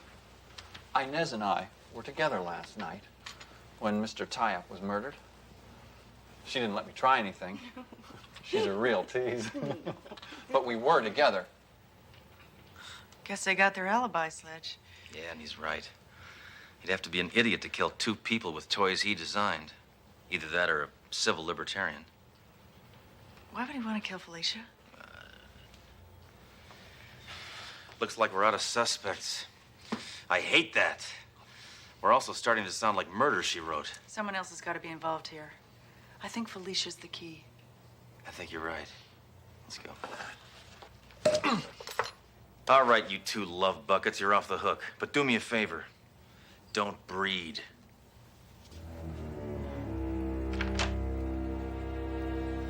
Don't pay any attention, darling. So cruel. Well, nothing here but the stench of a tawdry love affair. Whatever happened to morality, Duro? I don't know. By the way, I'm very proud of you. Why? For illegally breaking into Felicia's apartment without a search warrant. You're gonna make a good cop yet. Gee, thanks, Sledge. Look at this. I guess if you're on the force long enough, you see all kinds of gruesome things. It's lingerie, Sledge. Yeah. Didn't your wife ever wear sexy things for you? Well, I must admit, one time she put on my bulletproof vest. Now, that turned me on like nobody's business. You know, Sledge, I find it odd that those would be the only clothes that she owned. But you see, she was a kept woman. These are uniforms, Duro. Look at this. I love you forever, Claude Goldfunger. Are you thinking what I'm thinking? I don't know. I'm thinking of invading Afghanistan by myself. What are you thinking? No. Harold Bell mentioned Goldfunger. He's Tie-Up's competitor. Now, if anyone would want to make those toys lethal, it would be him. I think you're right. Let's go. Yep,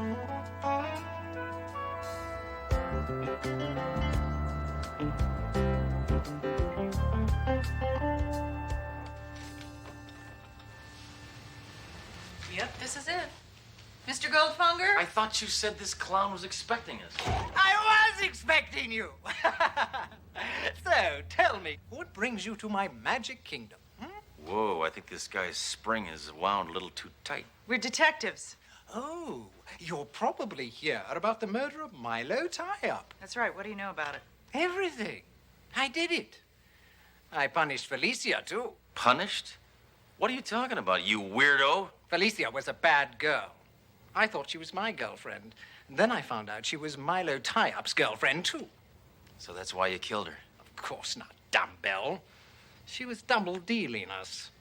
She gave Tie-Up the plans to my top-secret project. And that was her fatal boo-boo. So I had to kill them both. A little extreme, don't you think? Hey, the toy business isn't kid stuff. Well, I'm taking you in. You ought to know women can't keep secrets. I'm not going anywhere. But you are. Can you believe this? He's holding us off with a toy gun. This is my top-secret project. It will revolutionize the world of toys. A child's toy gun that's real.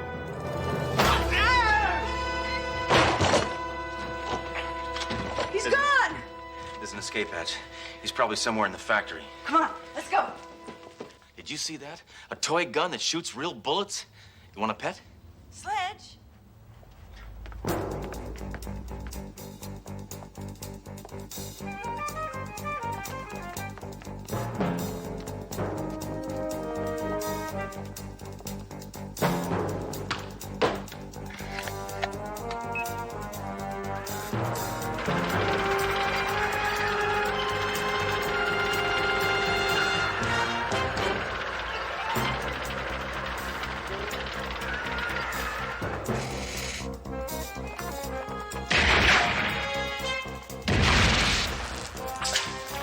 You think the Defense Department knows about this guy? If they did, the world would be a safe place. Go that way.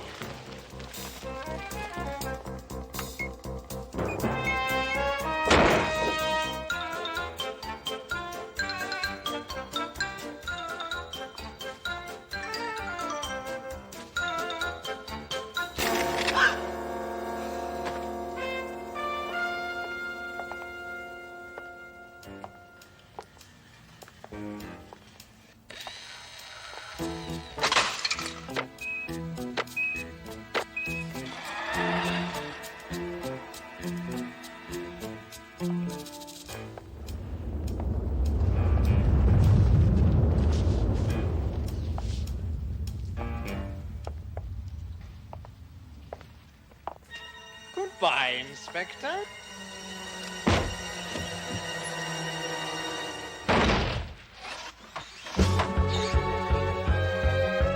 Rabbits to the kill!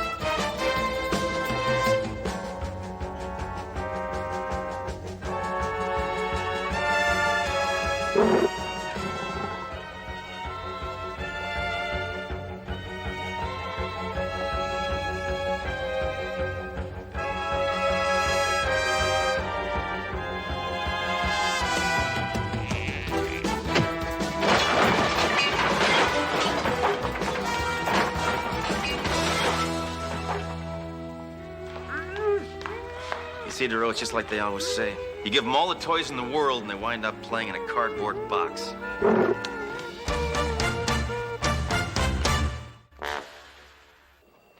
Doro, it is unbelievable that a successful businessman like Claude Goldfunger could be so maniacal. Well, apparently toys are his life, and toys got him life. Look what Harold Bell just sent me. A sledgehammer doll. You see the similarity? It's cute. Can I see it? Okay, but give it back. It's really offensive. The guy did an accurate job. I guess they haven't got all the bugs out of it yet. It malfunctioned. No, it didn't. Can I see that?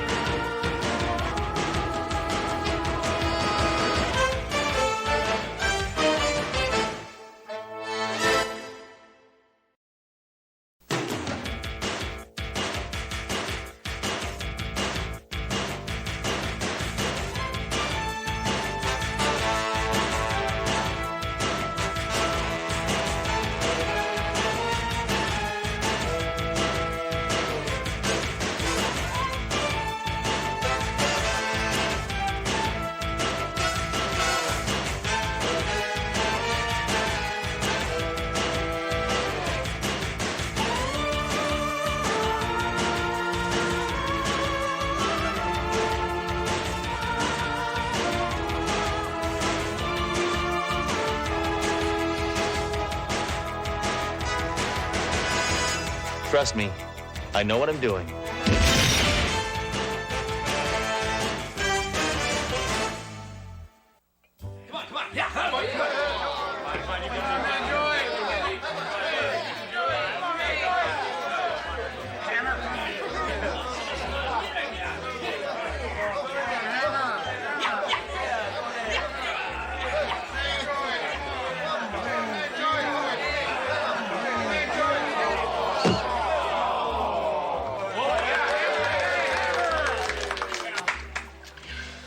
All right, who's next? How about you, Duro? No thanks, Sledge. I don't really feel like arm wrestling. Ah, come on, I won't even use my gun. No. I think I'll just go home. So, what, want to go bowling? How about some pool? Duro, we're partners, and we're supposed to act like buddies.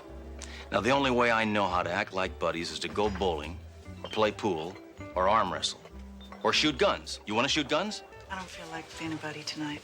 You don't want to shoot guns? Women. Can't live with them. Can't live with them. Oh, Hammer, Doro, this is Lionel Dashman. The Lionel Dashman? Please. Just call me Dash. Call me Dory. Call me irresponsible. Mr. Dashman is a special operative from Interpol. Oh, that's one of those countries in Europe, isn't it? Sledge, Dash is the top anti-terrorist in the world. I'm well acquainted with your exploits due to my own anti-terrorist investigations. Yeah. Well, Captain, what are we doing here besides talking about what a great guy Dish is? Dash. Ah.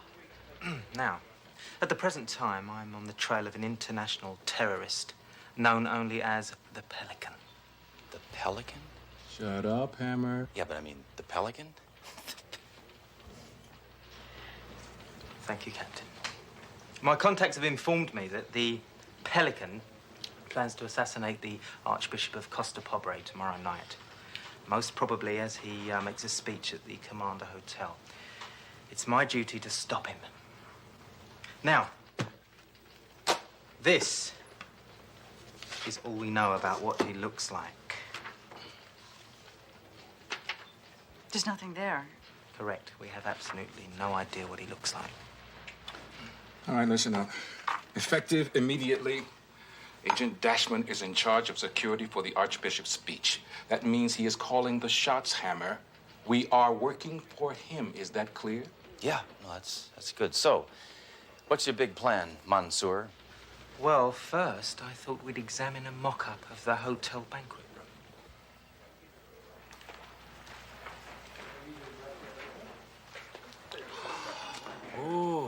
look, this detail is amazing.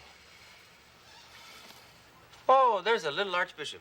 He's running around saying, "Oh, Dash! Oh, protect me, Dash! Protect me!" Oops! The Pelican shot his hat off. Ooh.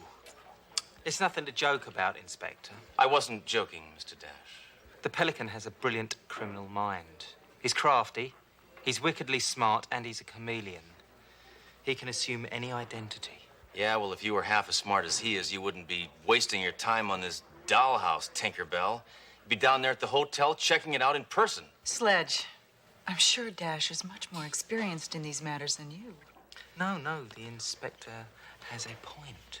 No, I don't. Yes, you do. Detective Deroe, I'd be very grateful if you would personally assist me on an inspection of the hotel facilities. I don't mind if I do. Well, I do mind if you do. You do? I don't. I do. I think it would be far more productive if you were to stay here at the precinct. And then I would be effectively doing nothing. I know.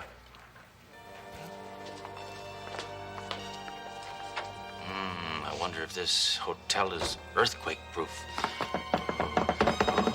Oh, look out! Help! Oh, no! Look, little Dash! He's trying to escape! He's trying to escape! Help! I don't like it. There's too many entrances. Yeah, 8 so far. We'll seal off 7, leaving just one way in and out of this room. Well, what about checking out the Archbishop's room? Terrorists tend not to strike in private rooms. Their actions always take place in public, I'm afraid. Right. Well, I still think we should get a set of master keys so that we have access to the rooms and the storage areas and the closets. Your intelligence is matched only by your beauty. Thank you for noticing. Shall we check outside? So anyway, my dad was against me being a cop. Thought I'd lose my femininity.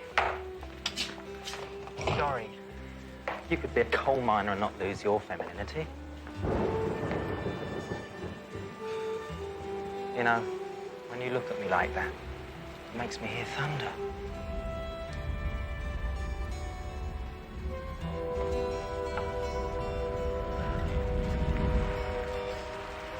You know, when you look at me like that, you make me feel like it's raining. It's raining. Perhaps we should discuss this somewhere where it's a little drier. Oh, I don't know. You look particularly wonderful when you're wet. Really? Yeah. Thank you. Listen, my place is nearby. Would you like to come over and I'll cook you a home-cooked meal? Oh, I've heard of those. Isn't that a meal where you don't have to tip anybody? Yes.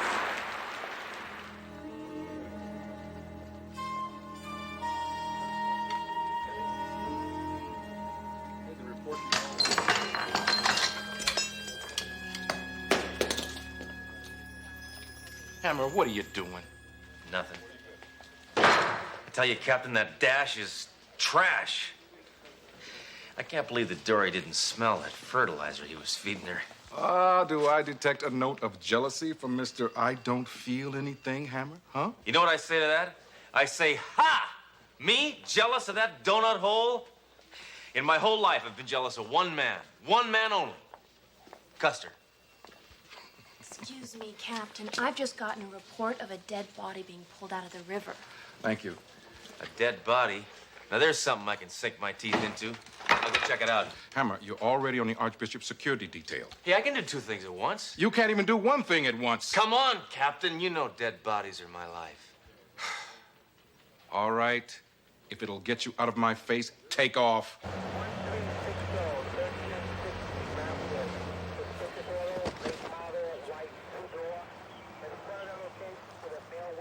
What's up, Norman? Not him. His face and his fingertips were beaten in oatmeal. And he's got a bullet hole in his chest the size of Montana. Oh, did I mention? He's dead. I smell foul play. I wouldn't do that, Hammer. This one's really disgusting. If I was in a coroner, I'd be sick. Norman, being a coroner already means you're sick. The only way we're gonna ID this one is through dental records, and that could take a while. I suspect he's a foreigner. All his clothes carry European labels. So what? All my clothes have foreign labels. Taiwan.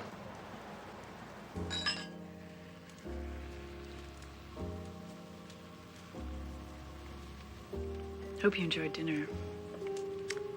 Splendid, as is the company. And the brie, was it ripe enough? Oh, delectable. In fact, I'd venture to say it's the very best dairy product I've ever tasted. I'm sorry, I'm being really stupid. I'm nervous. Well, it's just that it's been a long time since I've had a guest. I mean a man guest. Here.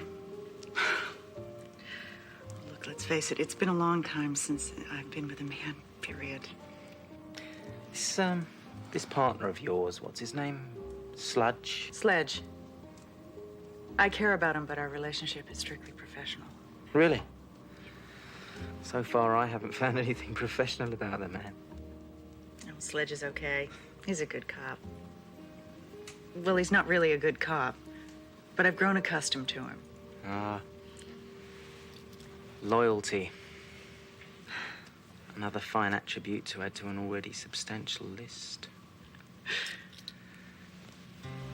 Have I mentioned that I think you're quite extraordinary? You make me feel like that. Oh, I hate this. I really hate this. I'm sorry. No. Me. No. No, it is. Really, first dates are so awkward. No, it's my line of work. Always on the move. Always in another city, always with strangers. Always alone. Well, you're not alone now. I know. That's what's so frustrating. I finally meet an incredible woman like you. Someone I'd really like to get involved with, and I can't. A couple of days from now, I'll be 1,000 miles away. Another assignment, another city. Alone again. Naturally.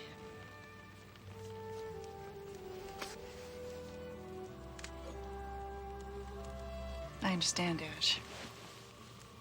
It's not often that two people like us meet. So since we have such a limited amount of time, I suggest we make the best of it. You know, you Americans are a lot wiser than the rest of the world gives you credit for.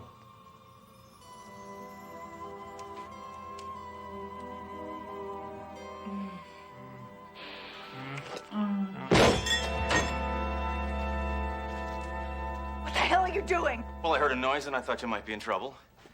How was I supposed to know London Bridge was falling down?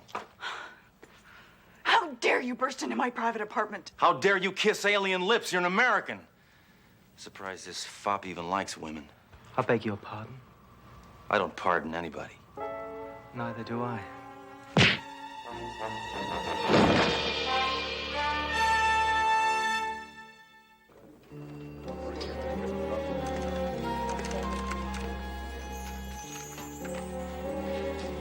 You're not still upset about that little incident last night, are you? Little incident?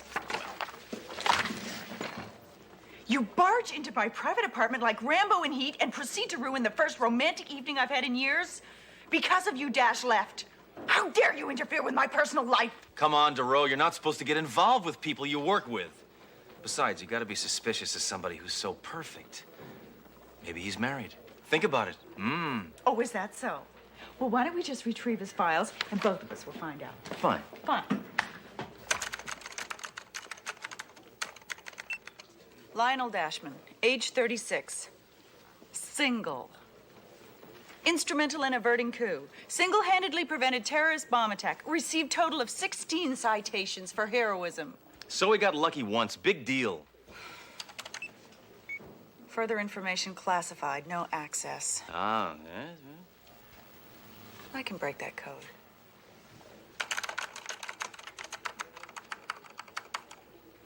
Bingo. Presently working under code name Icebreaker. Top secret. He's clean, Hammer.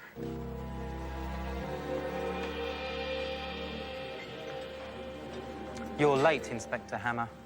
I was busy doing something important. Oh, And what exactly do you consider to be important? Breaking down doors and destroying the personal lives of those closest to you? Yeah, that's always at the top of my list. So, what do you say I destroy your face? Sledge, whose face did you destroy last night? It was a sucker punch. Yes, I did indeed punch a sucker. Would somebody mind explaining to me what this attempted witty banter is all about?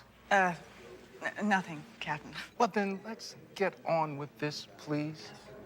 All right, I want one last thorough search. The Pelican may have planted a bomb anywhere.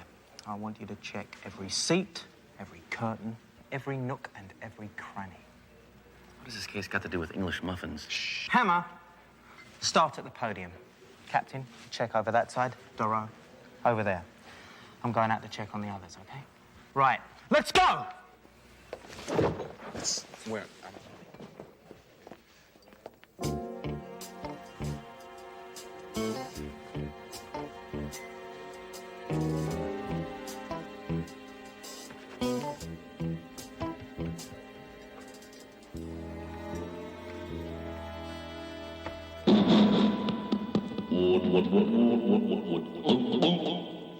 The bombing will begin in 5 minutes.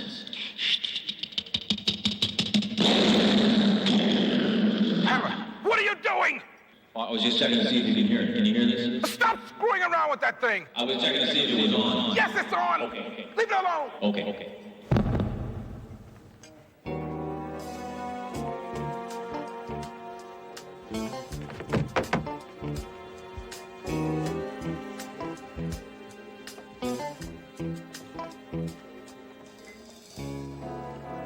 Inspector Hammer? Hey, do you mind? Can't you see that I'm frisking a curtain? Thank you. I thought I told you to check this podium. Yeah, I did. It's clear. I suppose you thought this was chewing gum. Plastic explosives, where'd you find it? Under the podium, it would appear that the inspector isn't very good at inspecting. Hey, now, wait a minute. I checked that dang thing 45 seconds ago, and there was nothing there.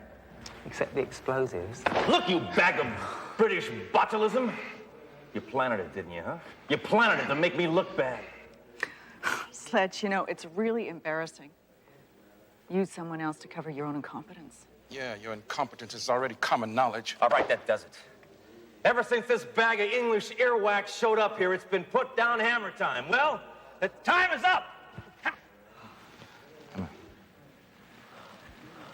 I think it's obvious that the inspector, and I use the term loosely, is emotionally unfit for this assignment. I think it would be best for all concerned, especially the Archbishop, if he were to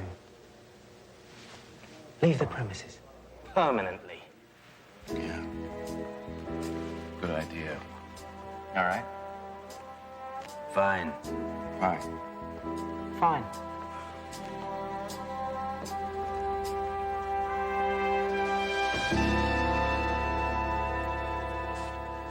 They can't treat me like this. I'm a cop, and I demand respect. R-E-S-P-E-C-T, that's what being a cop means to me. Hey, Hammer, you got a minute? Major, I got so much time on my hands, it's about to break my fingers. You know, we got a partial ID on that body from the river. Some hotshot Interpol guy. They wouldn't release his real name. Most of it would give us was his current code name, Icebreaker. What's that tell us? I don't know, that he's a dead Eskimo? I don't know. Wait a minute, Icebreaker. That's Dash's code name. But if this is Dash and Dash is dead, then who's... I don't know. Yes, I do. The Pelican. Dash, I haven't had a chance to talk to you. I wanted to apologize for last night. It was really stupid. Yeah, Hammer bursting in like that wasn't exactly my idea of an icebreaker. Do you think it's safe to say that out loud? I didn't know idea was a bad word. Icebreaker. I'm sorry. I found out. Found out what? Oh, Icebreaker. Of course. Why wouldn't you know your own code name?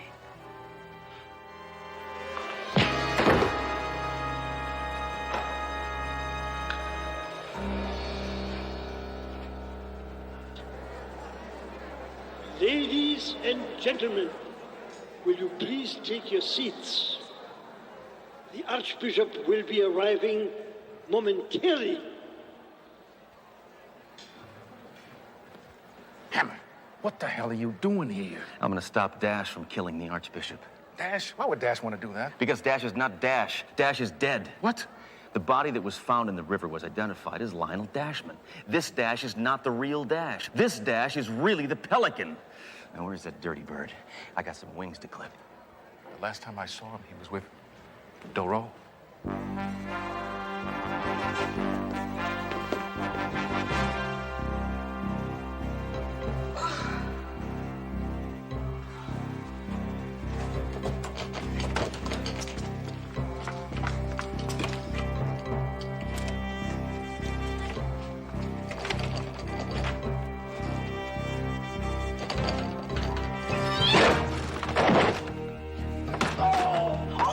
Sledge? Oh, Sledge. Dash isn't Dash. He's the Pelican. I know. You go warn the Archbishop. I'll take care of the Pelican. No way, Sledge. He's mine.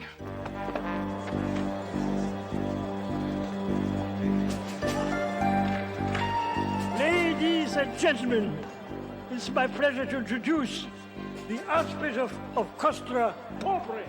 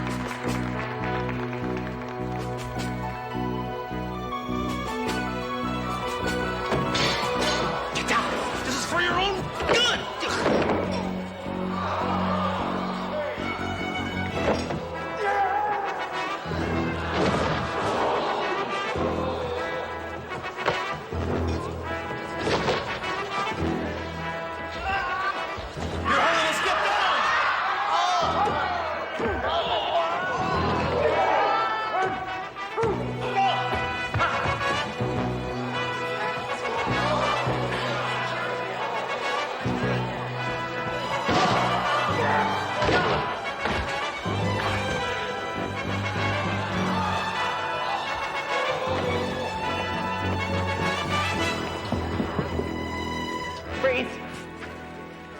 You lying creep. Or I'll blow your miserable brains out of your worthless head. Dory, I know this looks bad, but I can explain.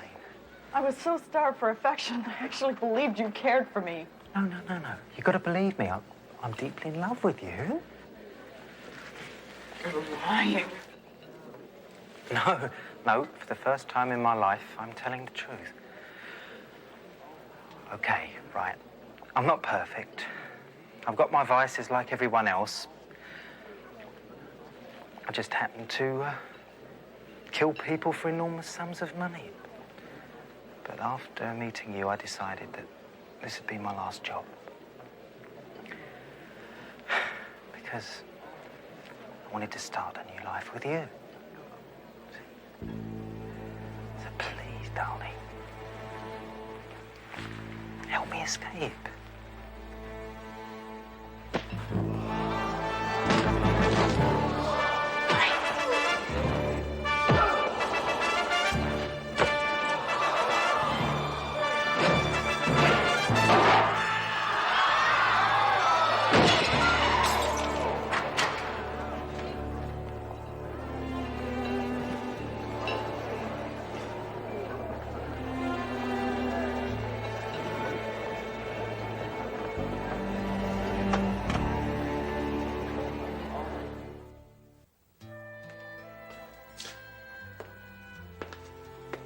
So what are you doing here so late? Nothing. Cross-referencing some files. Suppose you're here to gloat, right? Okay, go ahead, say it. You were right and I was wrong. Oh, go on, rub it in. Now tell me all about how you knew this guy was no good for me and you tried to tell me and I wouldn't listen. Okay, I'm an idiot. I made a fool of myself. say what you have to say and get out, okay? Well, what I was going to say was, if you're not busy, would you like to go bowling, buddy? I could beat you any time, bud. You and what army?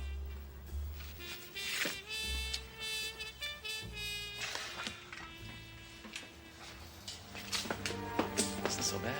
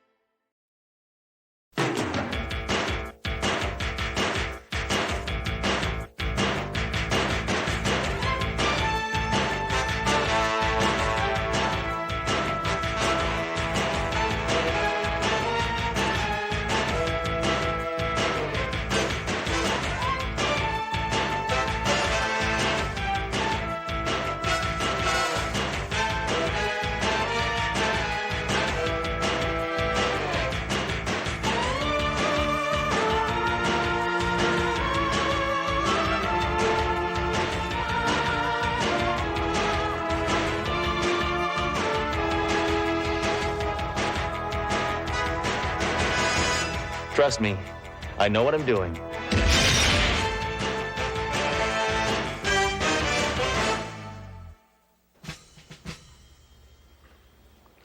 Gentlemen, last night the B lab here at the Germ Warfare Center was broken into. The object of that break-in was formula BX976, a highly toxic, a highly secret substance.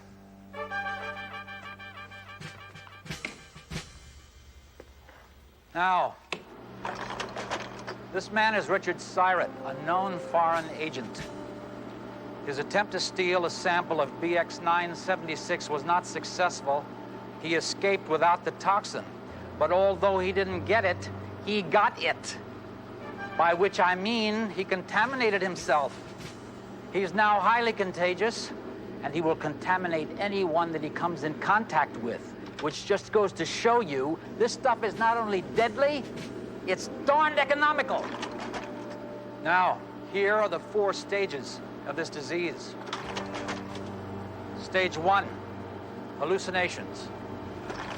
Stage 2, disorientation and lack of coordination. Stage 3, lethargy leading to coma. Stage 4, the big kahuna, death.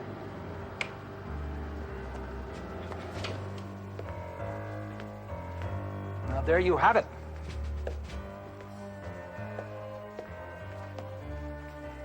This man is on the loose, and he must be found before he contaminates everyone in this country. This mission is top secret. No one in the public knows. Any questions? Good. Let's get to work. Okay. The reason I called you in is because... Hammer, what are you doing? Don't worry, sir. Pest control. Dang, just winged him. Hammer, give me that gun so I can kill you. I was just trying to protect you, sir. Flies are filth, and they can spread disease. You're a disease! And I survived you. Barely. You seem upset. Captain, you were saying? I'm saying that Hammer is going to be the death of me. But what I wanted to say is that the military is asking for our assistance. The military? No problem.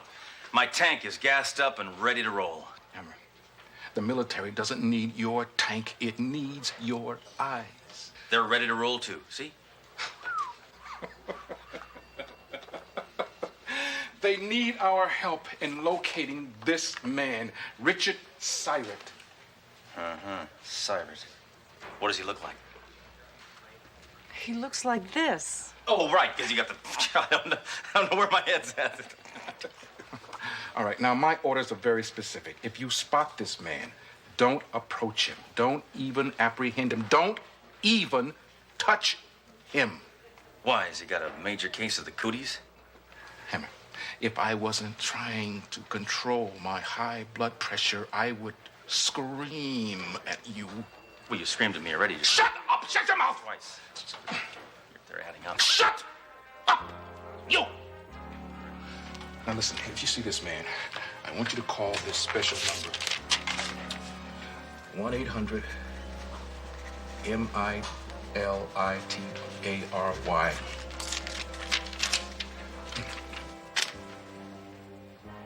It's too many numbers, Captain. Well, obviously, Doro, you have not been in the military. I wish the military would tell us what this Syrett clown did. I can't stand secrets. Even as a kid at Christmas, I would take my toys and I'd shake them and I'd shake them and I'd listen to them and then I'd bang them on the floor. I just had to know what was inside. What'd you find out? I found out Santa brought me a lot of broken toys. Listen, Hammer, I gotta close up. And this deadbeat's been sitting here all night long, nursing one lousy beer. I'm telling you, fruitcakes like him make my blood pressure push the edge of the envelope, if you know what I mean. No problemo, Jack.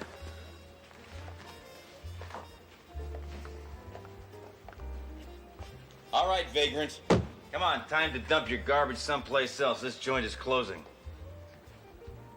Comprehendo, slime bagel? Sledge! Do you know who that is? Yeah, this is the creep that's been driving Jack crazy. Richard Syrett. Take a look. It's the guy the military's looking for. Come on, we better call. Hey, I don't need the army to help me bust this sick sicko. Sledge! Now, our orders were very specific. We are not to touch him. Trust me. I know what I'm doing. I just snagged the biggest fish in this city. No, hold your applause until I get him mounted. Look what I found, sir.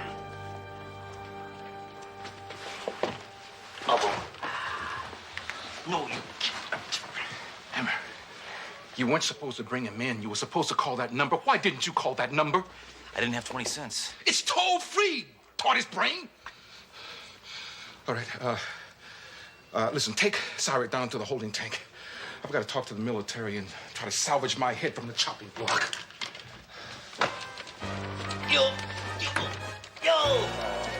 Wish you'd call that number.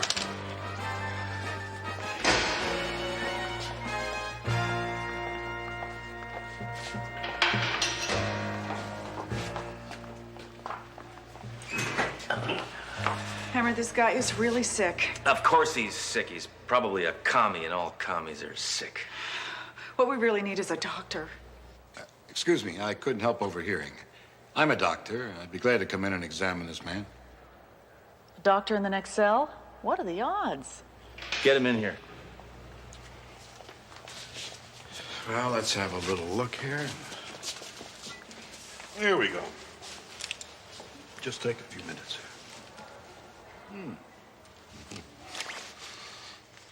This won't take long. I promise not to hurt you. Here we go. Hey, we don't need a CAT scan here, Doc, all right? Just tell me what's wrong with the guy. If you don't mind, I'm the doctor. Cough, please. Please cough. Prognosis is not very good. Patient is not breathing. Patient is not moving.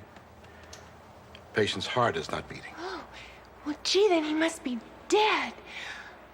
Abby, please. I'm the doctor. He must be dead. This is all we need, Hammer. By the way, Doc, what are you in here for?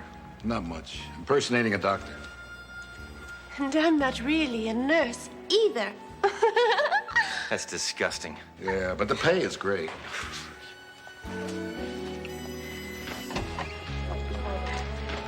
Captain, Syrett just died. Oh, that's terrific. That's just wonderful. That really makes my day. What happened? Hammer shoot him through the heart? Hammer had nothing to do with it, Captain. Hammer always has something to do with it. That psycho has been assaulting my coffee ever since he transferred here. But I don't really care, Doro. I don't really care. It doesn't matter to me anymore because, I mean, even if I'm going to lose my badge and I'll be on the street talking to parking meters, it doesn't matter to me because Okay, everybody. Building is under quarantine. Till further notice, no one exits or enters the building. No exceptions. Questions? Yes, quite a few.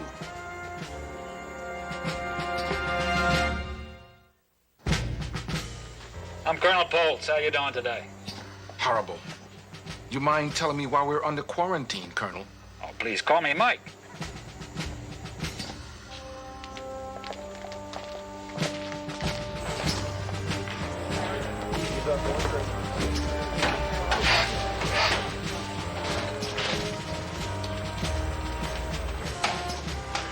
Okay, Mike, what is all this? All what? What? All these people in spacesuits, what are they doing here? Sealing off the building is very routine. Then what's with all these cameras? It's routine, observational purposes. And just what is it that you're observing, Mike? Captain, relax. Just pretend we're not here. You go about your business as usual. Just don't leave the building. Hey, Cap, why don't you give me a little tour so I can check out the layout, see who is where and what's what?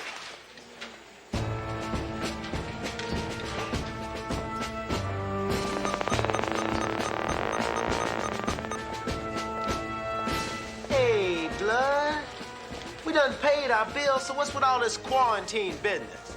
Hey, Wanda, what's he, your pimp? Our attorney. Yeah, you best believe it, homeboy. Harvard class of 82. Now, why don't you just cut us some slack before I habeas corpus upside your chubby little face? Roger, please. You're making a spectacle of yourself. Thank you very much for your hospitality, Captain. I must be moving along now. Duty calls. What am I supposed to do about Sarat? He's down in my holding tank, dead. Oh, don't worry. He's not going anywhere. All right, so far, you've told me nothing about anything. Now you are going to tell me something about something. All right. You're wrinkling my radiation, sir. Stage 1, hallucinations.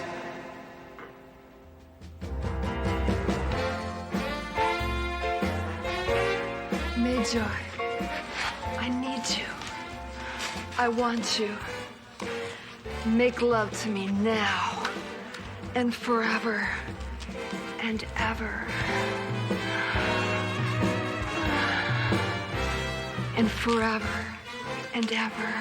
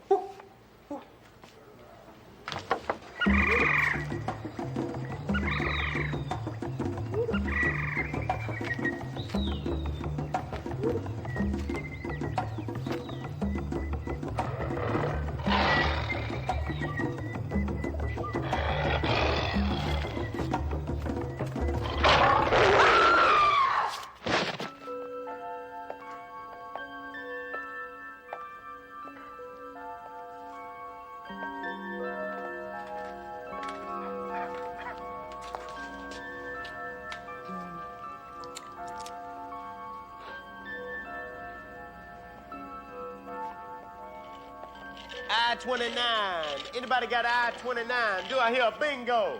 You got I-29? I need I-29 for a bingo. Come on, somebody's got to have it.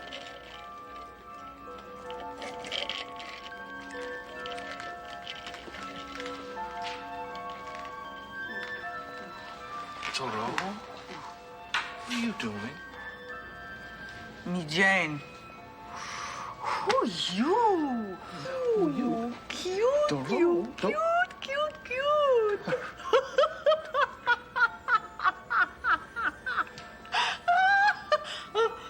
Oh, cute.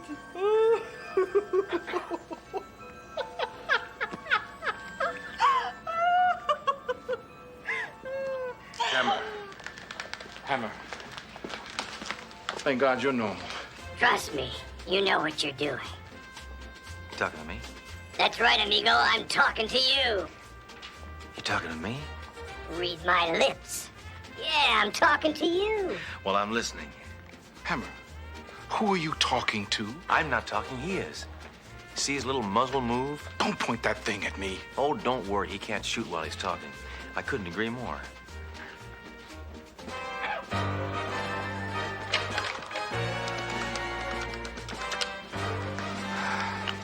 Let me speak to Polt. Now. Polt, this is Captain Trunk. I got a room full of crazies here, and I want to know why. Gosh, I can't imagine. But trust me, it's nothing to worry about. Polt, I am worried. Is there something about Cyrus?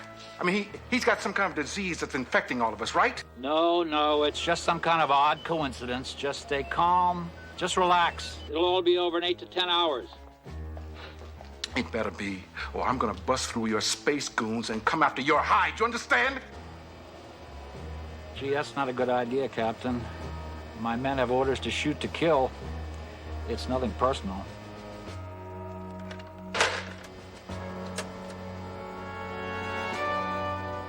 Sergeant, tell the men they'll be home in time for dinner. Captain Trunk and the other quarantined civilians will all be deceased by 1800 hours.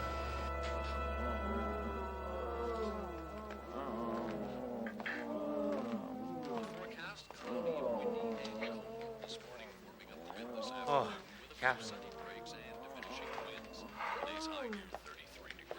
Oh, Captain. Captain, I feel just terrible. I just feel like my whole body was hit with shrapnel. Would you, like, give me a massage? And now, this special bulletin. What's this? According to our sources, everybody inside the building has been contaminated by a deadly experimental nerve gas developed by the military for use in germ warfare. Unfortunately, there is no known antidote, which means that everybody inside will be dead within a matter of hours. But there is one bright note. Thank God it's them and not us.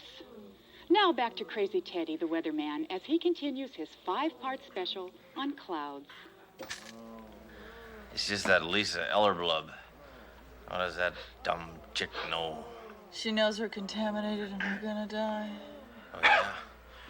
Well, nobody's gonna tell me when I'm gonna die. I'm gonna die when I'm good and gosh darn ready. And boy, am I ever feeling ready. All right, come on. Come on, people! Let's not give up here. Come on. The only thing can save us is us. Come on, people. Let's put our heads together and think of a way to save our lives. Come on. Come on. Come on, Major. Get up. Get up, Major. Doro. Come on, Doro. Come on. Come on. Come on. Captain, I just realized something. What? How come you're not sick like everybody else? I don't know. I mean, I feel fine. Why is that? Why am I immune? Maybe it doesn't affect captains. Or maybe there's a medical explanation. Yeah, medical explanation. All right, Doc. Let's you and I go down to the lab and get some tests of me. I want to find out why I'm immune. Captain, he's not a real doctor. Doro, he's going to be working on me. What do you care? I don't care.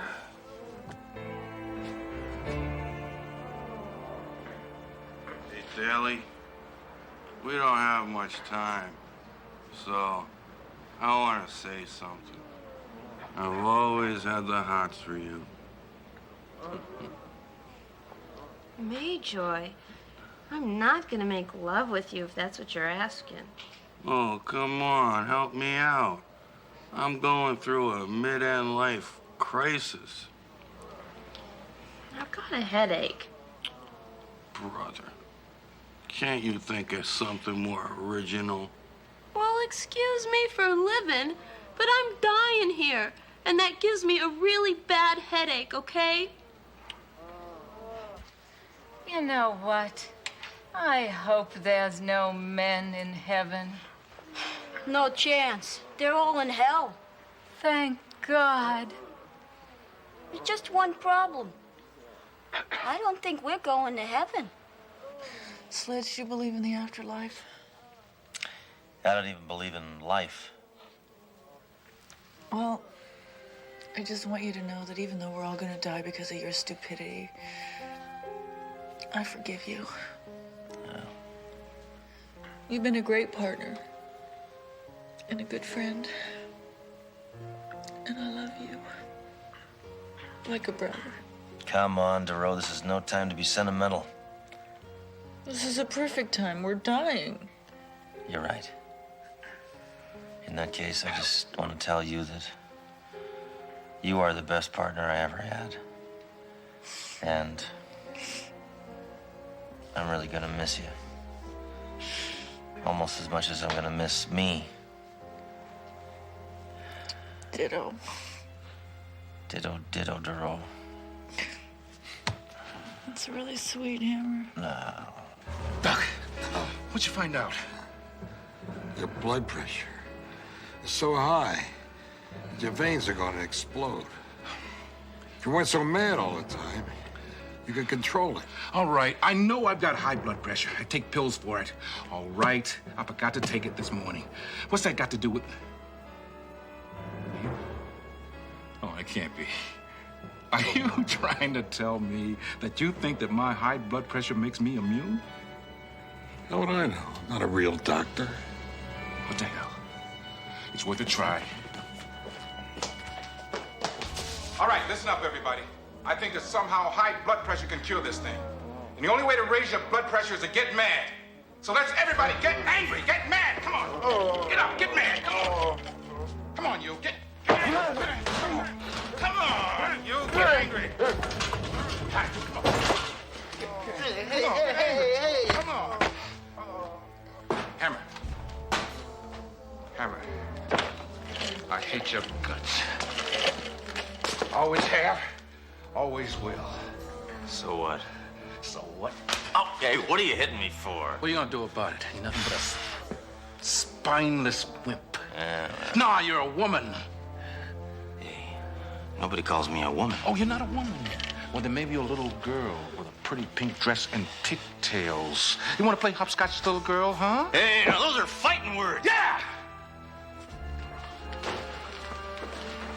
Dero, I'm glad you're dying. Because you're the stupidest cop I ever saw in my whole life. I'm smart. Ah, smart. You don't know a suspect from sushi, Doro. You know how many times I've wanted to bounce you from here to Fresno, Doro, huh? You can't talk to me like that. I can talk to you any way I want to, Miss Bimbo. Bimbo? I am not a bimbo. Hammer! It works! Making people mad enough to raise their blood pressure is a cure. Come on, help me out here. Make everybody mad. You're real good at that. Yeah.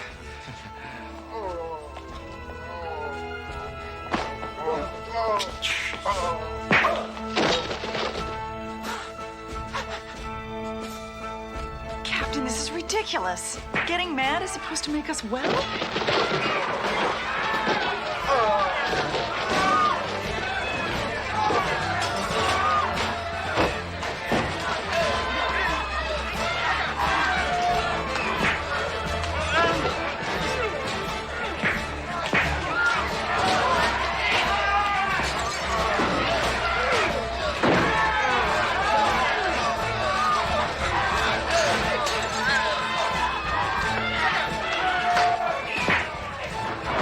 Now, this is my kind of disease. Captain, I congratulate you. Because of your action, many lives were saved. I'm recommending you for the Congressional Medal of Honor, the highest award this country gives. You go to Washington, meet the president. Now, what do you think? What I think? I think that you are stinking up my office, Mike. And I don't give a fat rat's patootie about the Congressional Medal of Honor. I want you out of my office in 10 seconds. If you're not out, I'm gonna fill you so full of holes that your next job will be a chain link fence. I hate to say this, sir, but I love you when you're mad. You two get out, too! Yes, sir, I'm up. Hurry up! I'm up. Move it! Yes, sir.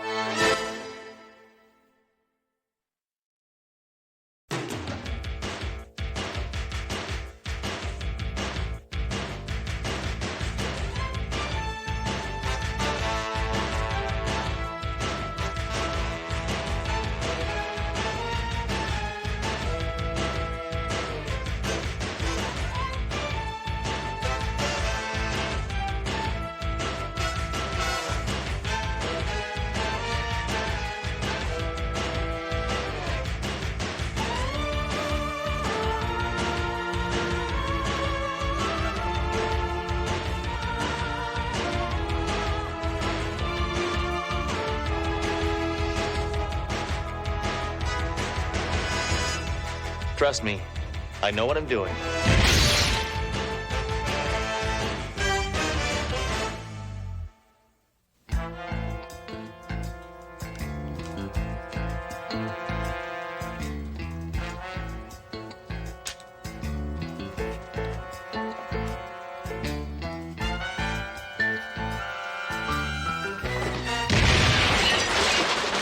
Darn! I can never shoot that light out before it goes on. Speed. I need more speed. All right, Slime Bucket. You got me this time, but...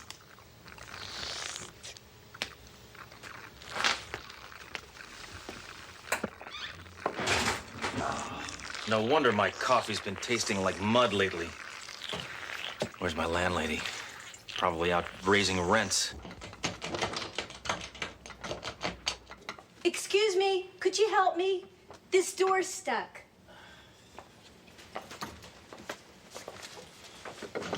Bad plumbing, stuck doors. It's like living in a roach motel.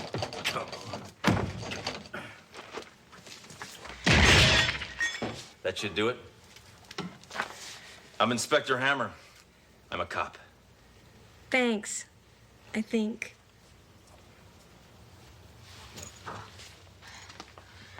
So I guess you lost your key, right? I don't have a key. What, do you always break into your own apartment? This isn't my place. Kim! Then you're under arrest for breaking and entering. But I didn't break in, you did. Well, then you're under arrest for entering. Look, my name is Sally Vincent. My cousin Kim moved in here 2 months ago, but I haven't heard from her. And I'm worried. Yeah, she probably went out for lunch and the landlady rented her apartment. I'm really worried about Kim. She insisted on moving in here. Wanted to see if she could make it as a model. Well, what agency did she work for? She was signed with the Continental Model Agency. I just came from there. They said that she did work for them 3 weeks ago, but they haven't heard from her since. This is a picture of her. I don't know what to do. If you're a policeman, I need help. Well, you know what they say? We protect and serve. And cuddle.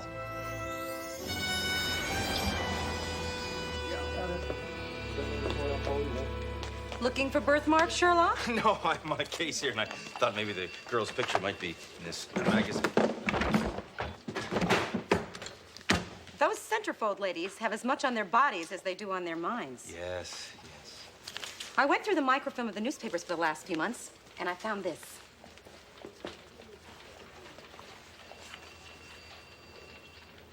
There is a Continental agency, and it seems to check out okay. Hammer, a body's been found at 625 Stanford Street, apartment 15. Why does that address sound familiar? You live there. I live there. I just said that. You just said that. Get out of here! John must have been a maniac. Yeah. Shot the door to pieces just to get inside. Yeah, I was. Forget about that. Where is she? Oh, she left about 20 minutes ago. You're telling me a dead body walked out of here? Hey, I didn't say it was a dead body. They took her to the hospital. Oh. Named Sally Vincent. Yeah, I know. Age 22. Yeah. Lives in Nebraska. Looked like a drug overdose. Oh, drug overdose. She was squeaky clean. What a tragedy. I do hope the poor girl will be all right. What happened to my door? Termites. So you can forget the rent increase. That reminds me, Mr. Hammer. Your rent's past due. Yeah, so is the plumber. So when he shows, I pay. Sure, I sit with no money while you run around chasing dead bodies. Look, right now I'm gonna go check out a model agency. And when I get back, if that plumber has not shown up, I am personally gonna turn him into toxic waste. You got it?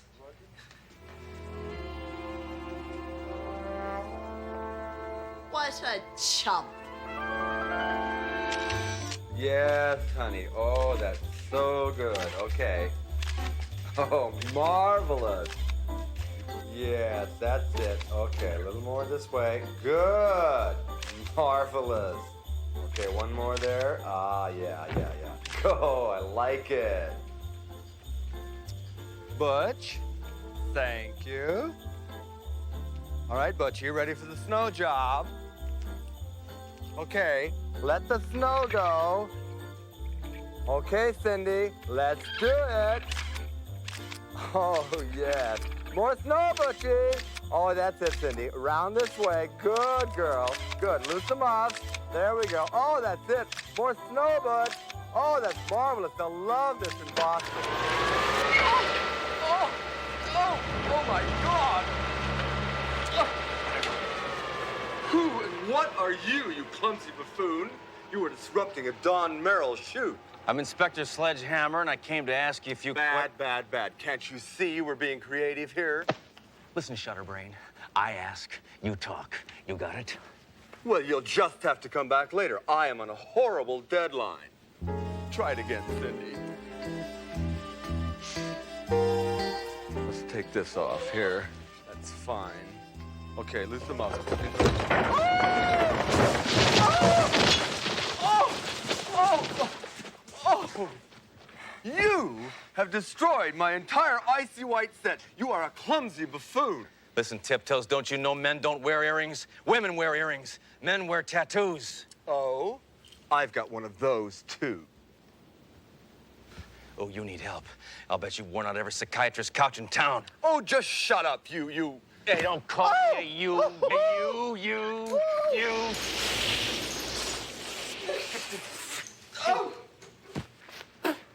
I'm Jessica Hayden, and I own this studio. Now, what's going on here? I'm Inspector Sledge Hammer, and I'm looking for information about Kim Field. I see. Why don't we talk in my office?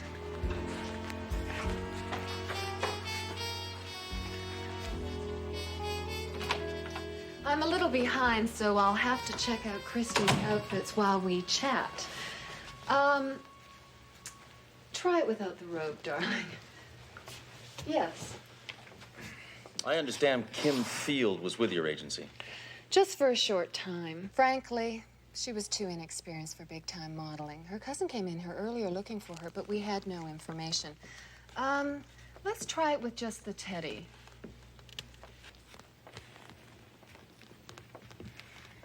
Did you know Kim's cousin Sally was in the hospital right now, unconscious? Did you know that? Oh, how dreadful. I do hope she'll be all right. Do you remember anything at all about Kim? Did she mention anything about relatives or contacts or kneecaps or anything? Let's try something completely different. I'm sorry, Inspector. I really am. I wish I could help you. Oh, baloney. The only thing you wish was that you were queen of the forest. Inspector, I have a business to run. Yeah? And I got a case to crack. Inspector, I'm sorry. Our girls do not accept home phone numbers. That's not a phone number. That's a citation for indecent exposure. The only time that girl has anything on is when she's got a coat on her tongue.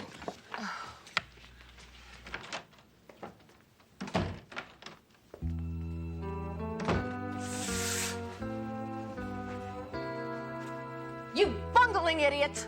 The girl's still alive now. You were supposed to stop her from going to the authorities. I told you I am a photographer, not a killer.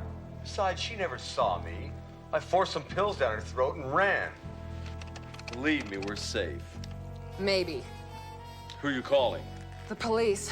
If I complain to the cops about that clown Hammer ruining our shoot, then maybe it'll just get him off of our backs. All right, Hammer, as far as you're concerned, you're off the Kim Field case. It's closed. Oh, come on, Captain. Let me go back to that model agency. I'm telling you, something is fishy. Go back? Why? Is there something you forgot to destroy? Jessica Hayden called me. She's mad as hell. Captain, trust him. He knows what he's doing. Ooh, did I say that? It's a gut instinct. Hammer, your gut instincts almost get me fired once a week. It's instincts that make good cops, not those silly rules against chokeholds. Hey, sometimes criminals ask me for chokeholds. Captain, someone has to go down to that agency. It's our only link to the Fields girl. All right, good idea. Hammer, you go back down there and you apologize, or you'll be pounding a beat on Skid Row, picking up wine bottles. Well, this is great. Sally Vincent's in the hospital, her cousin is still missing, and we're standing around here like Mario Cuomo. Right. Poor kids don't even have next of kin to take care of them. You're a fellow woman, Duro. Think of something.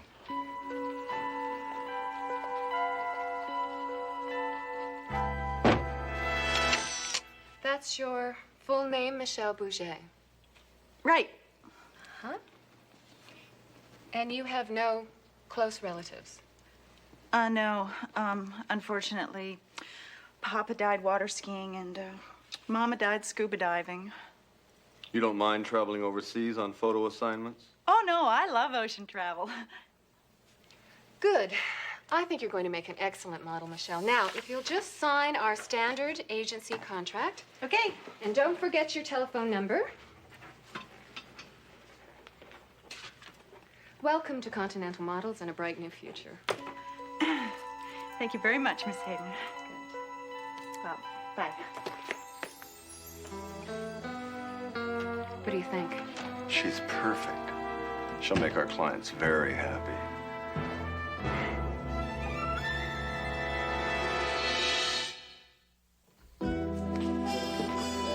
Major, have you seen Duro? Not yet. Ah, that's the trouble with girls. They're always primping. Hammer, over here. You apologize to that modeling agency woman yet? Sir, real men don't apologize.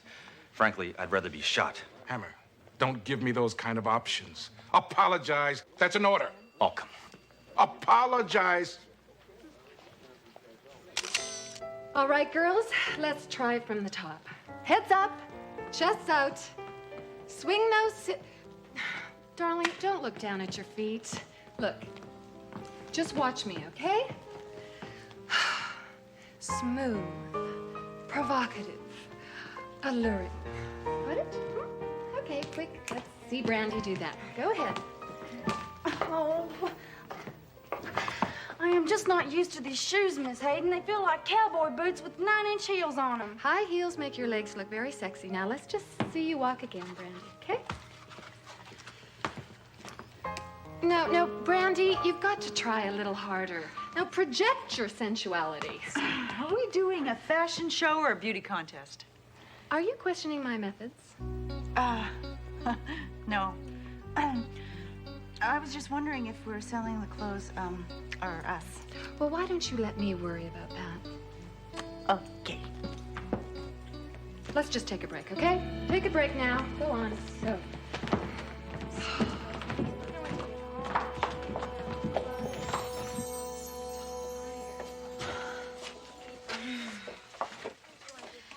Thank you for helping me out back there. I need this job real bad. I guess I'm just trying too hard. Oh, that's okay. What part of Texas are you from?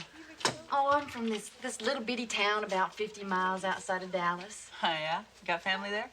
No, I'm afraid not. I'm the end of the line. Yeah, me too. You know, all the girls around here are from out of town. Yeah. You know, it seems like none of these girls have any family. Michelle, you were very disruptive during class. Now, I'm warning you, toe the mark or else. I thought men weren't allowed in here. There are no men in here. Jessica, that crazy policeman's in your office. You know, the big one with that horrible tie that clashes with everything? I'm going to deal with you later. Oh, honey, let me help you with that. So Fawn Hall turned you down, right? What is it, Inspector? I'm very busy. All right, look, I got something I gotta say to you. Okay, you see, didn't mean to disrupt your studio yesterday. There, I said it. That's an apology? It's as close as I get. I'm a cop. Yes. Hey, what's this doing here? That's my partner, Dearest. Partner? No, I don't think so. That's Michelle. Michelle? Meryl, would you bring in Michelle, please? Yeah, she's new. She said she just got in town from Canada. This is my partner, Dearest. See that birthmark on her thigh right there? I remember that from a stakeout that we were on in a massage parlor. That was a crazy doobly. You wanted to see Michelle? Oh. Well, there she is right now. Hey, Dory, what are you doing here? You're out of uniform. You must have me mixed up with somebody else. Come on, Dearest. What? You.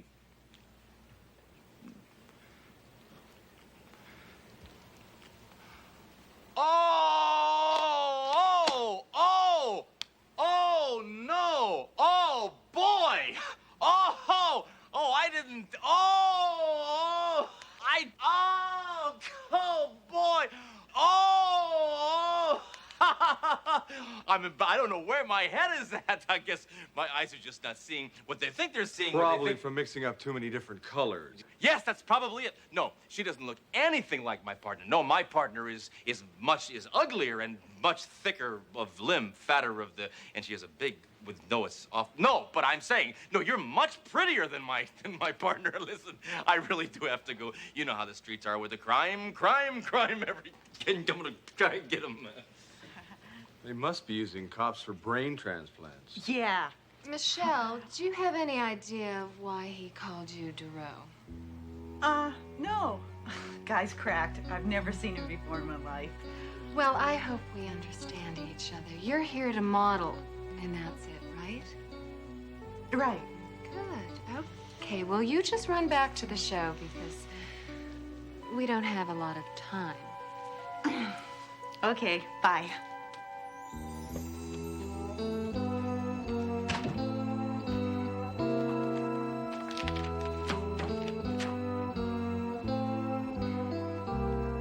I don't think she's kosher.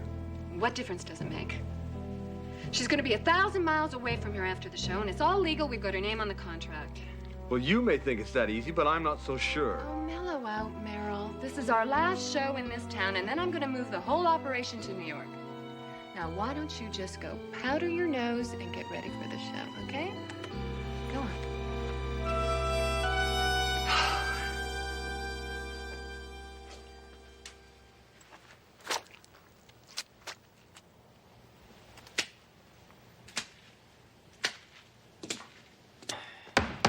Miss Davis, are you in there? Hey, what happened to the plumber? What is it? Did the plumber show up? I gotta have a gondola to walk to the bathroom. I don't understand. I thought I saw a plumber here the other day. He left right before I found that poor girl's body. Yeah, well, let me tell you something, Miss Davis. He didn't do a very good job, okay? I knew he was a lousy plumber when I saw his lily white hands and his earring. Plumbers and earrings? What's next, Teamsters and pantyhose? You'd think on his earring it would be a little pipe or a wrench, but it was a tiny camera. Ah! A camera?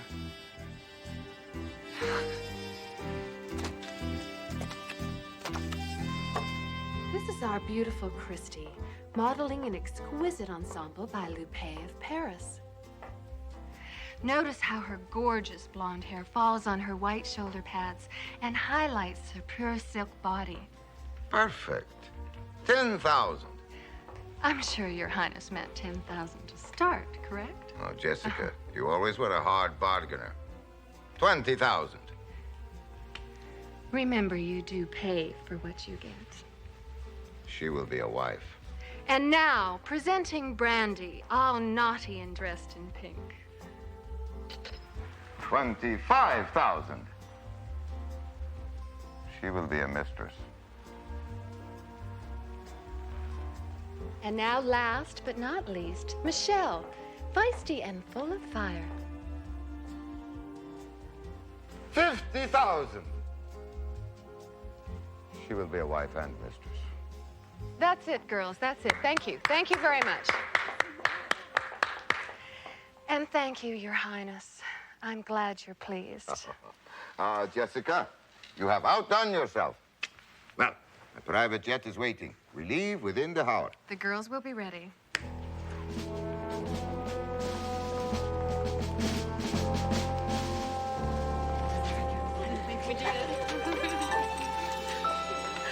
Did we get the job, Miss Hayden? I should say so. He's hiring all of you. What agency did you say we were going to be working for? I didn't. But believe me, it's one of the biggest in the world. Oh, isn't this exciting? Our first big modeling job. Okay, girls, time to celebrate. Meryl, the champagne.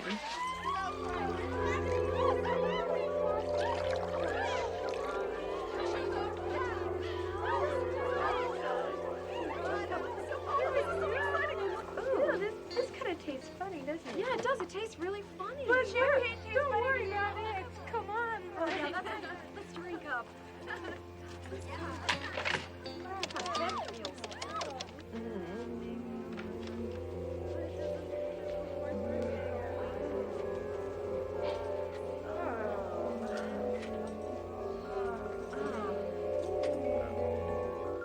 Captain, Duro, I'm at the model agency. It's a white slavery ring. I need help right away.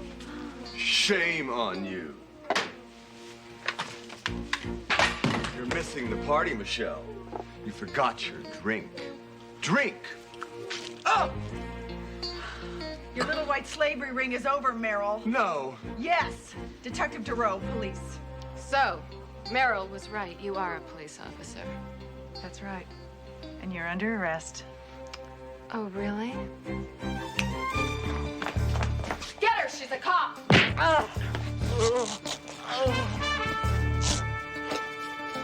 Sledge!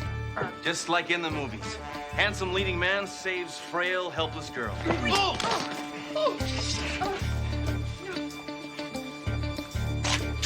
Hey, I wore that tie to the prom, mammal face.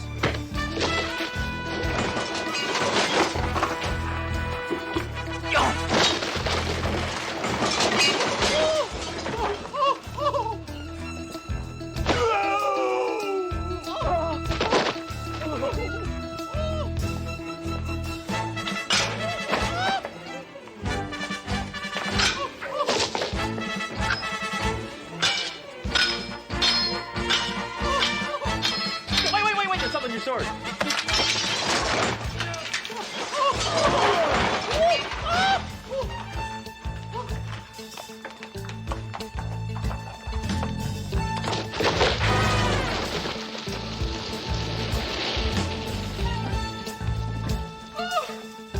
Freeze! All right, that's it, Hammer. We'll take it from here. All right, round them up.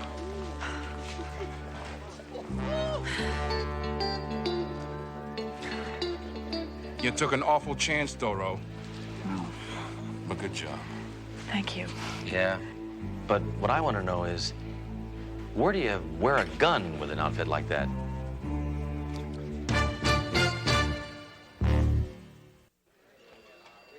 Good. Thank you. Good news. Sally's gonna make a full recovery. What about our cousin? Kim's being flown back from the Far East tomorrow. We have the names and places of all the girls who were sold into white slavery. Has everyone involved promised their cooperation? Yeah, all except one group. Who's that? The girls in Vegas. They're having so much fun, they don't want to come back. See, you don't have to wear clothes in Vegas, and they don't take it, but they say, put your money into this box, and you put it in, and you don't get it back, and they love it.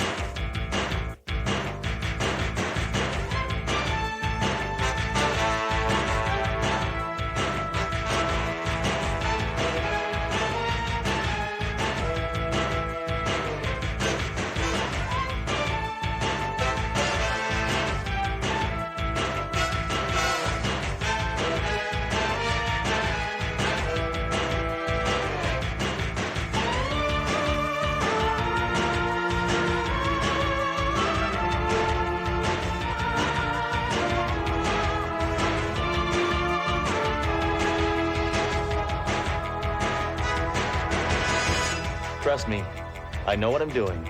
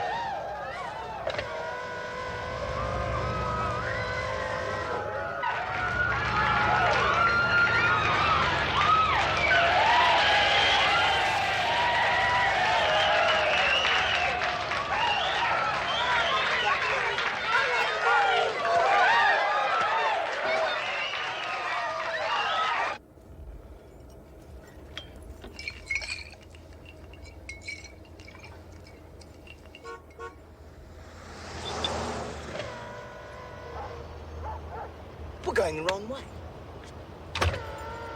You bloody idiot! You're going the wrong way, you stupid wanker! Great, now you're stopping. Why are you stopping, you?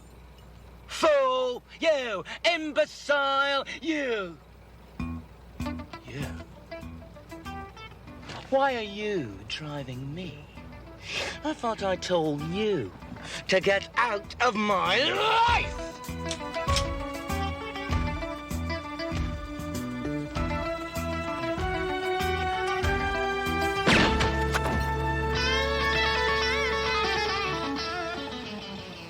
What a bummer.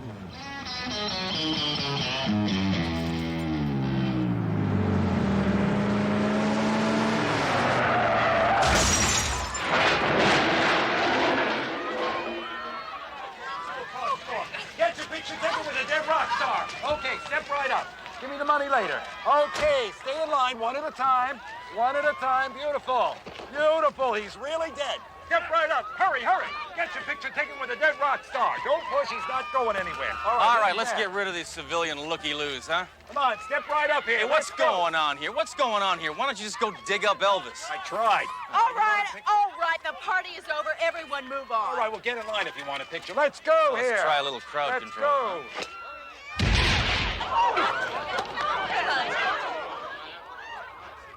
Sledge, do you know who this is? No, I'm flattered you would ask, Duro, but I don't know every dead body. No. This is Rack Vulture. He's a very big star. Not anymore. He was the lead singer in that heavy metal band, The Plague. Hey, this is the heavy metal that made America great, Duro. Huh. According to the powder burns around this wound, I'd say he was shot at close range. Could have been by the driver. Yeah, or anybody else in his right mind. Look at this. He's got a dog tag. If I'm lost or brutally murdered, please return me to Jerry Vicuna, Electrocution Records. Must be his producer. Rock. I'm gonna get to the bottom of this, Duro, and you know why? Because this whole rock scene makes me puke. You know what's responsible for the moral degeneration of our American youth? Rock. Crime in the streets? Rock. You look under any rock, you know what you find?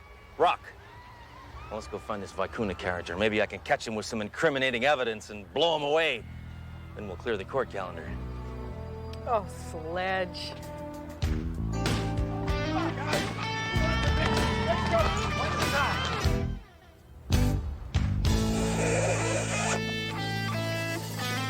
We're the police.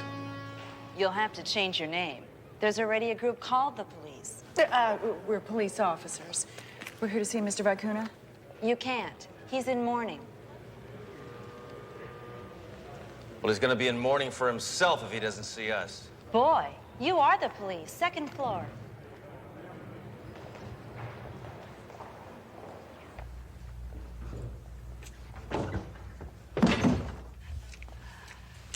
What the hell is going on?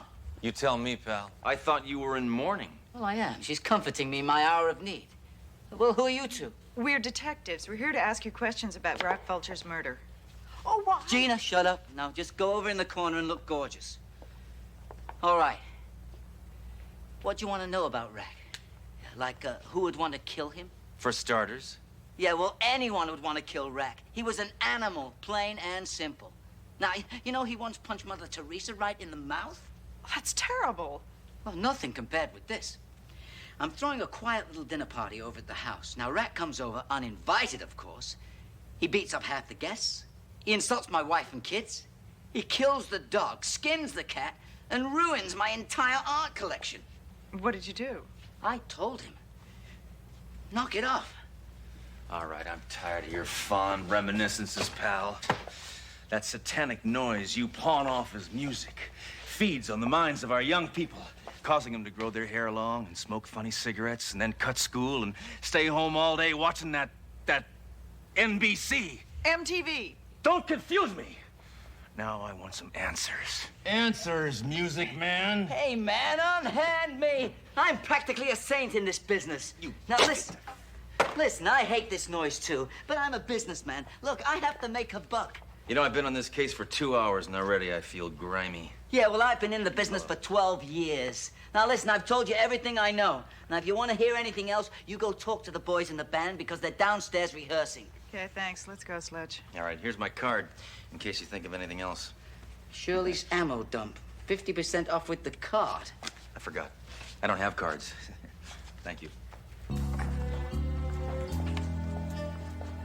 Gina, sweetie, if you're going to dance, turn on the music. I find you very attractive.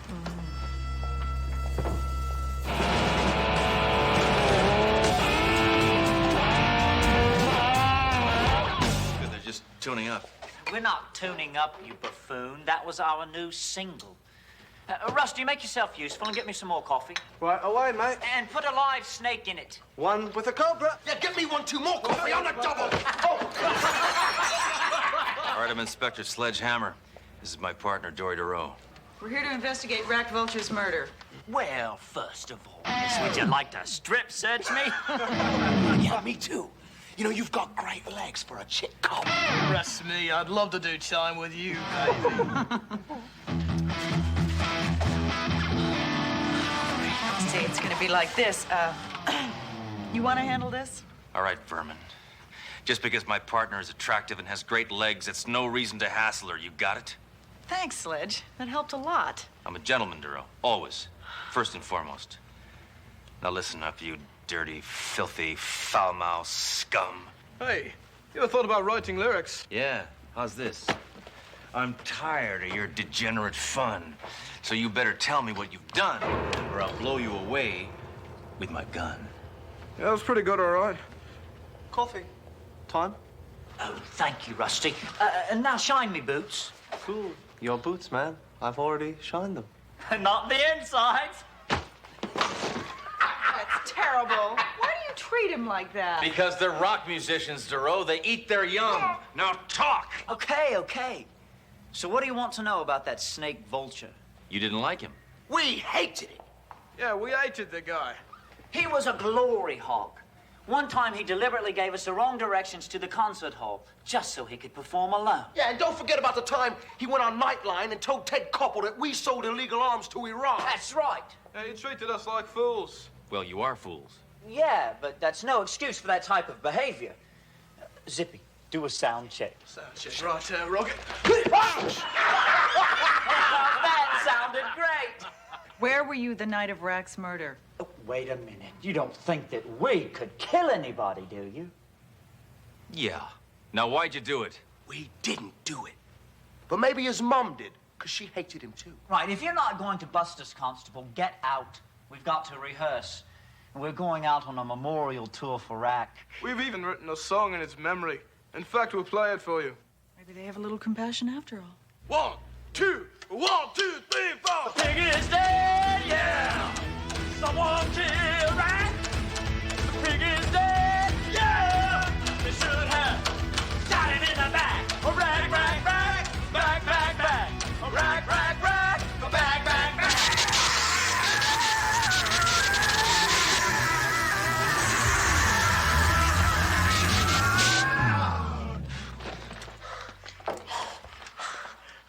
Now that's entertainment. Excuse me. As part of the procedure before you leave, I'd like to show you the string bikini I'm wearing. Why would I want to see that? I don't know. No one's ever asked me that before.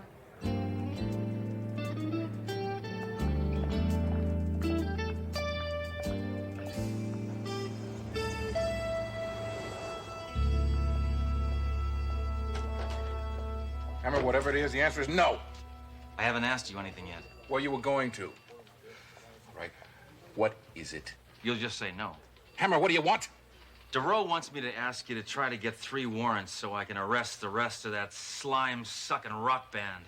Hammer, I don't believe my ears. You, Sledge, warrants are for wimps, want to arrest someone with a proper police procedure? But what is a warrant? A warrant is permission to make an arrest. Permission? These sleazoids are just about to leave on an escape from jurisdiction tour. When? How soon? Sledge, their plane just took off. Well, soon. The 3 remaining members of the heavy metal band, The Plague, are off on their 16-city fatality tour in memory of their murdered lead singer, Rack Vulture. We now cut live to the scene of their departure. Remind me never to use their travel agent.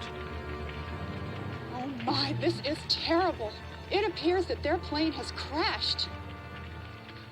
Gory details at 11. Well, you can forget the warrants. Well, we're gonna need warrants. We need writ of habeas corpus. Shut up, will you please? Something. These people have been hurt.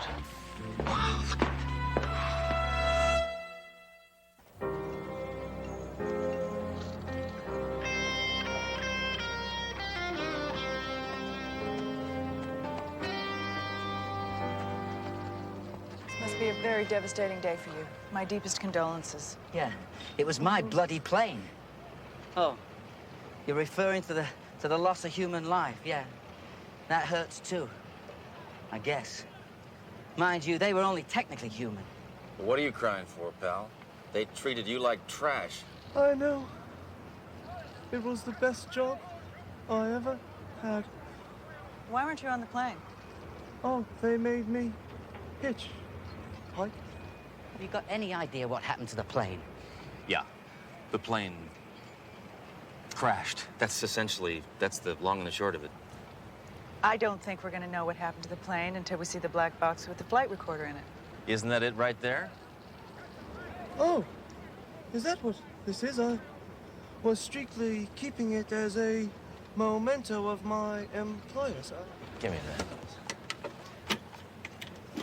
Come on, Darrell. Let's take this back to the precinct before the FAA gets their PAWS's on it. You know, Sledge, I don't think we should because the FAA is very sticky not- about this kind of stuff. It always gets there after you do.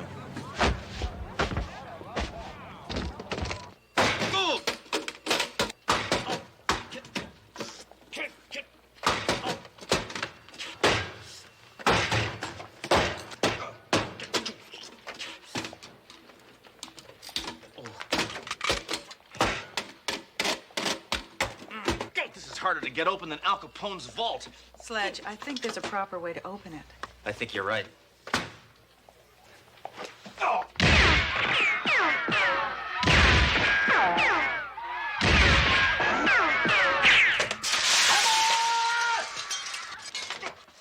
How many times I told you not to shoot that damn thing in my office? Including this time? Yes! A lot. Too many to count. This is what I meant. Anybody could have done that. All right, let's turn the darn thing on. They won't be laughing in a few minutes. Sledge, have a little reverence. They were human beings. No, they weren't. They were rock stars. And I'd like to make hot monkey love to that sexy little Bobby, Detective Darrow. May they rot in hell. Wait, what the hell's going on here? The bloody pilot just jumped out of the blooming plane. I'm too young to die. I haven't even been to Europe. You're from Europe, you pinhead. I'm so scared I forgot. Ah! Well, what do you think? It was better than their last album. And it wasn't an accident. It was murder. Oh, man. Go on. Come on, sweetheart, get in here. Hey, wait a minute. I don't remember inviting you two in here. That's all right. I don't stand on ceremony.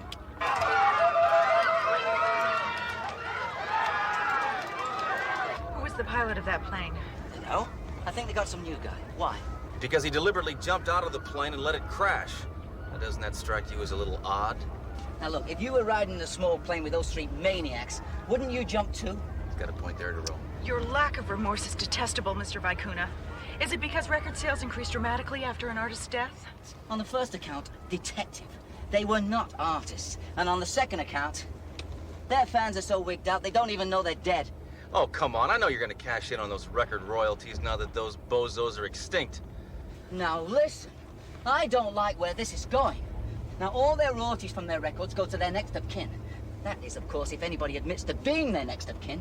Can you prove that? Yeah. Look, I'm a businessman. I have initialed contracts. Now, stop this car. Now, get out. Now, I have an important meeting back at the office with the next rat vulture. Pardon me, miss, but will you marry me? Get out! And here, so there's no hard feelings. Well, just what I expected from a sleazebag like that. What, that we get nothing out of them? No, they didn't give us compact discs. Well, let's see what we got going here. Born Fried. Look at this. Stranglers in the Night. Hey, keep it down up there. Hey, do you mind, people? I'm just spinning a few records, huh? Well, cool it. Inconsiderate. Well, if we can't shoot him, may as well listen to one, huh? Stuff on there.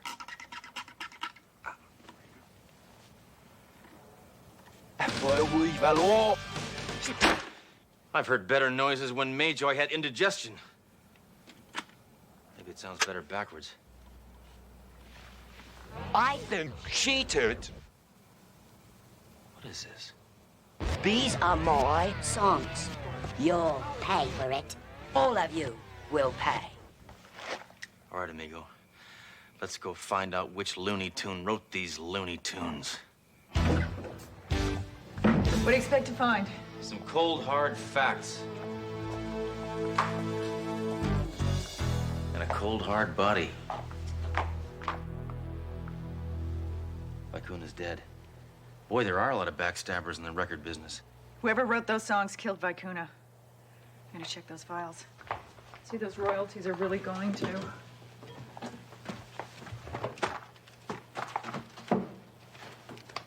They're not in here. Any on the desk? No, I don't see any. Wait. Oh, here it is. Take a look at it. You won't let go. It's a contract. Managers, huh? Come on. Well, let's try this. Sledge, don't do that. Hey, just because he's dead doesn't mean I can't have a little fun with him. He's dead. I know. I just... Just read it. All right. Party first part, the party second part is the fiduciary responsibilities. In case of death, all money shall be awarded to Russell Canterbury, a.k.a. Rusty Vulture. Rusty. That roadie's name is Rusty. He's Rack's brother. You may be onto something, Dearest. Let's go find that heavy metal mental case.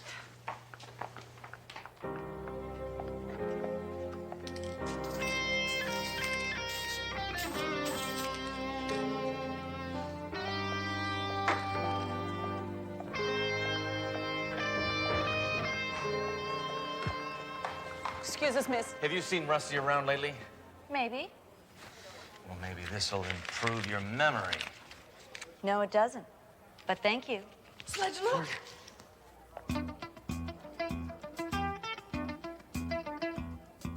Come on.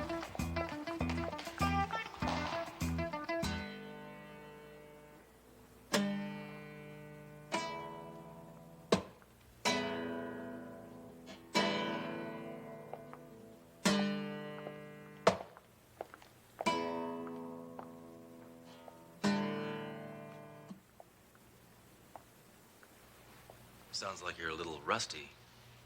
Rusty. I haven't been playing much. I've been very busy, mate. Yeah. Guess murder's a full-time job.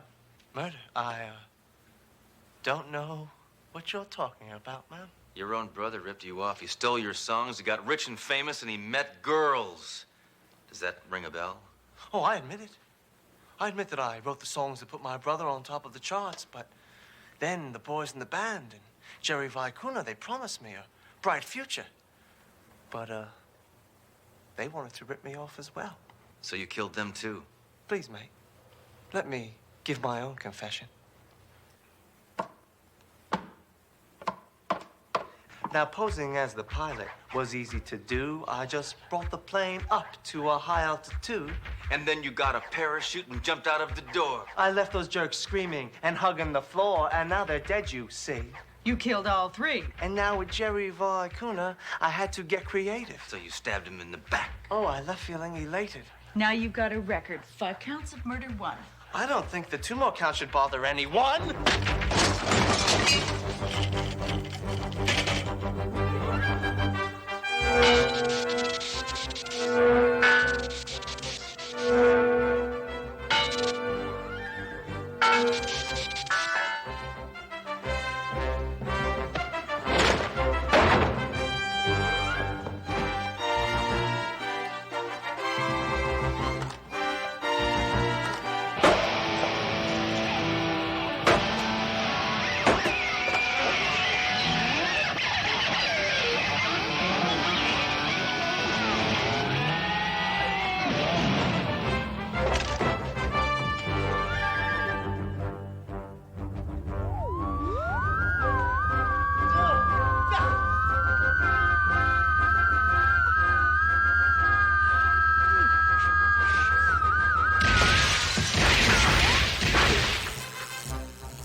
That might have been his first hit.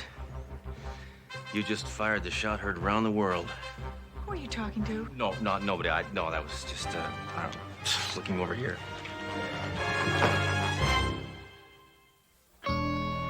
Hammer, once again, I have orders to reprimand you. Oh, come on. I couldn't have gotten in trouble. My gun's been in the shop for a week. I just got it out. You want to hear it? Sounds like new. Put that thing away. He can do impressions. Put it away! He can do a 38, a 45, and a 22, but it doesn't like doing a 22 because that's just a little pop. Put it away! Look at this. Rusty Vulture cut a record from prison. Let me see that. Well, I must have been the inspiration for this song.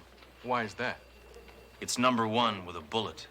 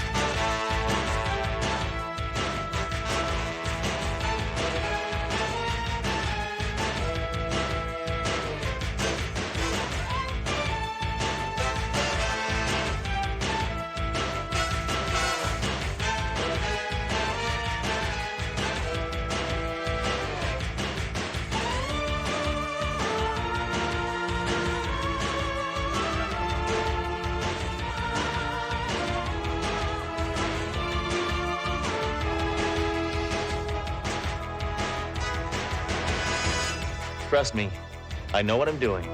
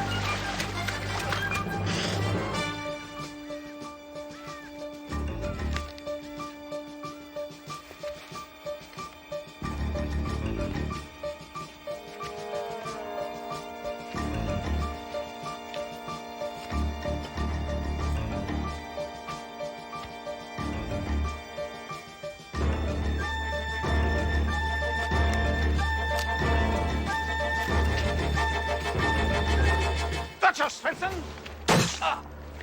Your history. Your history too, Bryce. Swinson was made for a trap and you bit. Sayonara, baby! Shoot. It's dirty tricks like that that keep me on top of the corporate ladder and rungs over you.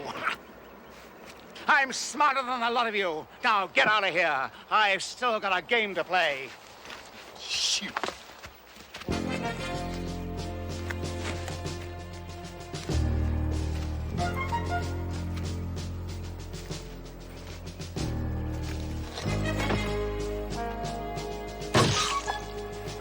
Nobody shoots Ed Bryce in the back. I always get it in the front. Deceased was one Edmund Bryce, 49. He was the president of Vectrocon. It's a company that makes... Vectros? Hammer. Cons? Put that down. Leading computer company in the country. Thank you, Doro. Bryce was a hard-nosed competitor. He liked to play war games with his top executives. They donned military uniforms and stalk each other with guns that shot paint pellets. Put that down. Oh, white-collar weirdos. Why play war when you can join the police force and kill for fun and profit and use real bullets? Don't put that down. Well, according to the articles I've read, war games help sharpen business skills. Strategy, tactics, risk-taking. Risk-taking. Hey, I risk my life every night of my life, rain or shine. That's risk-taking. Being a cop. No, eating those pork nuggets. You don't know what's in those things. And, Hammer, you are risking your life if you don't get cracking on this case right now. Now move it! Is this really your mother? Put that down. What? I said put that down! Well, the kid is ugly. Put that down and get out of here! Get on that case right now, you idiot!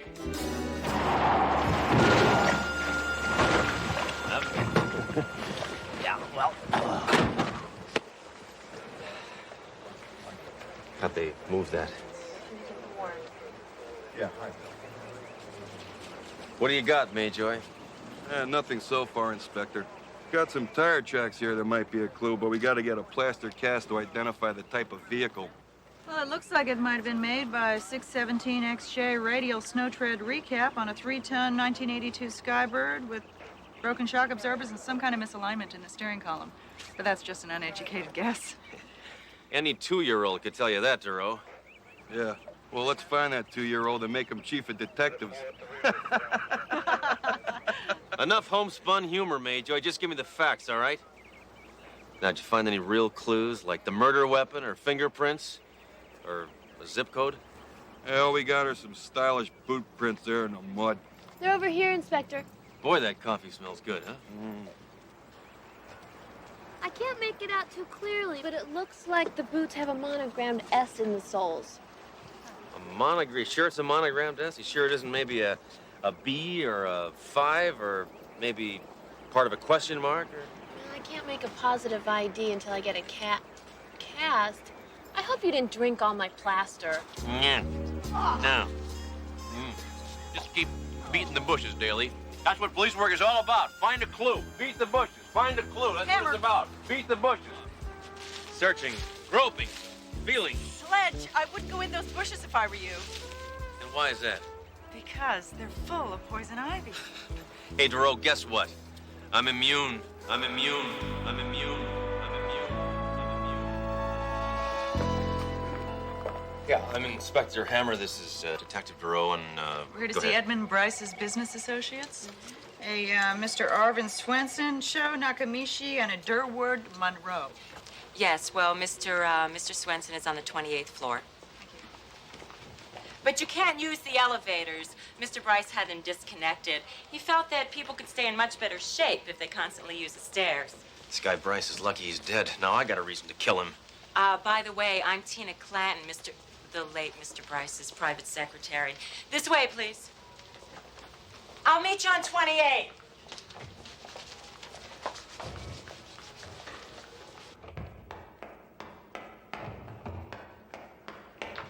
You know, Sledge, this is a long way up. Why don't you sit this one out? You must be itching like crazy. Will you stop nagging me, Duro? I told you, I'm immune.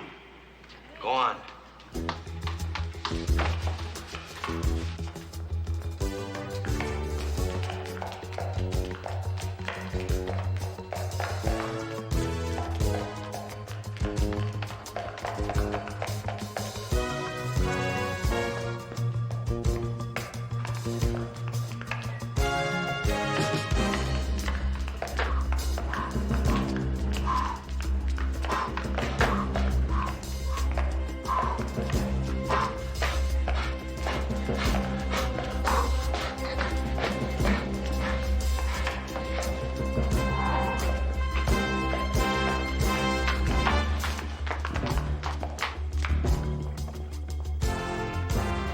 All right, Mr. Swenson, we'll see you now.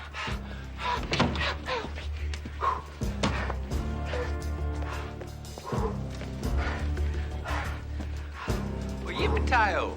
I'm a big fan of the police department. This here's a real pleasure. Mr. Swenson, perhaps you could tell me who would want to see Edmund Bryce dead. Oh, about 120 million Japanese. See, our products are pushing theirs right back across the Pacific, and they don't fancy that one little bit. 120 million Japanese, huh? Boy, some people just can't bury a grudge. And after we let sushi into this country... I know you want to cut to the bottom line. A lot of people hated Bryce, me included. You know, he recently denied me a promotion, and I was mucho angry. Sledge, look at the bottom of his boots. We have an S on them. You just gave yourself away, you reject from the planet of the apes. This boot print was found at the murder scene. If you had any brains, you'd have gone barefoot.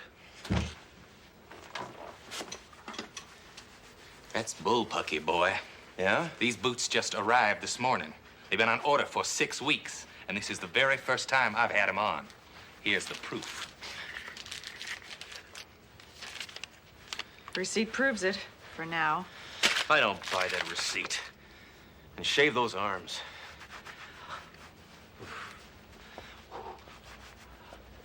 Mr. Nakamichi in accounting is waiting to see you on the 10th floor. The 10th floor? How many we got to go? 10 from 28, that's, add the 1 is 128. No, there aren't that many floors. 10 from, don't help me with this. We have, how many we got? Miss Clinton, what was Edmund Bryce really like?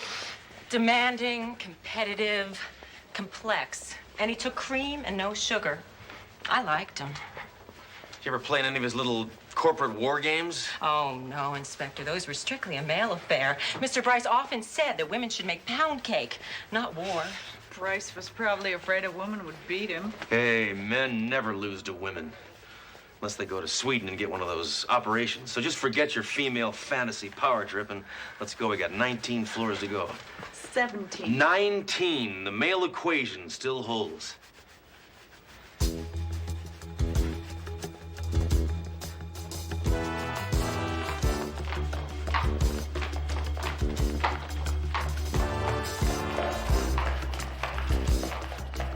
And a half, and 16 3/4, and 19. 17. So I was a little bit off.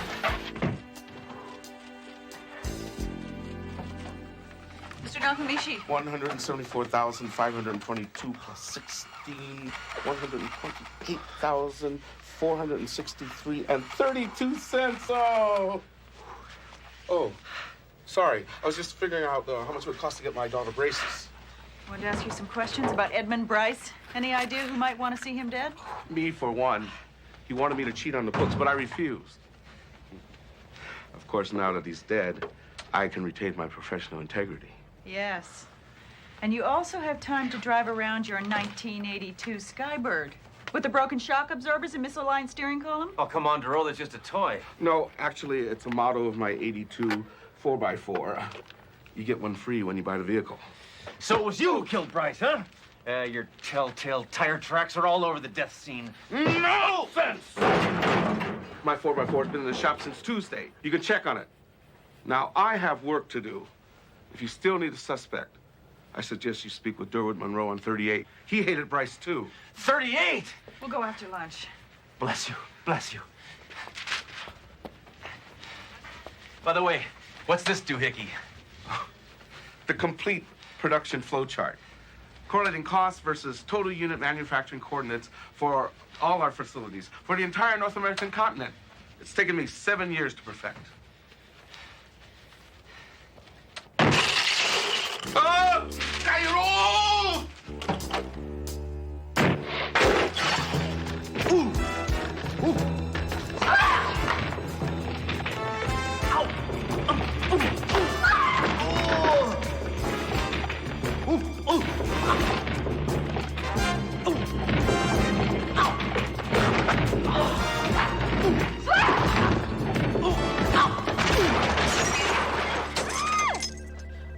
Sledge!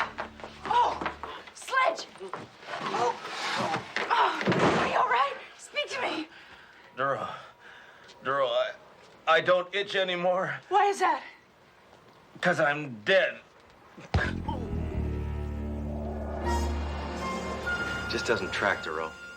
2 suspects, each with a motive. They leave clues nailing them to the murder scene, but their ridiculous alibis check out. I haven't heard anything this confusing since Oliver North started testifying. Bingo, Inspector. Bingo, Major? I don't have time for police fundraisers. Hey, Earth Calling Hammer. I found the murder weapon. It's registered to Durwood Monroe. Monroe. It's a lock. Monroe is the murderer. Now, where did you find this, Major? I found it buried under a hill of fire ants. Oh! That's why I put it in plastic. Yeah.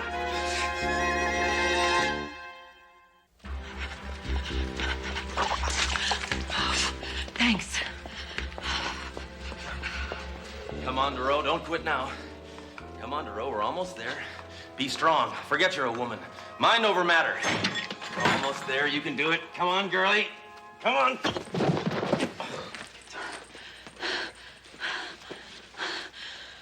how I let you talk me into this. Because you care, Duro, and you know I need my strength for deductive reasoning. It's your turn. You carry me up to 38. That won't be necessary, Detective. Mr. Monroe has graciously come downstairs to see you. He's in Swenson's office. How convenient. Sorry. How convenient. Yeah? Yeah? Come in, I have an ad campaign to get out. Yeah? Tell me, can you find a subliminal sexual message in this ad? No, I thought not. Everybody loves it, babe. You're crazy. Wacko. Sick. Prolific. Who was that? My mother. Mr. Monroe, you're under arrest for the murder of the late Mr. Edmund Bryce. Not late. I like to think of him as the new and improved, totally silent Edmund Bryce. Now, that's a concept with pizzazz. How does this concept grab you?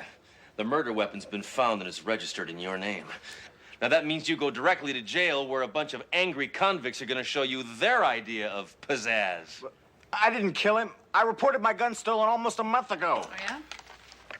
Let's see if there's any truth in advertising. Daly? What are the odds of you answering the phone? Yeah, did Durwood Monroe report a gun missing about a month ago? Mm-hmm. Yeah. Okay, thanks. Leroy Neiman, eat your heart out. Monroe's story checks out, Sledge. He reported his gun missing 3 weeks ago. This is probably the first time you've told the truth in years, ad man. How do you feel? Light as air. Refreshed. Effervescent. Well, if this gunless jingle brain didn't do it, who did? I don't know. I'm in the dark, like you usually are. You. If I see one more disgusting ad like that, I'll be back with Jerry Falwell.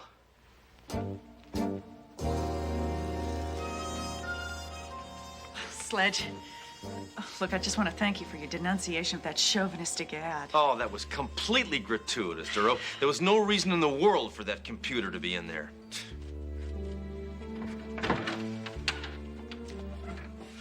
By the way, does your back feel rested? Because we have a way to go.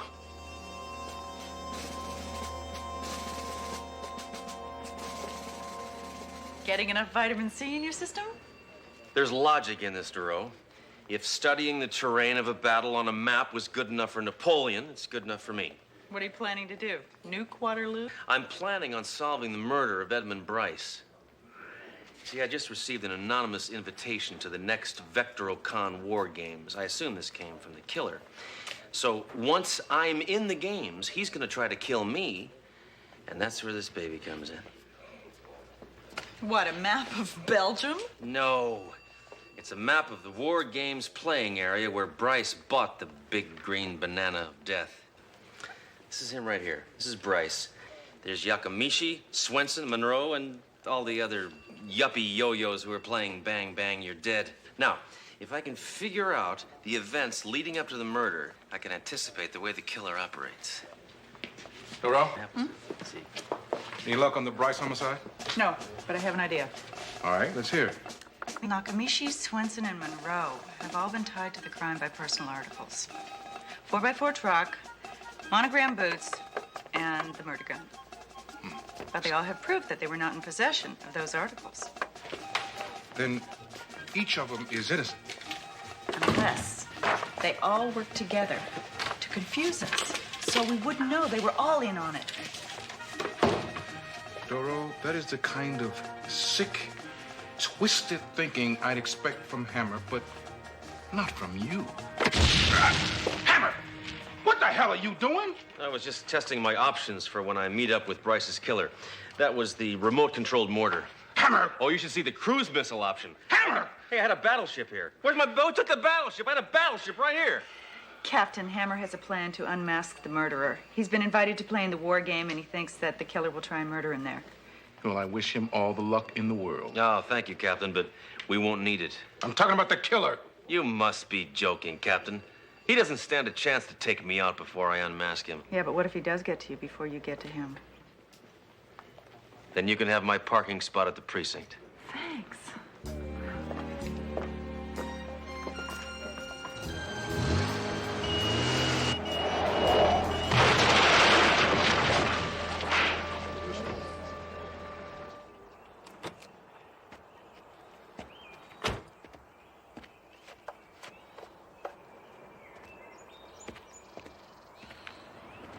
about time. Now we can get this idiotic tea party on the road. Just for that, I'm gonna kill you first. Now, who do I have to thank for my invitation to this shindig? Inspector Hammer, here's your weapon and your uniform. Incidentally, these are the ones Bryce was wearing the day he was killed. I think I'll use this one. And forget about the uniform. I never wear off the rack. Well, let's play, huh? I love the smell of paint gun in the morning. Let's rock and roll!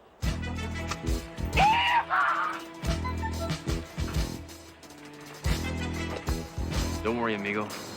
Before this day is over, I promise you'll make a red stain. But not with paint.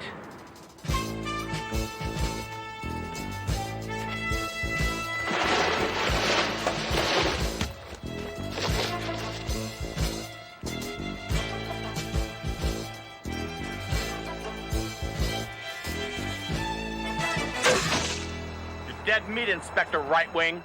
Surprise, sheep dip.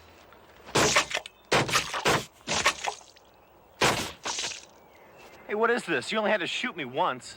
Overkill. Besides, every paint job needs a second coat.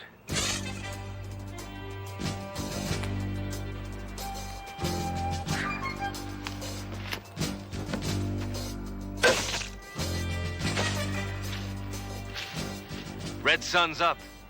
Huh? Ah!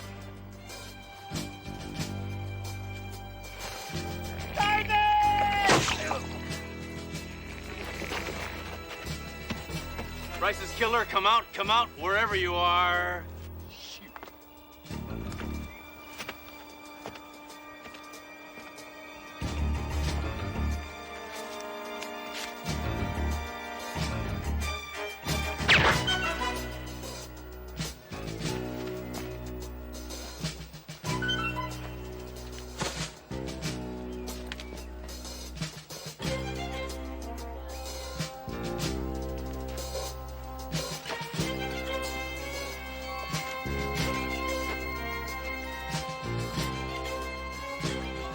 Stop with a hide and seek, Tina. How'd you figure it out, Inspector? It was obvious. The men had everything to lose by killing Bryce. Only a woman would kill a man with nothing to gain.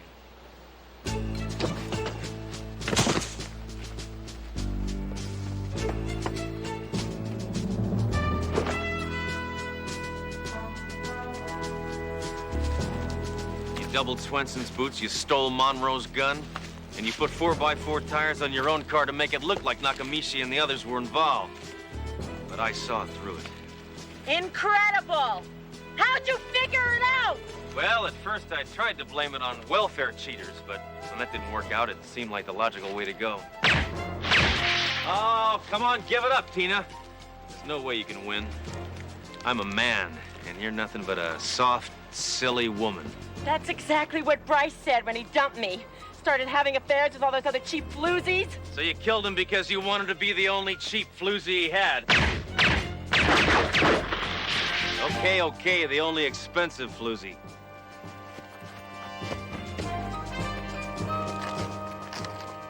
No, I killed him because when I complained about the others, he said he was gonna fire me. Sounds like my kind of guy.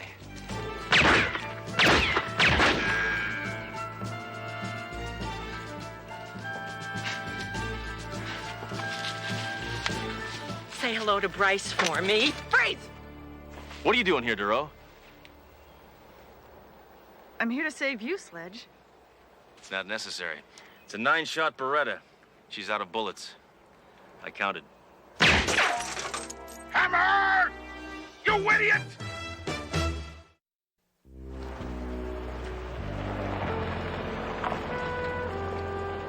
Well, you know, all in all, this has been a pretty sad event.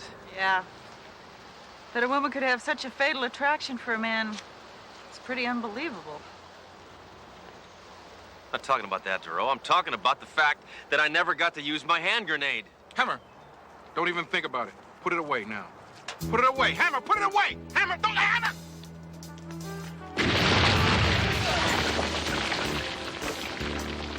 It's who I am. It's what I do.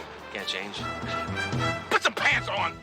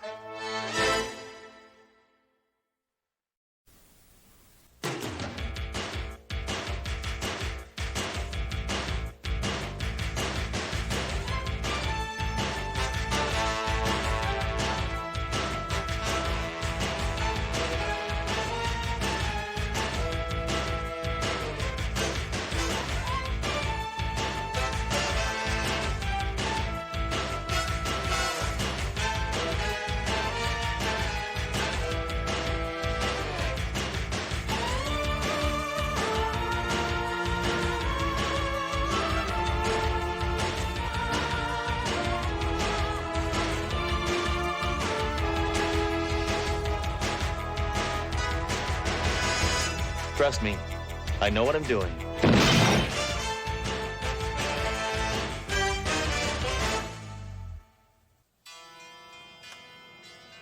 No wonder this world's a cesspool. Look at that wimp. Gandhi will return after these messages. Any guy who spells his name with an I on the end isn't welcome in my house. Welcome to the Home Ammo Network, where the best in bullets are just a phone call away. Hey, you want some steel-jacketed slugs? You know the holidays are coming up. Now I'm gonna miss that Gucci battering ram.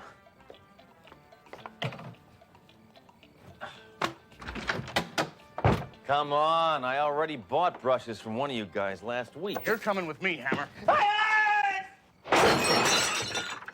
Sorry, that was reflex. Governor Leshat would like to talk to you. Oh, really? What, does he want to thank me for lobbying for his death penalty for jaywalkers bill? No, it's for a top secret meeting. Let's move it. You know, the governor's a very great man. His campaign promise for mandatory 24-hour year-round school, sheer genius. He's in trouble and he needs your help. Something's happened that could cost him his re-election. Well, whatever it is, he can count on me. Hey, this is the guy who voted down the ERA. The limo's waiting. When we get there, climb into the trunk. The what? Trust me, Hammer. I know what I'm doing. No one must see me taking you to the governor's mansion. You have a fire escape? Yeah. Well, no, but it's the other window.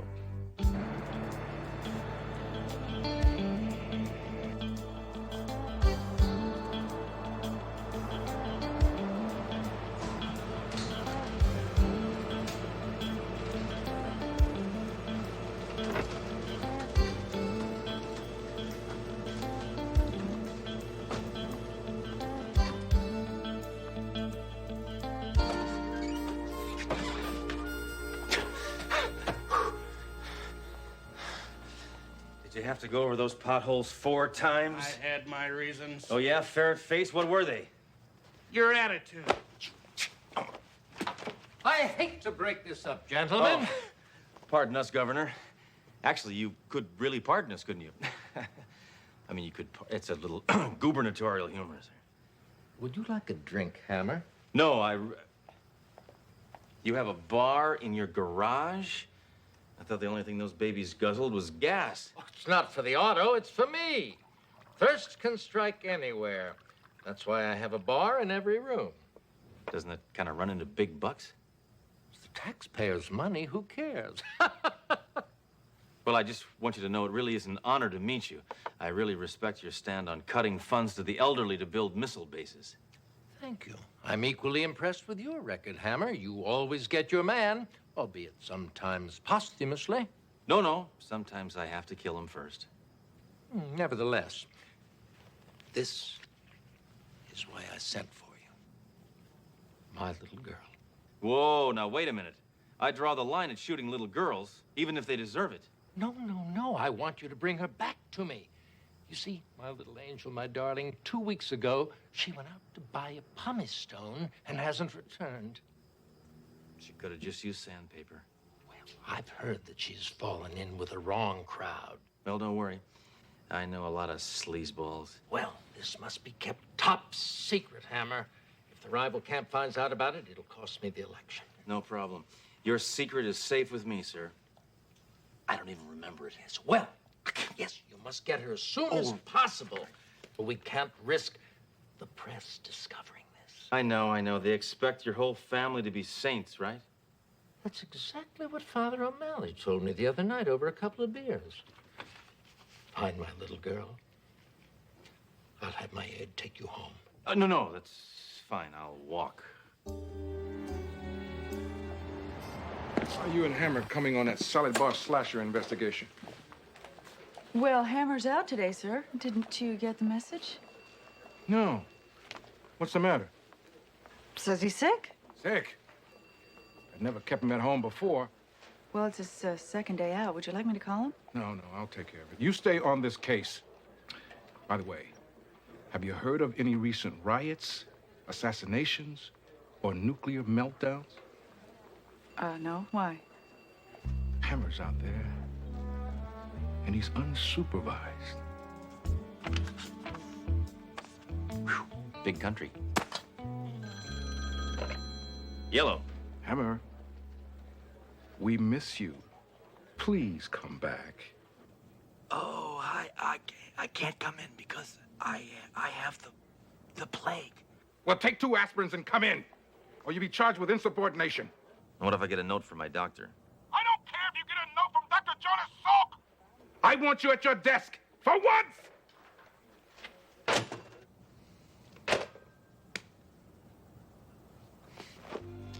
Now help me here. Say you were the governor's daughter. Where would you head to? One point of view.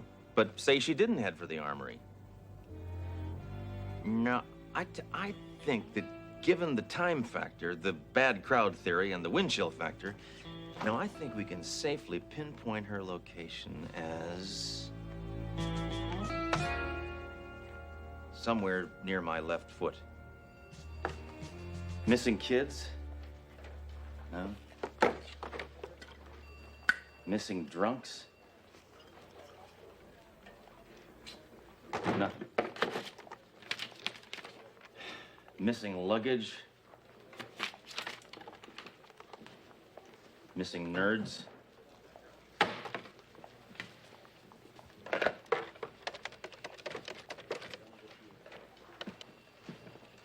Hello, Governor. Don't call me that. No one must know about this. No, that's just it's a code name. No, I'm not actually talking to the governor.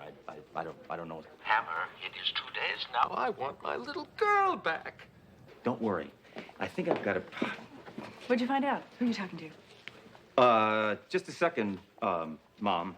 What is going on there? Sure, you're talking to Mom. Come on, we've got to talk about the murderer. I didn't do it. Look, I have to go now, darling. Yes, I love you too. I can't believe this man. I can't believe this man. You satisfied? What's all this missing person stuff got to do with the salad bar slasher? Hey, plenty. You know, any one of these lowlifes could be our man. You never know. Who's the girl in your lap? Well, there hasn't been one of those in years. The photo. It's nothing that's came with a wallet. Just, no. Ooh. Very pretty. Thank you. It's my niece. You don't have a niece. It's my nephew. What are you hiding? I'm what? Hiding. Why are you so suspicious? Look, it's not like I'm on some sort of secret mission for the governor or anything, brother. Fine. I'm gonna get coffee, and then we're gonna talk about the murderer, right? Yeah.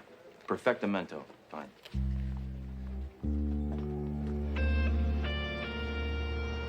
Hey, Hammer, there's a Joey the Slug here to see. Take him into interrogation. Hammer. Hammer. Troy, the slug's over there.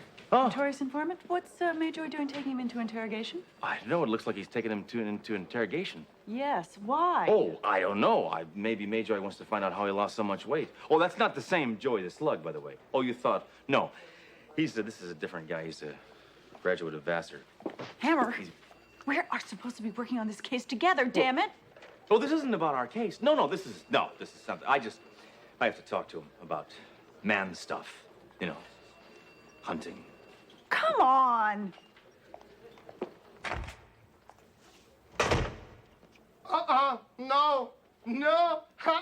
No, I'm not giving up my rights this time. You're not getting away with brutality again. Oh, come on. What's a couple of black eyes between friends? Hey, man, you just stay away from me. I'll give you exactly 1 minute to tell me everything you know about this girl. I never saw her before. Come on. Hey, don't you remember all that fun we had with crazy glue and your eyelashes in a 40-story building? I swear to you, I never saw her before. I don't know anything about her. You like jazz, Slug? Sure. Why?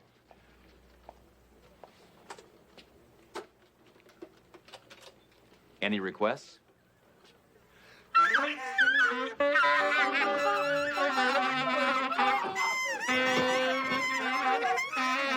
Too bad I don't know how to play. Want to hear some more? Stop it! everything. Yeah, I saw her. Yeah, she works at a place downtown. No. Yeah, it's the Bikini Wax Bar.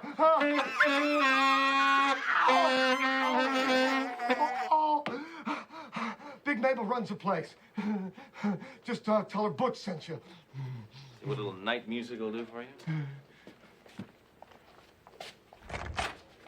Find anything out? Duro, God works in mysterious ways. You're comparing yourself to God? No, just his methods. Now, give the slug a ride home, and whatever you do, don't even think about following me, okay?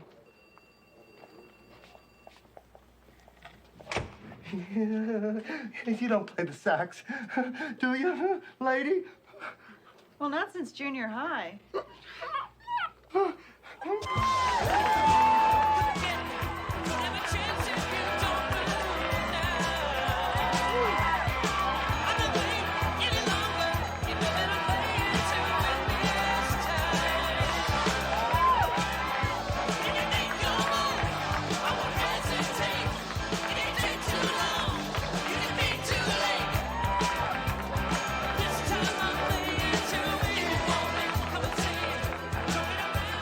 Sorry, buddy. No men allowed till after 10. Unless you want to be in the show. You gonna leave quiet, or do I have to call the cops? I am the cops, Lardette. Looking for this girl. Don't know her. But she's probably been here. Everyone has. Yeah. Stick around. You might see Mother Teresa. Butch sent me.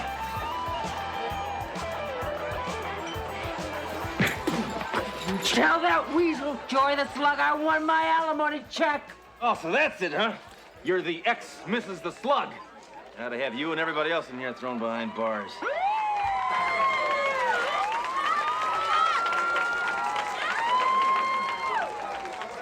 Oh, thank goodness somebody beat me to it. You don't go anywhere.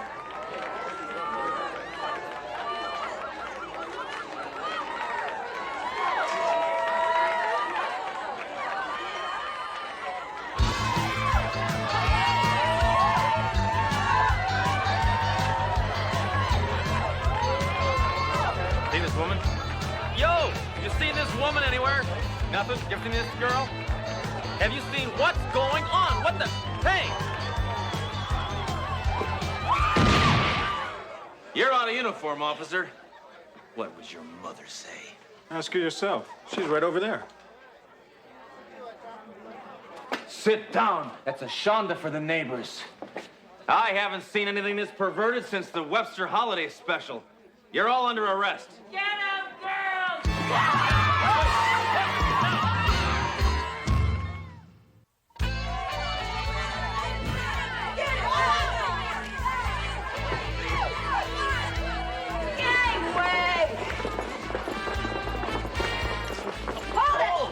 Hang on to him. Ooh!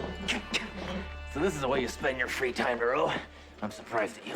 You should thank me. I saved your skin. Yeah, but look what they did to my shirt. Tell her to let go. Not until you tell me what you're working on.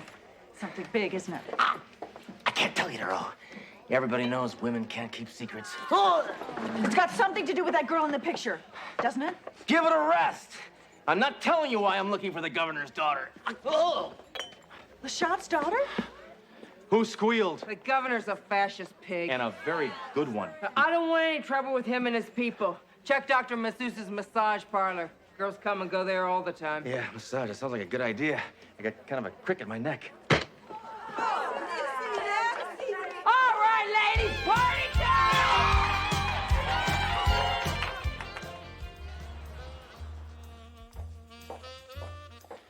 Welcome to Dr. Masseuse's. How can we help you? We're looking for this girl. You seen her? She doesn't work here, but I'm sure we can find somebody to please the both of you. Don't make me puke, lady. We're here on business. We're cops. Cops? Oh my God. Look, I'm just a temp here, and I didn't do it. I swear, don't shoot, okay? I confess, you know, because everybody steals some office supplies. All we want to know is where a young girl like this might go. Okay, it's true. I have a pass. I got some tags off of pillows. I bootlegged a Jane Fonda tape. I'm gonna hang. No. All we want to know is The Great Train Robbery? I did that. The Grinch didn't steal Christmas. I did, Son of Sam. That's me. Sledge. Yeah, I'll just go check the rooms. Jimmy Hoffa, I killed him. Yeah, I'm sure you I did. did. I killed him. And I stuffed him in my gym bag. And Tammy Faye Baker, I did her makeup. Gary Hart, the Democratic Party hates me. Pearl Harbor, I dropped the bomb. My mother, the car, I wrote that. San Francisco earthquake. Need I say more?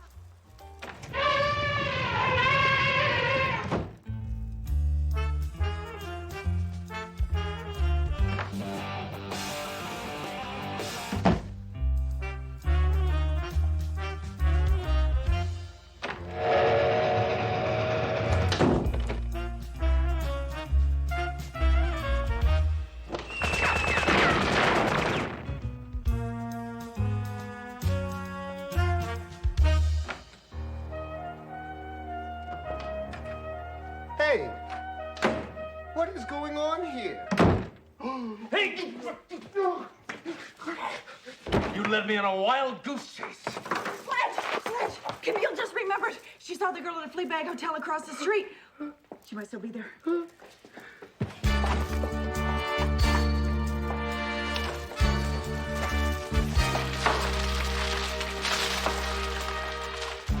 The brink job, mine. Stock market crash, I did that. I gotta contact the governor. Yeah.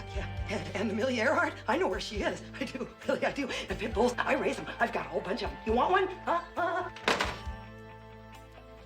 And Kathy Rigby, I pushed her off the beam. And Mary Decker, I tripped her. I did. And Ishtar, it was my idea. This girl was last seen checking into this dump. Here it is, behind the green door suite. And remember, when the sand runs out of the top, it's checkout time. Listen, Greaseball, why are you evading my questions? You know this girl, don't you?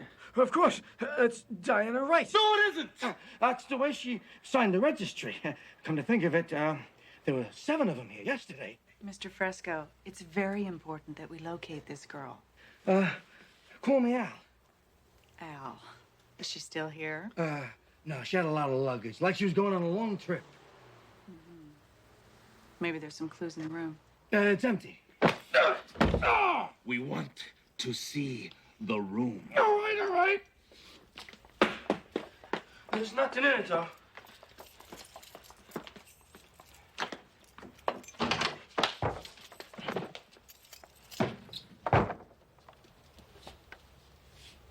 Well, it is clean.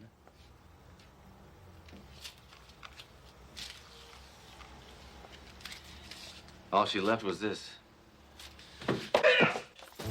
You're hiding something, aren't you, mister? That's it. I'm calling the cops. I'll save you a quarter. We are the cops. Oh.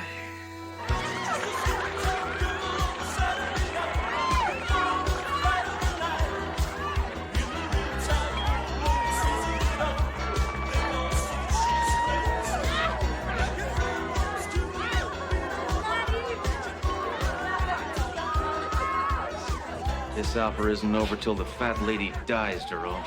I'm not gonna fail the governor. Sledge, it's not your fault the governor's daughter left town. Just accept defeat with a little grace. Hey, grace is for decorators, Duro. I'm a cop. Yo, Godzilla Girdle. You know more than you're telling. Now, where's Governor Lashat's little girl? Back off, Blue Eyes. You got no right to harass me. Hey, this is my right, Zeppelin body. And I got a couple of lefts to back it up. Why don't you get off my back and do your job, Flatfoot? Get that drunk and disorderly doll out of here. She's disturbing the peace. We're gonna have a closer look. Flaky floozies are your problem, sister. Now I'm gonna go over and call the governor and tell him to burn your liquor license if you don't start being more cooperative.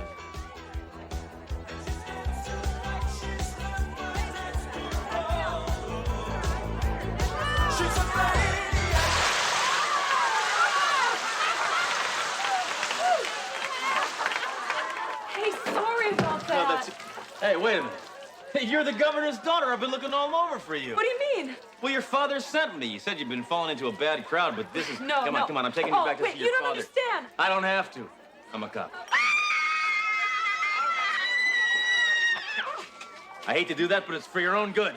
You know, your father really missed you. Yeah, I know. You say that now, but once you get back together, you'll have a chance to work things out, you know. I'm beginning to wonder why he wants her back at all. Hey, that's not our problem, Duro. I'm just glad we found her.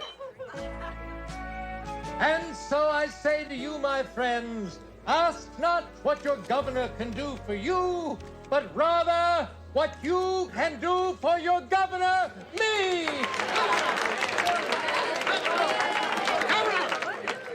Governor, I'm sorry, I couldn't stop. Get her out of here! Governor, we found your daughter. We don't have a daughter. Oh. Well, but he's... Oh, you're the... You mean she... Ah! I want them out of here!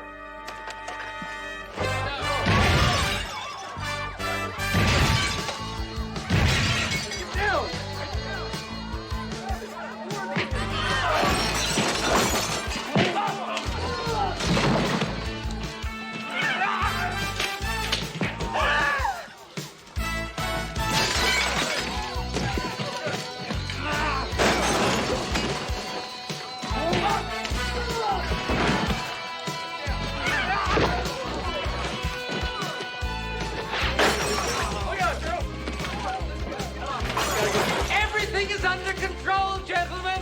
Everything! Told me to find your daughter, not your mistress. I never said I had a daughter, idiot! Idiot!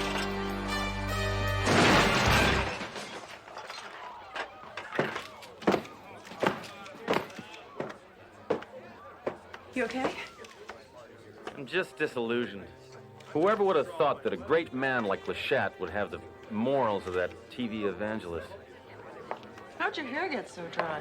Trust me, I know what I'm doing. Well, Hammer, you did it again. No, I'm not happy the way this is turning out. Our country needs a man like that. You a sludge, Sledge. I like that in a politician. It's his replacement that I'm worried about. That pinko, he'll probably encourage women to vote. Come in. Oh. Inspector Hammer, I just want to thank you for exposing Leshat for what he really was. Hey, Leshat was a great backward-thinking man. He just had 7 or 8 fatal moral flaws. What are your plans now, Angel? Well, with all the press coverage, I got a 3-picture deal with Perrymount. Oh, well, I guess they figured that someone in your line of work couldn't afford those high ticket prices, huh? So, I mean, they got her for cheaper with 3-picture for the...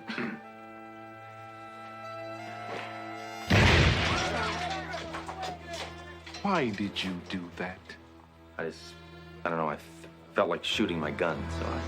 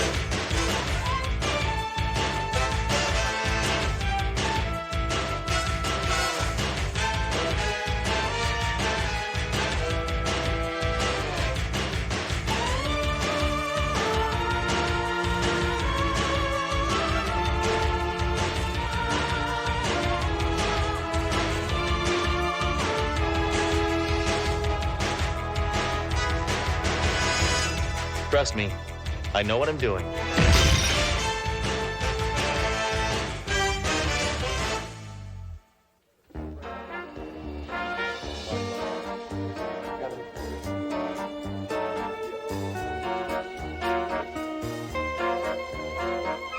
All right, freeze!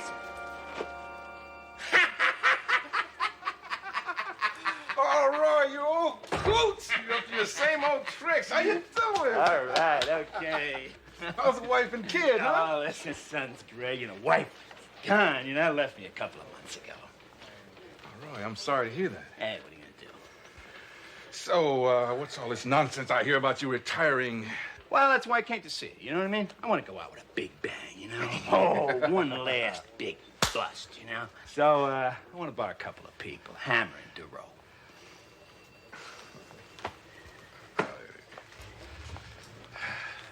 Send in Hammer and Duro. If you borrow a hammer, you really will go out with a bang. Captain. Duro, Hammer, what are you doing with a tire iron? You fixing a tire in the parking lot? No. I was just about to interrogate a suspect downstairs. What? Give me that. What? Give me that. Hey, it's the American way. What? This is an old friend of mine, Roy Talbot. He's in charge of narcotics. He seems to need your help. There's a big drug transaction going down tonight in the Dominic Hotel. This guy's heavy, and it's our only chance to nab him. Now, in the room where the deal is going down, it's right next door to the bridal suite. We can get you into the suite next door so you can videotape the whole transaction. Now, we need you two to pose as newlyweds. Newlyweds? Hey, why don't you just get a guy and a gal from your own gang? Or call Bob Eubanks. There could be leaks in my department. Nobody knows your faces. You'll be believable as newlyweds. It's all right. We'd be happy to help you out. Hey, speak for yourself. Last time I posed as a newlywed was a disaster. When was that? My honeymoon.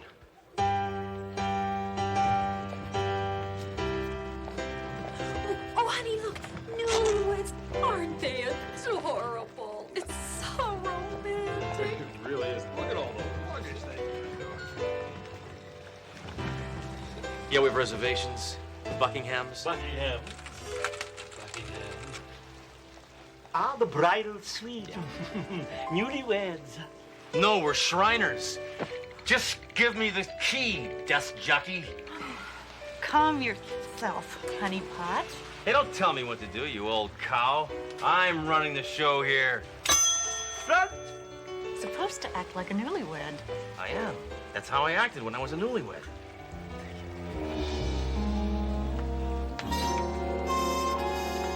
Oh, brother, who decorated this place? Tammy Baker? And what is this, a bed or a jumbo box of chocolates? Hammer, this is a honeymoon suite. People who come here are in love. Ah. Hearts represent love. Thoreau, the heart isn't a wimp. It's a muscle. And it doesn't have time for love. It's too busy pumping blood. Very romantic. You know, I happen to believe in love and marriage. Goes together like a horse and carrot. Oh, gag me with a nightstick, Thoreau. You know what marriage is? It's driving the wrong way down a one-way street and having a head-on collision with a dump truck called your wife. Now, what's this? It's a tripod. It supports a camera. Right. I knew that.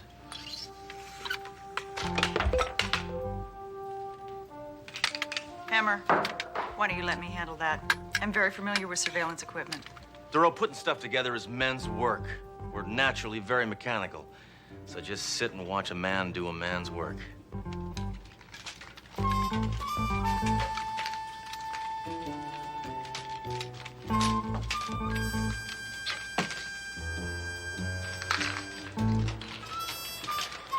You're just gonna sit and watch, or you're gonna give us some help here? Okay, Sledge. Almost finished with these connections. Why don't you drill a hole in that wall? No problem. Making holes is what I'm good at. No! Sledge! Don't do that. There's a drill in the suitcase. Use that. I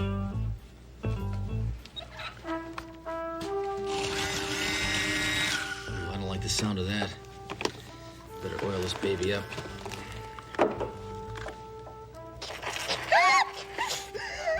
Sledge! Oops, I'm sorry. The department rented this gown. It retails for $5,000. You're kidding. It's got a big oil stain on it. I'm gonna have to take this off before it sets. I guess I'll have to drill this hole myself. Who is it? Complimentary champagne. What kind of name is that? Congratulations! On behalf of the hotel, may I present you with your complimentary champagne? No, you got the wrong room, bub. We didn't order anything. Sir, it's complimentary. That means it's free. Yeah. Well, I can't afford it, so make like the wind and blow, huh? What's with all this video equipment? What? Oh, that. Oh, that. Oh, that's just, it's a wedding present. This is all the luggage you brought? Yeah. Well, we left a lot of microwaves and toasters at home, you know. Why is this camera all set up? Well, because. Because why? Because we're making honeymoon tapes for the family. Sledge, the state is Hi, honey. I was just explaining to the bellhop here how we're using the video camera to record our honeymoon for the folks back home, right? Right. So, okay, let's just say hello to Uncle Bosco.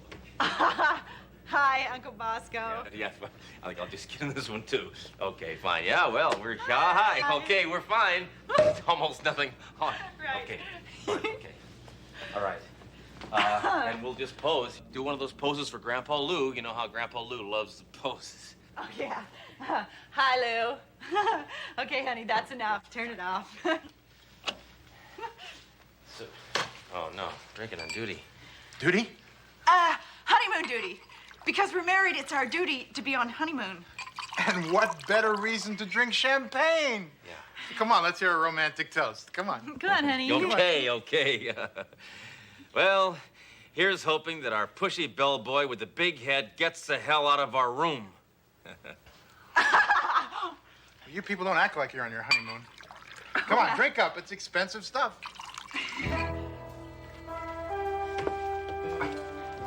Well, I guess I've overstayed my welcome. You've never been welcome. Get out. What, no tip? Yeah, don't swim in shark-infested waters. Drink, enjoy. I'll put the do not disturb sign out for you.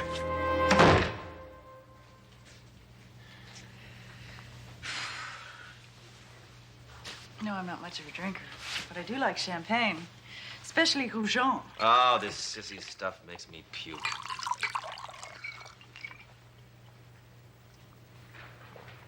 But sometimes I like to puke.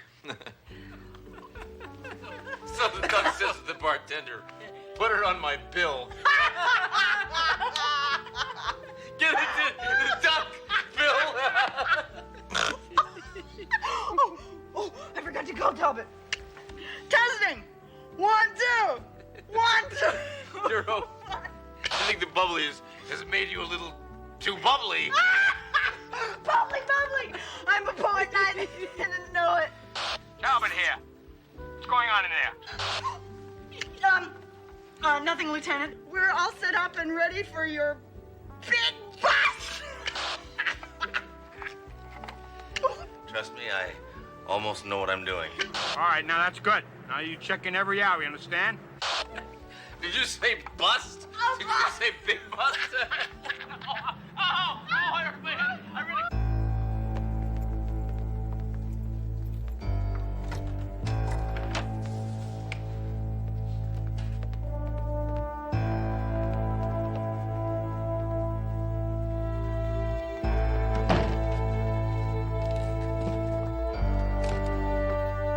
Holy moly. This maggot's got more snow than the Winter Olympics. We get this all on tape? Yep, it's recording. Wow. Let me see. Well, hey, come on, I'm watching. Let me see. You camera hog. Wow. Wow, they must have 12 kilos in there.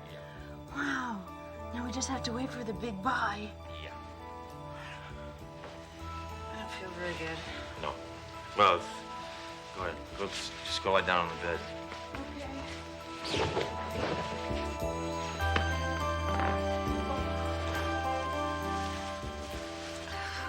I just started the old magic fingers there.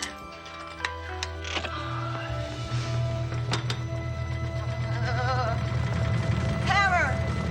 What is happening? I think this heart is beating.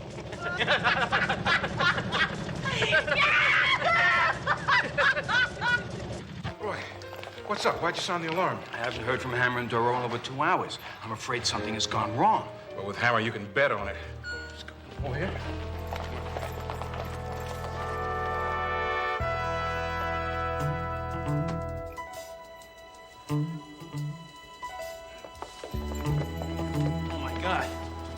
drugs are gone, too.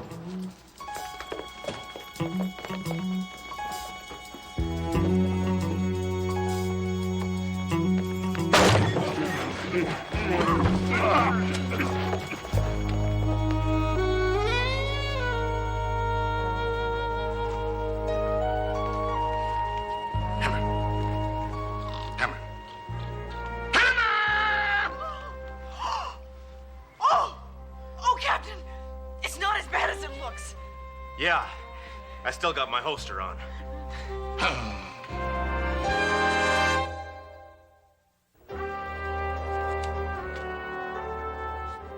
Hammer, this is an embarrassment to the entire department. You're telling me? Look how they misspelled my name. Bammer? Do I look like a bammer? Yes! You two perverts are gonna pay for this. I'm gonna demand an interdepartmental inquiry, and I guarantee you'll be kicked right off the force. But I swear we didn't do anything. Mm-hmm. No. At least we don't think we did anything. Did we? Wait a minute. No matter what happened to us, we still have the tape of the drug transaction and murder. Ah, yes. Tape. Yeah. Why don't we just go and look at this tape?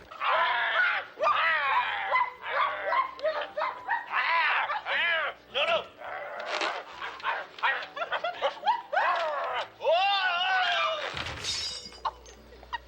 Get back to work, you perverts! Move it! Get out of there, Mayjoy, now! You erase this part. Erase? I barely know how to record.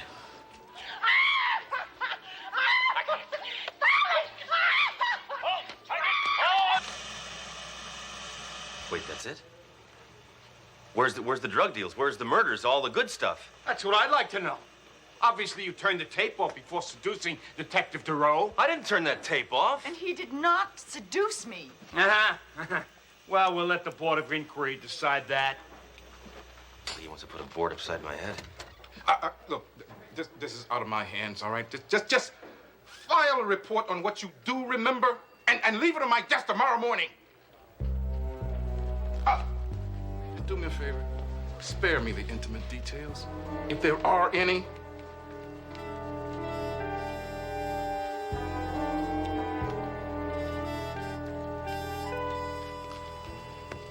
Then what happened? Hammer? I don't know. Just put down that we drank too much champagne and then passed out in bed together. I don't think putting that in the report is exactly going to place us in the best light. Well, we're already totally in the dark. Just put down whatever you want to. My head feels like the Goodyear blimp. I'm gonna go home and hit the hay. What about the report? You do it. And if you need help remembering something I can't remember, forget to call me. Thanks. Great.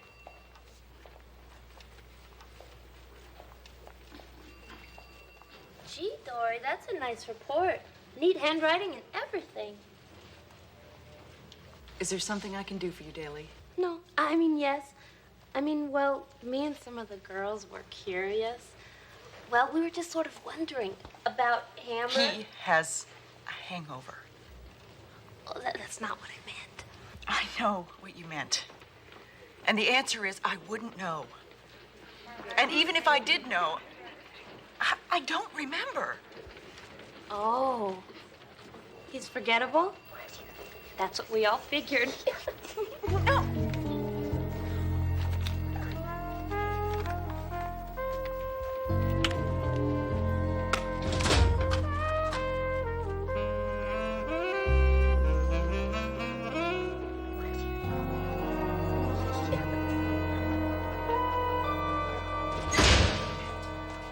I gotta hand it to you, Inspector.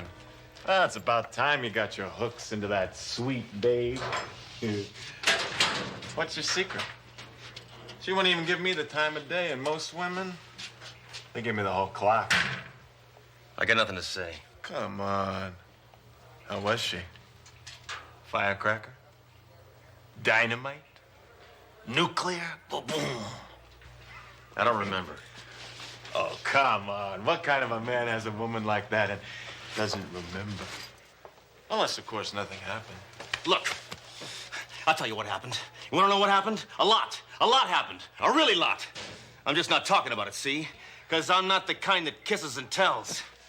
I'm the type that kills and tells. What do you mean a lot happened? Duro, please, can we discuss this some other time? We're talking man talk here. Why aren't you telling the truth? Because you don't do that with man talk. Someone put this in my desk. You're kidding. How come I didn't get a present? Why don't you model it for the rest of us, Duro? I'm sure Hammer's already seen it. Prepare for a high heel in the nose, Woodfin. No, come on, Duro. Please. Violence never solved anything. What? What am I saying? Violence solves everything, except this. So trust me, I can solve this with more man talk. You can fix this with more lies. You're all a bunch of idiots. Out of the way.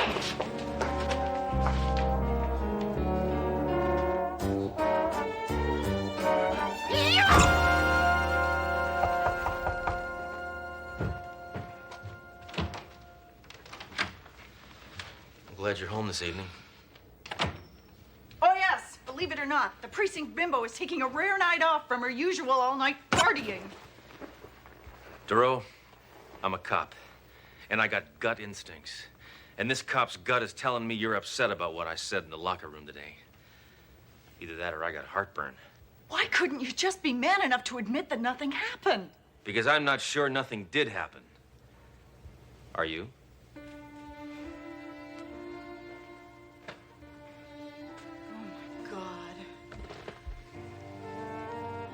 God.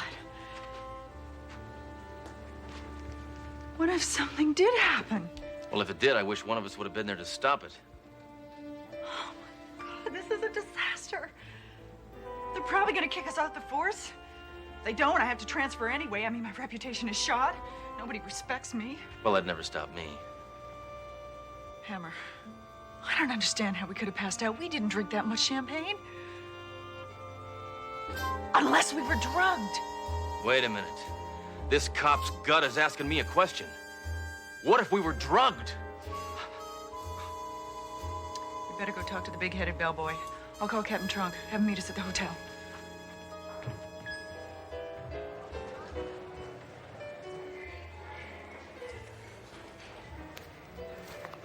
You two are grasping at straws. Well, Captain, straws are all we have. The inquiry's tomorrow. We're just trying to save our badges. Where's the big-headed bellboy? What big-headed bellboy? You know, the one with the big head and no lips and thick glasses? The one that gave us the complimentary champagne. We don't have any big-headed bellboys. And we don't give complimentary champagne. We don't even give compliments.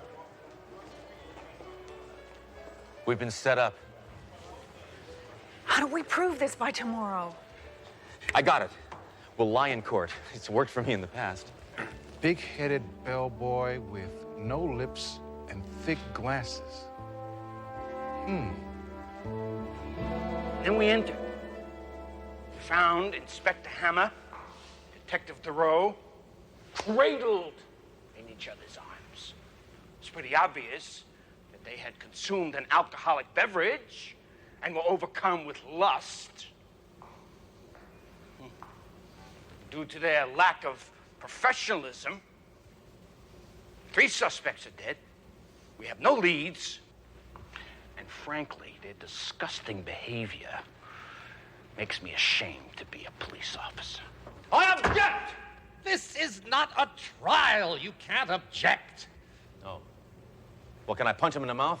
Inspector Hammer, Detective Doro, these are very serious charges. Do you have anything to say in your defense? Well, I do. Hammer, what is this? Trust me, I know what I'm doing. Now, gentlemen, I'm going to admit something to you this morning, something that I hesitate to admit even to myself. I do not know, really, what happened in that hotel room that evening. It's a question I have pondered, a question that has laid heavy with me in the dark, in my room. But I am positive that nothing unethical or immoral occurred between us because she would not have allowed it to happen. Because Detective Duro is a professional. So if you're gonna blame somebody for this, blame me.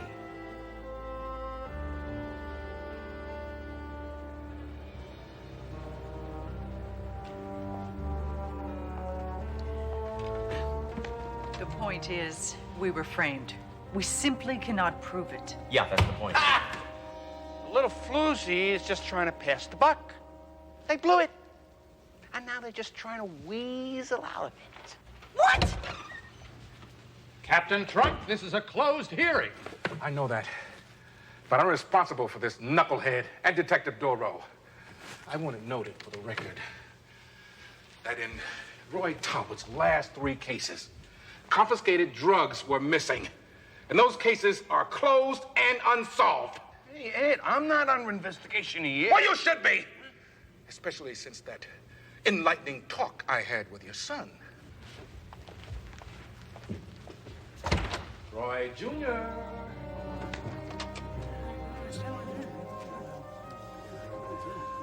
What the hell are you doing here? I'm sorry, Dad. You never told me you were gonna kill anybody. I was the one who drugged your champagne. I turned off the tape machine. I set up that whole scene in your hotel room. Like father, like scum. Wait a minute, you undressed me? Hammer! Why'd you do it, Roy, huh? Why? Who can live on a police pension? Day after day, I see these drug-pushing sleazebags living like royalty. And here I am, the good guy, living like a pauper. And I didn't do it just for myself. No, I did it for my wife. So I could just give her something I could never afford to give her before. What's that? Her alimony.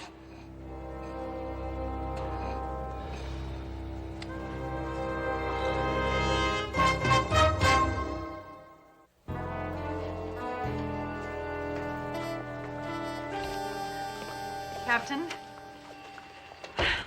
we just wanted to thank you for saving our careers. Champagne.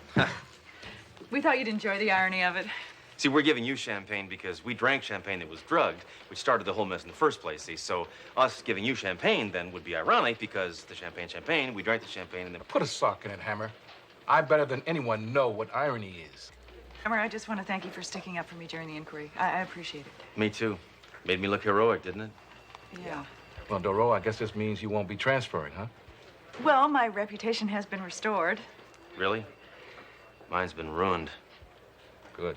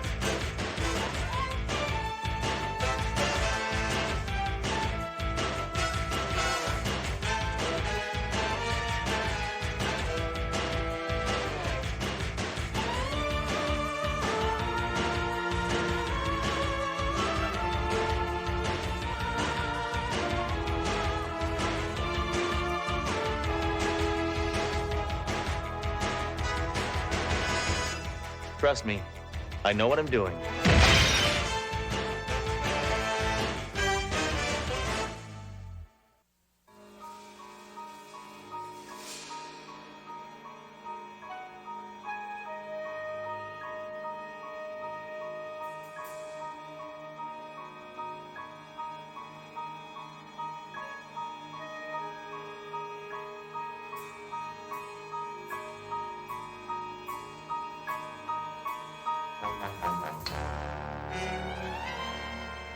All right, Vermin.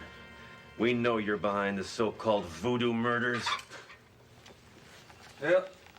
Here you go, Inspector. Okay. Good as new. Well, thank you, Mayjoy. Hey, man, I don't say nothing more until my lawyer gets here. Oh, yeah? Is that right, Mr. Tober, we found this doll in the victim's apartment, and it resembles you. Hey, I will handle this, Duro, all right? That doll's got nothing to do with the murders this mutant meatloaf has committed. Besides, that voodoo stuff, it's all malarkey. Please be careful with that. I want my lawyer now. Come on, stop dancing. Now, how did you murder those people while they were in a locked room, huh? Sledge. What? He's allowed to have his lawyer here by law. Hey, no geek in a three-piece suit is gonna let this cretin go. Lawyers are nothing but parasites who prey on the wallets of creeps like this. Is that so, friend? Yeah, that's Scott. Scott Grable, how you doing? How are you? You know this fascist? Hey, shut up, Earthworm, or I'll deck you. So, what's with this getup here? What, did you join the Billionaire Boys Club? I'm a lawyer now, Sledge. Wayne State, class of 73. Yeah, well, here's your client. State Penn, class of 97. Duro, this is Scott Grable. You've heard me talk about my little friend from high school. No, not really. Oh, well, you know I never talk about my friends.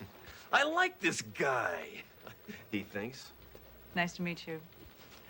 Well, since we're all friends here, I guess I'll be able to watch Carson tonight after all. Why don't you let me hold the doll? So, how long you been in town? A couple of months. Oh, how come you didn't call me? Too busy, huh? Tell you what, why don't we go have a drink and talk over old times? I'll have a drink. You're not going anywhere, felon. Yes, he is.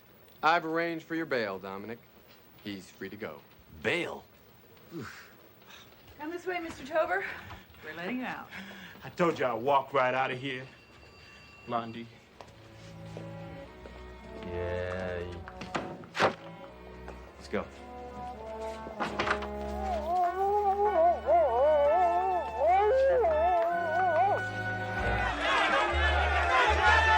Scott stayed up all night and helped me with my biology final. He really saved my neck. But Sledge returns the favor by getting the local gang to return the steering wheel to my dad's car. Yeah, well, okay. We were always there for each other, huh? Yep, you guys sound like you're quite a team. Yeah, brains and brawn. Yeah, that's how they describe us, too.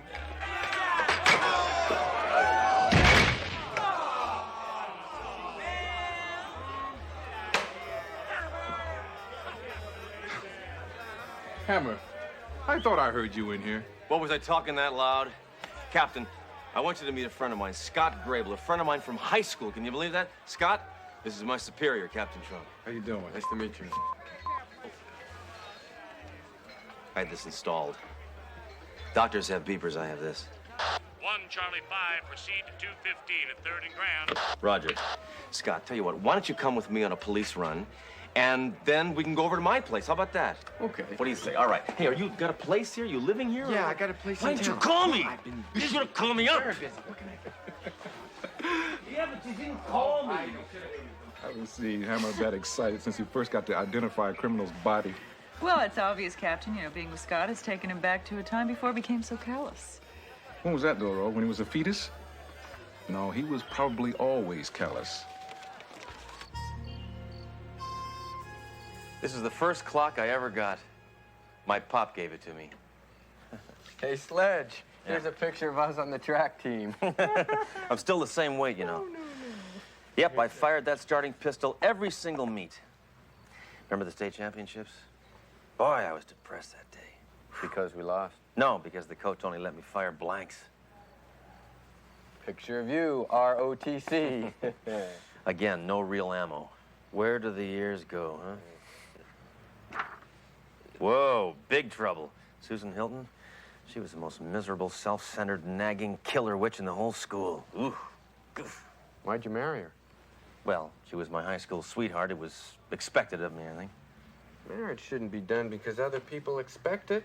Marriage should be done by two people who are in love with each other, want to make their lives complete. Being a lawyer has put a blindfold on your brain, old buddy. Some things are made in heaven, but marriage is made in hell. Well, I hope you're wrong, because I'm getting married. What? getting married. You're kidding. To a wonderful lady that I'm in love with very much, and I want you to be happy for me. Well, happy? I'm happy. Sure, I'm happy. I'm happier than the day they legalized hollow point bullets. Great. Great. Good. Well, when do I get to meet your future battle axe? Well, I don't know. How about tomorrow night? I'll bring Duro along and we can make it a real party. I guess so. Gotta go, Sledge. Oh, really? Well, that's too bad. I guess you have an early morning in court there, huh? Yeah. Yeah. Good. Well, sure was great seeing you. Even though we are on opposite sides of the law. Sledge, I'm a lawyer, not an axe murderer. Whatever. Anyway, really, it was really, it really was, to see it was, really. Nice, Sledge? Yeah, nice. That's, I have trouble with that word. Okay. So, don't get mugged. Okay. Go on, buddy. He is a great guy, isn't he? So, has Sledgehammer changed his opinion about lawyers? Has he dropped his stereotypical prejudices? Maybe a changing world, Duro, but I haven't changed one bit. I hate all lawyers. What do they do? They don't do anything. They don't grow anything. They don't make anything. All they do is make trouble. Your friend's a lawyer. You respect him. Put a sock in it, Duro. I'm not going to listen to your psychological bunk. Just grow up. You know, Sledge, it's obvious. Your relationship with a man whose values I'm are not gonna listen to diametrically this. I'm not opposed to listening to yours this. are going to rub off on you. 1 Charlie 5, proceed to 215 at 3rd and Grand. 10-4.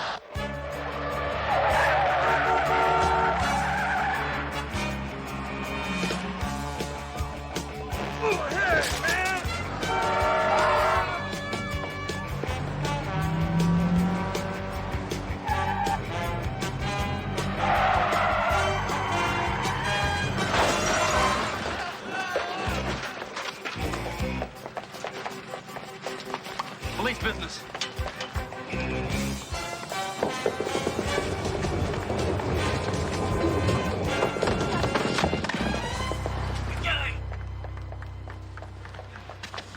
All right, Furman. That was a strike. And I'm gonna see to it that you rot in jail. That is, unless you get a good lawyer. And here's a very good one. Scott Grable. Oh, man, I know Grable. No, I was robbing the store so I can pay his fee. Now take me down so he can bail me out.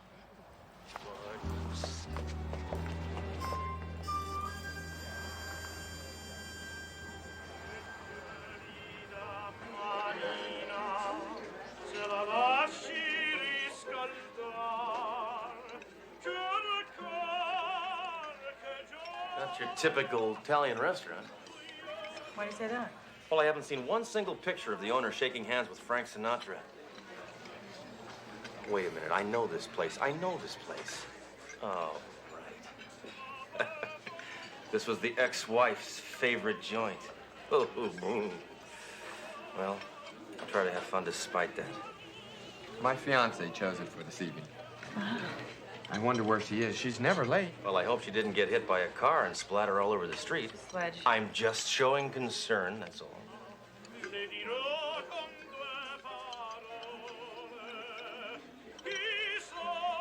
Tell me, how long have you known your future bride? Actually, that's quite an interesting story. We knew each other as teenagers. What is going on? Dory, this is my lady. That's no lady. That's my ex-wife. Your ex-wife? His ex-wife. Excuse me, I'm gonna go talk to him. Sledge? I thought running out was what brain-dead commies did. We got nothing to say to each other, dragon lady. You suckered my best friend into marrying you, and it makes me want to throw up. So how have you been? You look tired, Sledge. Too many all-night stakeouts, too much coffee, too much violence, too little affection. Hey, the same old Susie Q, huh? Trying to make my hard edges soft. Not soft, Sledge. Human. You've heard of human, haven't you? It means warm, tender. You just described a good steak. Now beat it, will you? Let's let the past be the past. We were lousy as man and wife, but maybe we can be pretty good as friends. If you're willing to be mature. Think about it. Mature, huh? that mature.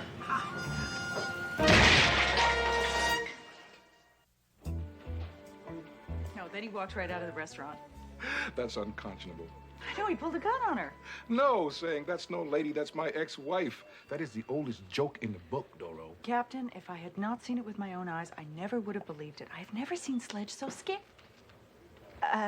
So anyway, Major is looking for the files now. No, don't try to hide it, Duro. I knew you'd be in here blabbing. And you. She's a woman. It's her nature to gossip. But you, Captain, I'm shocked. Hammer, we're concerned about you. Well, nothing personal, but my personal life is personal, comprehendo? Do I probe into your private life? Do I talk behind your back? Do I go rummaging around in your desk? All the time. Well, I was probably on a case. Hammer, why are you so angry? No more ex-wife, no more alimony. You should be celebrating. Celebrating? Now, why didn't I think of that? Oh, that's right, because I don't feel like celebrating! Sledge, your ex-wife is marrying your best friend. I mean, it could be worse. She could be marrying Peter Holmes. Excuse me, Inspector, but I thought you'd like to know the suspect you just brought in is being released to his lawyer. I just changed my mind. I do want to celebrate.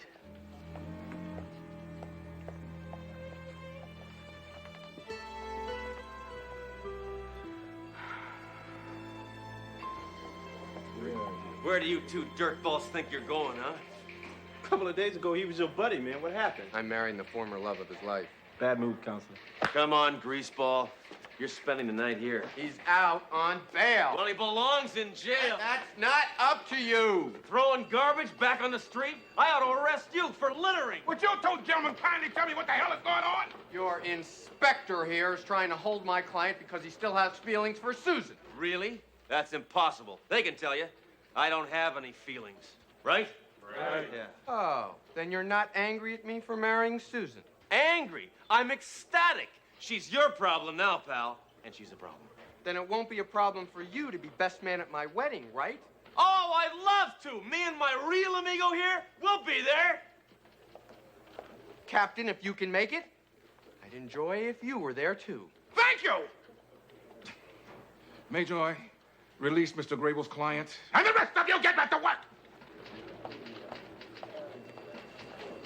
Just put your John Hancock down there, and Mr. Tauber will be a free man.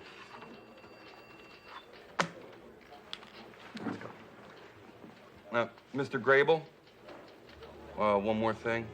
What's that? Can I come to your stag party, too? Sure, Major. Party? Don't ask.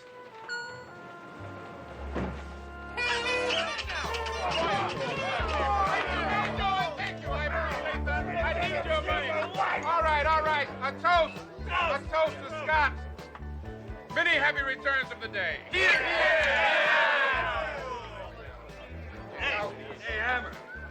Just because there's hotshot, good-looking lawyers marrying your ex-wife doesn't mean you can't have a good time at his stag party. I'm having a great time, Major. Oh, yeah, I can see that. I guess it was just the beer talking. All right, here we go. Come on.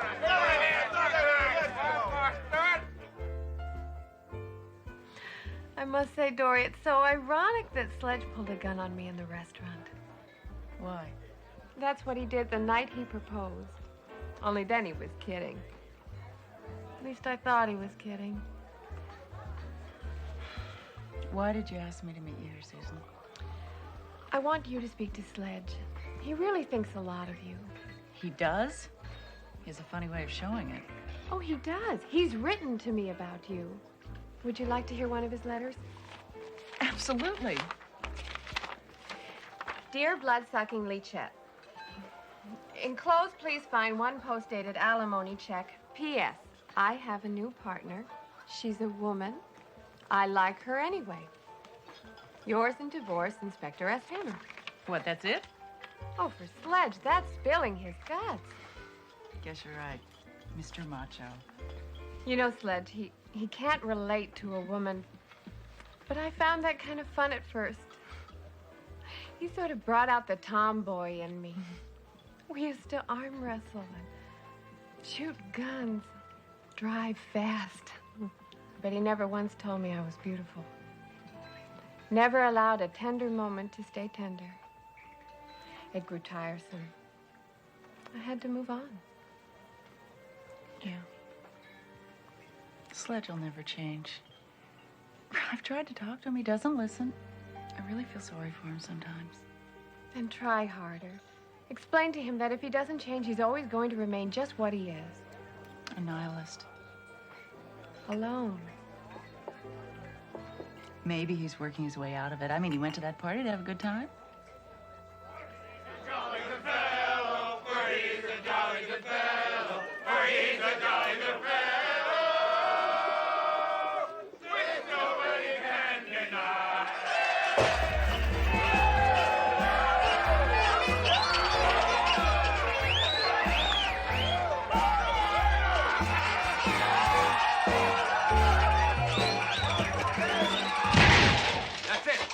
Enough degradation. Hammer, what the hell are you doing? I'm taking this party downtown, Captain. You're all under arrest. Yeah? What's your charges? Ugh! Air pollution, for one, and indecent exposure. Hammer, you're not taking anyone in. You're resisting arrest, shyster. Hammer, this time you've gone too far. I forbid you to arrest anyone in this room. That's obstruction to justice, Captain. Now, everybody, hands on your heads. Let's go. Come on, come on, come on, come on, come on. Move it. Move it, move it, move it, move it, move it. All right, I'm required by law to read you your rights under the Constitution. You have the right to God, don't help me with this. You have the right to remain. You have the right to remain. If you want a lawyer, you have the right to a dime. The phones take a quarter. Whatever I can get out of you, I'll use against you. Well, I guess that pretty much covers it. Hammer, I am your superior, right? I am in charge. You work for me. How dare you arrest me? Now, you know I can't play favorites, sir. How would that reflect on me? And why didn't you call for a paddy wagon? You made us walk down the middle of the sidewalk. When I get through with you, No! I want first crack at him. Be my guest. So you feel like a big man now, do you?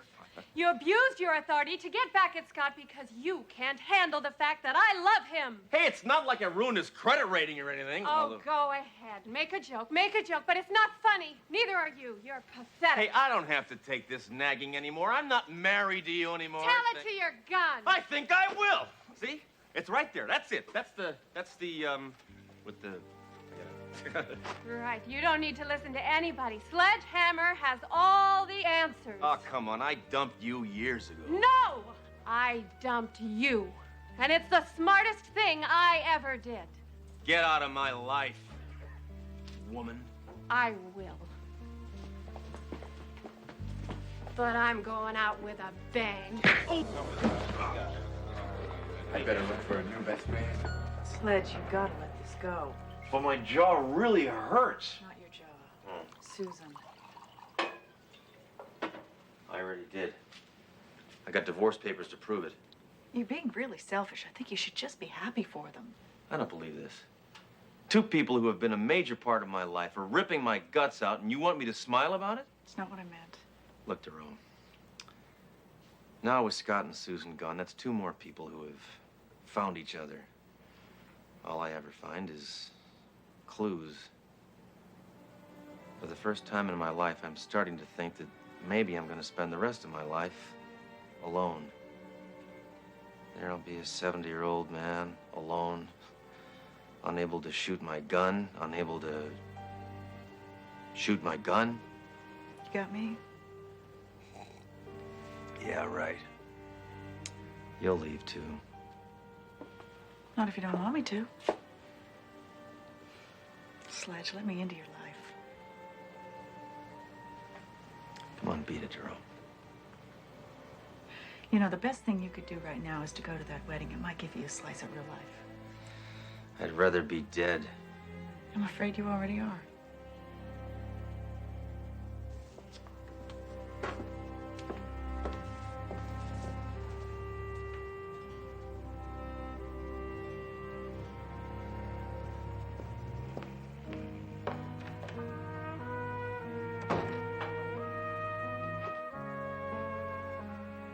amigo. It's just you and me, huh? You'll never leave me. You're all I got.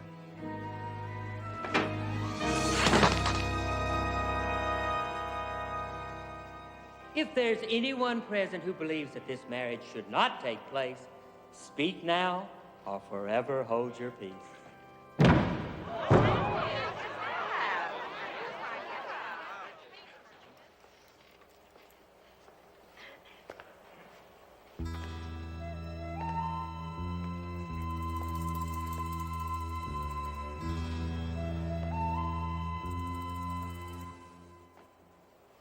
Get on with it.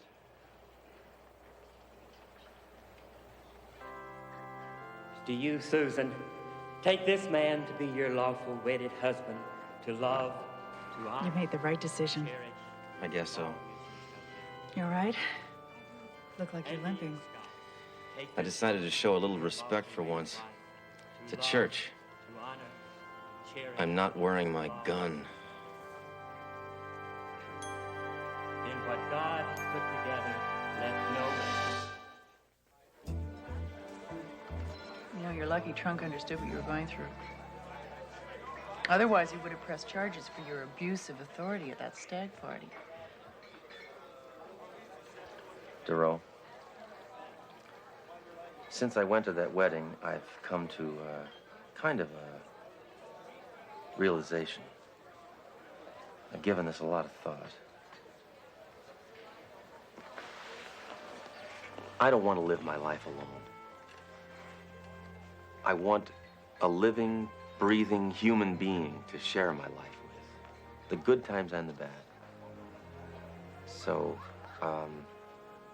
this isn't an easy thing for me to ask, so I'm just gonna go ahead and say it. Will you marry me?